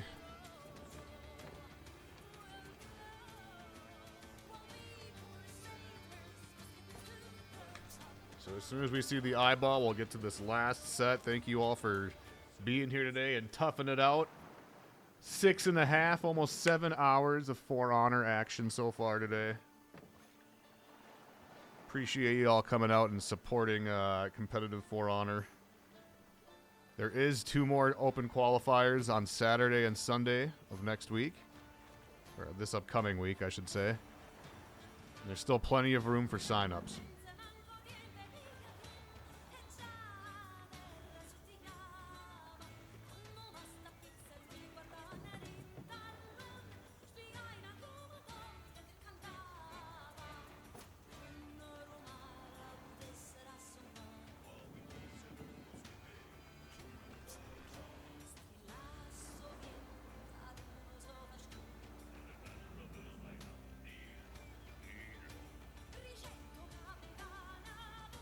Yeah, those ledge plays were hilarious.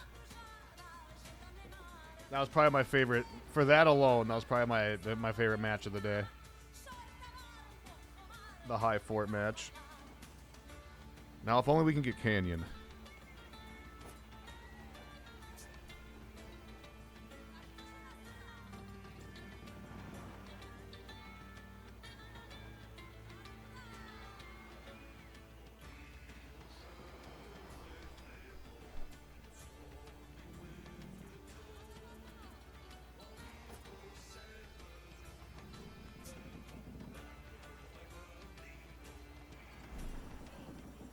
Who do we think is taking this one, boys? I think I got to bet on the rat gang again. The rat machine. Yeah, I reckon Jordan will manage to eke it out. I trust that he's now learned that there is a visible revenge meter in the game, and he will not, in fact, feed revenge this time around. Guess we'll have to see.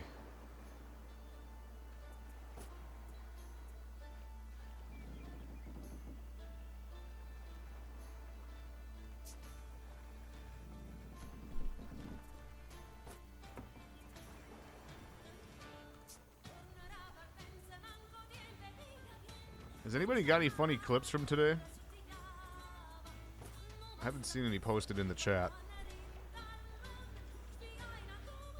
That would have been a good one to clip, though, as that last one.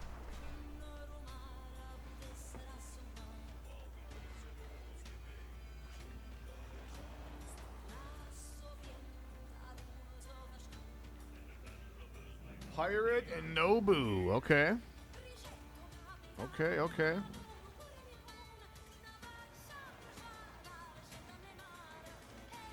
Think we're done? Yes, you guys qualified. Yep, this is the last one.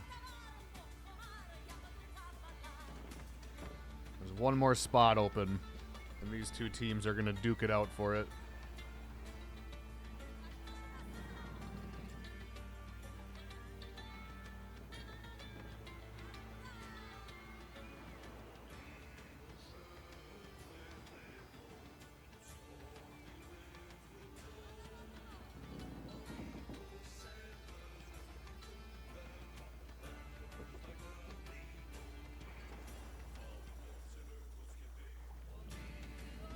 Hard but easier than yesterday. Yeah, there was a lot more teams yesterday too.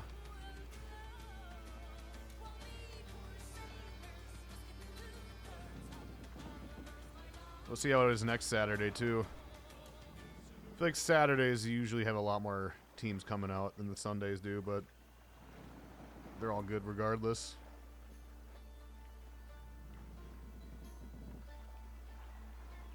Still a lot of teams I haven't seen yet that I thought I would have seen by now.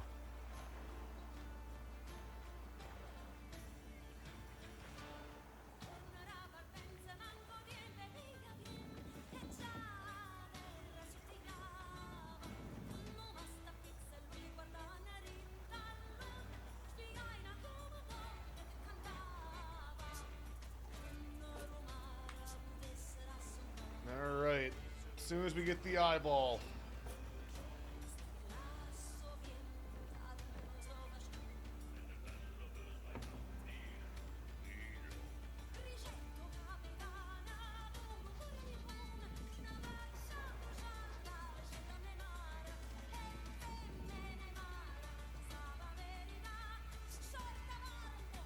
Did they pick the map, or they just got the... I think they just got the hero bands. I really want to see Canyon. I'm crossing my fingers that our message was heard. Canyon would be pretty cool, for sure.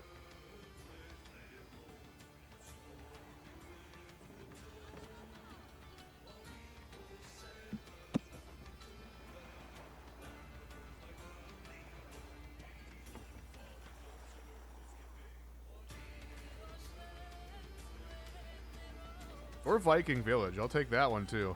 I don't even know if that one's in the grouping, but if it is, I'd be down to see It's not. that. It's not? Oh. It's not. That you'll see that one. Highly unlikely. Not impossible, but unlikely for sure.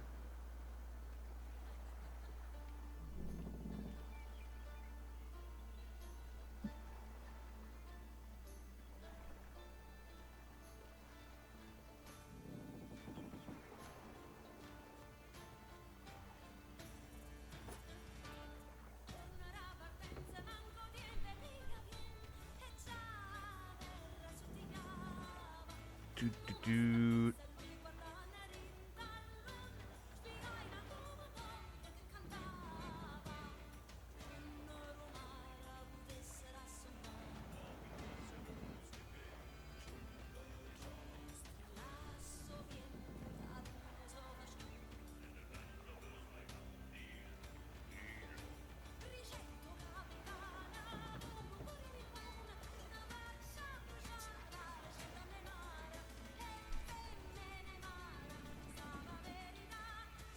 It's not I disagree, but also I disagree.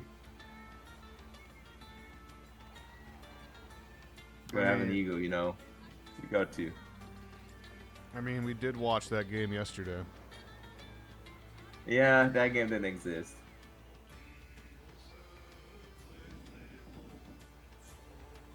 Are the closed qualifiers streamed on the official For Honor channel? Yeah, I believe so. I think it's just the open I think it would qualifiers be here. only. I think it's only the finals on the official. Oh, like the finals, okay.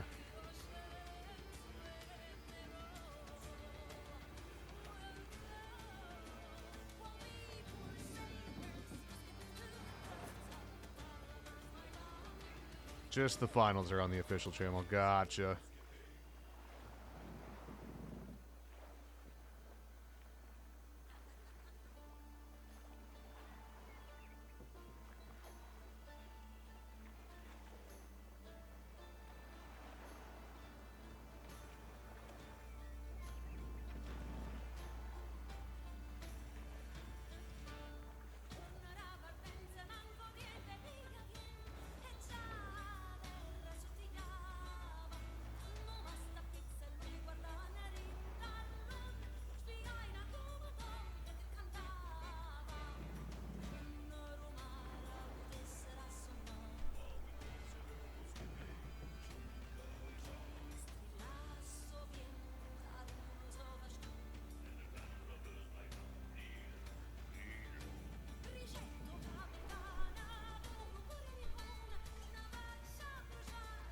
I think we got a 9. You got an eye? All right. Let's rock and roll.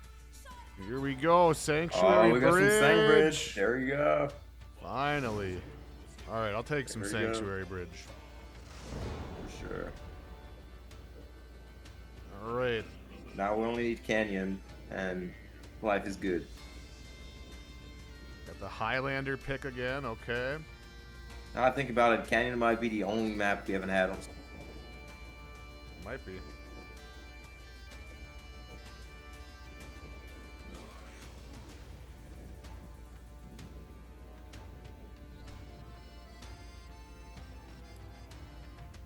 Okay, here we go. Sanctuary Bridge. There's one spot remaining for the closed qualifier. These two teams have been fighting all day. The Rat Machine and the Blades of Dominions. And they're taking it to Sanctuary Bridge.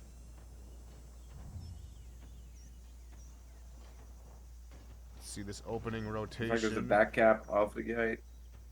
Is he though? Attackers, Is he though? I mean, he's gonna. They pulled the lever. Defenders, He's going. He's going for it. Okay. He's trying to run I right think past that's him. the LB guy, isn't it? It might be. It's not going too well for him. But I hope he wins. All right. Oh Oh no. my goodness, that was brutal. Eats the whole thing. Oh, beautiful peel there. Jones was in a bit of trouble getting pressured out stamina by the Orochi, but his own Orochi came in with the chain finish side heavy downtown. Also team picks wipe. up the kill, gets the execute. That's an ace early on this of all maps as well. That Yeah. can be dangerous. It can be so hard. Like if they lose Look the at next that cap as major well fight, before the Shin can make it, and they don't need to. things can that much. snowball out of control so badly. Need to connect her so the Zon can be full HP here. I know only one of them is doing so, but Zon has enough HP now. Gonna take this 2v2. Okay. Oh, taking a lot of damage. Both Jones grabbing due to him because he's low in HP. Well, mainly the Zon here. Takes another heavy. Jones grab unable to peel. That was a crazy light attack. Ooh, if he would have thrown that, it would have landed. Let's grab with a 1v2 maybe. Gets hit. We'll get revenge from this for very low damage. Now that stuff catches the back dodge in the roll. All right. Good Get hit by patience some there. blockable, a lot of damage. Doesn't bite on the feint. Bites on this one. It's the bash. read. He could have done maybe more damage, but that's good for him. He's trying to kill him quickly because he doesn't want to get hit by the respawn. That's a map cap. I'm guessing. I'm guessing Jones really took it to heart when I mentioned about the 007, didn't he? Yeah, he was like, I'll do the opposite, you know. I'll make everyone go 0-7 in my vicinity. With the reads by Jones, these 1v1s are just up 650 early on this game.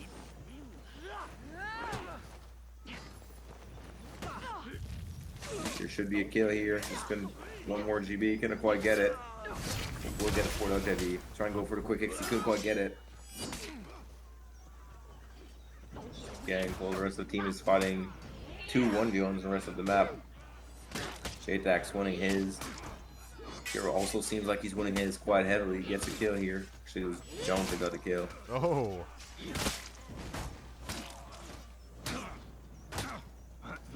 J-Tax going down.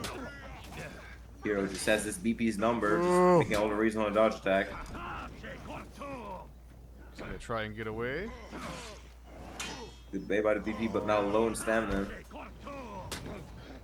Give the execution as well. Pretty one-sided game so far. Okay, I haven't even been able to get 100 hard points on the board yet. What's the renown looking like?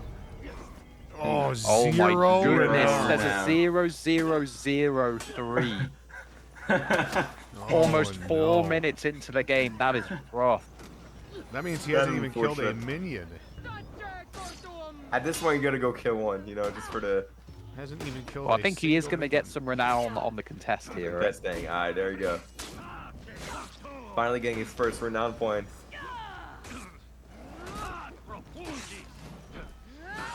Good flip. We'll get hit by the heavy into another heavy. Yeah, I think maybe just for how long this tourney has been going, maybe he's getting a little tired. I'm not sure, but BP not having the best game of his life. We're gonna kill him Jones fast, though. Jones is the best BP. Jones left the full block just at the wrong time. If he'd have stayed a little bit longer, he would have gotten another tick of revenge, and he might even have gotten full revenge because I think he had 3 tags applied. That's just another Yeah, you might be time right to on let that go of one. it. Amar, just 1 HP, will go down into breaking. 1,000 to 90. This is a slaughter. I think Stormrock's this buried. has to be the most one-sided game of the day, Yeah. isn't it? Oh, for sure, Oh, for sure. definitely. This has been just a slaughter. These guys just want to get off the game, you know, they want a 2-0 and get off the game. They really want to get back on that Battlefield 6 beta. No dude, Homiko's been playing some, you know. Oof. There's the ledge. Bam. Oh, Down There it you go, that at is the end of game rough. 1. They didn't even achieve 100 hard points. At least they got an objective and 1 takedown. Have we ever had a tourney game where a team got 0 score? No. Probably not. I played in a game, it was, I think, the first Dom series, where we won 1,000 something to 5. And the Oh, 5 man. points was someone dying. They didn't kill a single minion, cap a singular point. They got 1 kill, and that's the only reason we didn't That's rough. follow them. You better That was believe the rough. guy that died got flame for the next hour after that. I'm sure. Donuts, love you.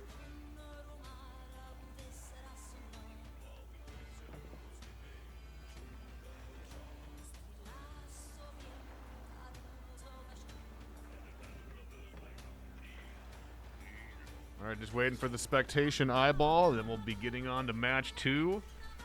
I mean, we're gonna have to see some sort of answer from the Blades of Dominions, because that just wasn't it. Yep. This might be the last match coming up. Yep, this very well could be the final match. If last match was an indicator of anything, I think, you know, we're gonna need to see some sort of change in mentality or You might see something. another high forward. Hey, or even Might see better, another high Canyon. forward at LB. Can we please get a canyon, please? Last game of the day. Yeah, I mean, I'm that's the begging. only map we haven't seen. We've seen every other map. Canyon. The people want it. We want it. Let's make it happen. I would say Yorm, but we already saw a Yorm today, so we're good on that. We're good on that category. That box has been checked. Yep. When you see some Canyon. Worst comes to worst, you know, maybe Jones Crab starts feeding revenge like he did in the Seagate games, and then they pick Canyon.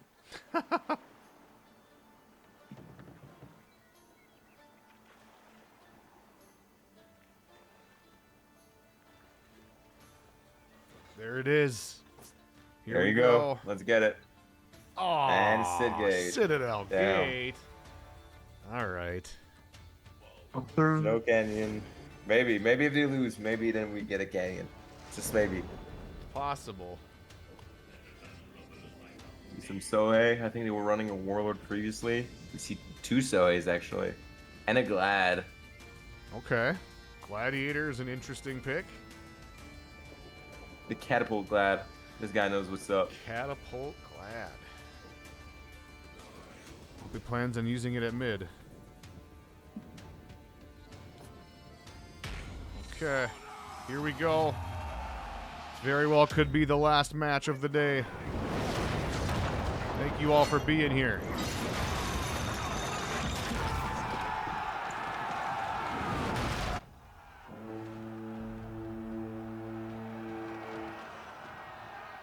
Oh man, they're going for the back cap right over. They're going for the contest instantly, huh? Oh, it's our legend, the one that keeps solo pushing for the one we want. Yep, and he's not even going to get there in time, and he's playing Gladiator. Let's see what he does. Oh, he's going to go for a plunge? No? Okay. Oh, I was debating whether he might just camp near the ledge and try and go for like a side dodge flash, but yo, Hero on the Sohei, big respect from me. Favorite character. Yeah, Hero and Frank were the, you know, Hero's the one that ruined Frank's game last game, so he's trying to do the same again. But Frank this time doing really good. JTAX low HP rotating in. Can Frank get a rotation? Doing a really good stalling this game. Unfortunate roll into the wall, but they also hit each other and trying to punish him. Oh, here we go. This is the Gladiator smash. We'll go near a ledge. Get the side dodge Frank flash. with the ledge.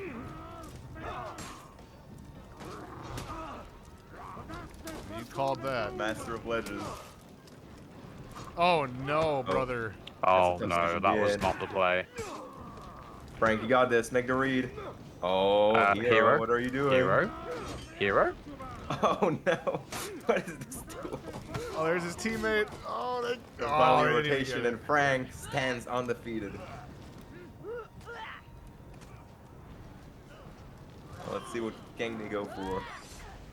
He's He's really going back to going the for it. ledges. Drag him in. Can you ledge him again? No, this No. JTAX says no. Yeah, unfortunately, slightly telegraphed. He knew what to expect that time around.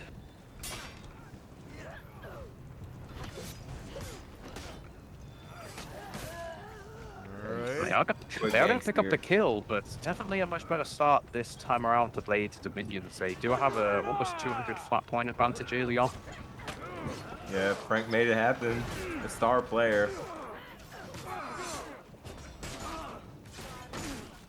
No confirm for the chain zone from Jones. Unfortunate, but the bash into the forward dodge, he will get it. And it seems like, despite the tough start, where Frank gets the ledge early on and at quite a bit of renown, seems like the Rats are They're taking control not of too the map. shaken up by it.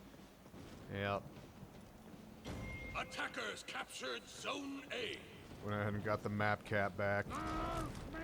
Yeah, Frank back at it, you know, with a back gap strat. Not quite block the light, but it doesn't matter if you're planning on the ledge. Just letting one skewer or something. Get him in position. Get the parry. Okay. Okay. What? Oh my god! No, no. Oh! Oh my god! The absolute legend. Bro. But he ends up dying for it. Oh, that was crazy. JTAX, come on, man. Like, not twice. Not twice, man. Can we see a plunge here, maybe? No plunge, no fun.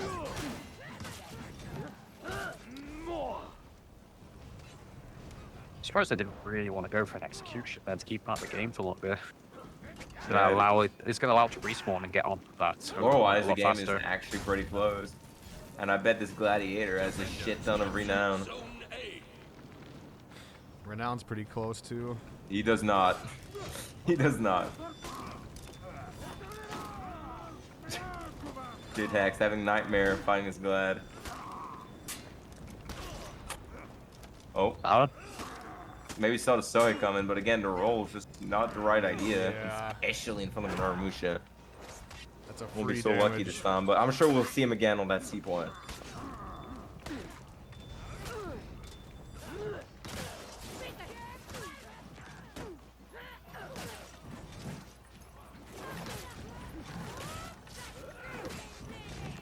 Oh man. My goodness. PG did learn the first time around that they weren't going to be able to avoid that by timing the side dodge strike like that. Just did it twice in a row, and you don't really want to be eating a lot of EG unblockable heavies, especially when they've got teammates around.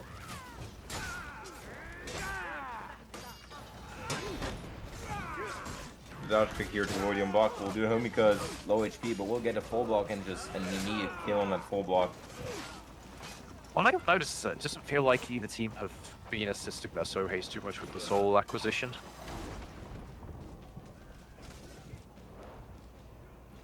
Yeah. Oh, here we go again. Rang back at it again, chasing dude home because it's just trying to heal. Will J-Tags get ledge a third time? Or he wants that side dodge back. Oh, again. Not 3 times! Oh. And he 1v2s with that! I'm not gonna There's no lie, way. that poor Aramusha is he's kind of getting outplayed by this gladiator dude. Frank is just my goat. Wonderful. Oh nice, that's so he's gonna have the ancillary might active now. 119 damage on the bash, instantly one shot. Yep. Oh man. Yeah, J-Tax not testing his luck on C no more. Going for it instead.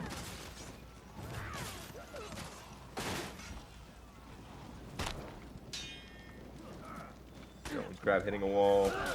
Ali trying to NG gang, gets an attack on Joe's grab. Just needs one more, but the might gang did the kill.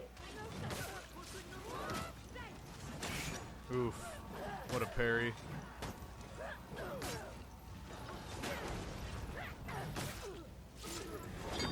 Oh, he was. I think he went for a parry on the very last frame.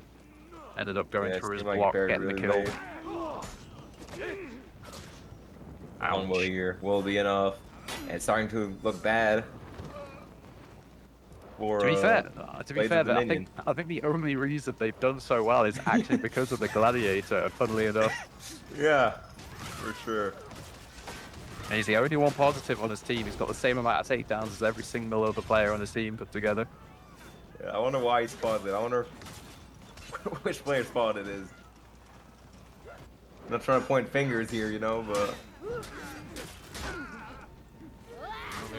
still sitting on the C is like, Phalanx. he's like I won't stoop down to your guys' level, basically. What, wait, I'm why? that C. Why would Jones go to pop T3 over the T4 there? Sure, you just pop the T4, you've got the shield up, and then you can pop the T3 without risk of taking damage. Right. People down. Frank The is glad just one over back there on watching scene. He's his like, I'll teammates have my die. stand here. If J-Tax this ledge a 4th time, I swear to God. Alright, Dude. it all comes gonna down to freak this. out. Part of me just like really wants somehow to him to get the enemy team to breaking and just like ledge all 4 of them somehow. That would be so good. That would be so good. I would pay money for that to happen. They're saving the Alright, tier bad 4 start. for this guy. Okay, okay. Saving the phalanx for this fight. Alright, J-Tax, lock in, man.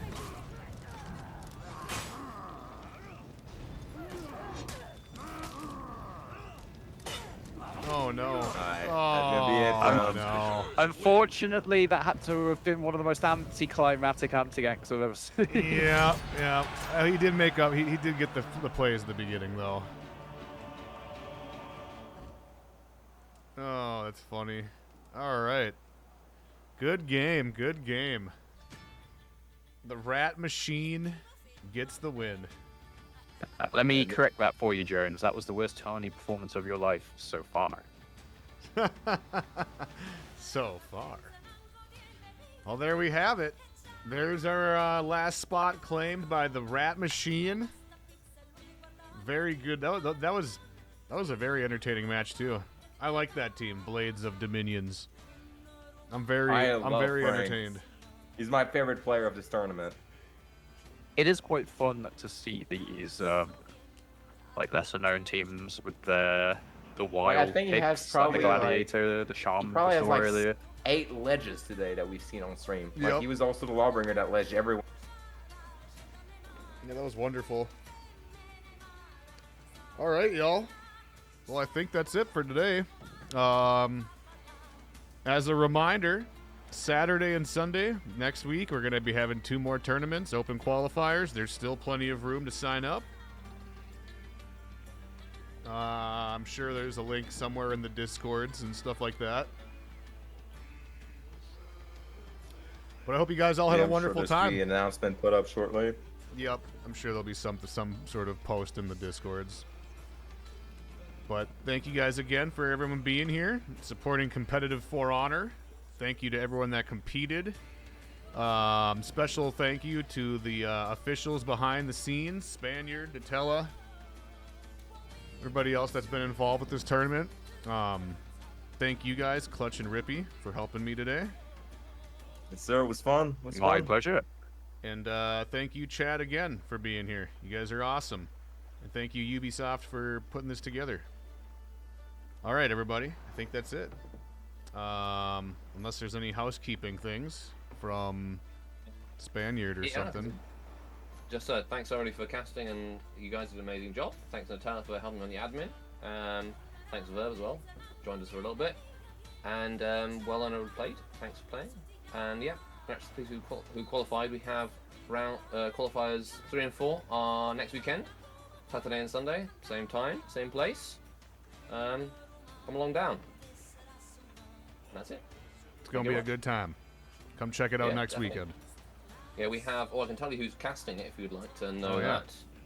Yeah, we have on Open 3. It's going to be Jones, who's made a. He's stopped being on the battlefield, and now he'll be casting. Oh, he's not going to shut with up about Wooly Ops. winning.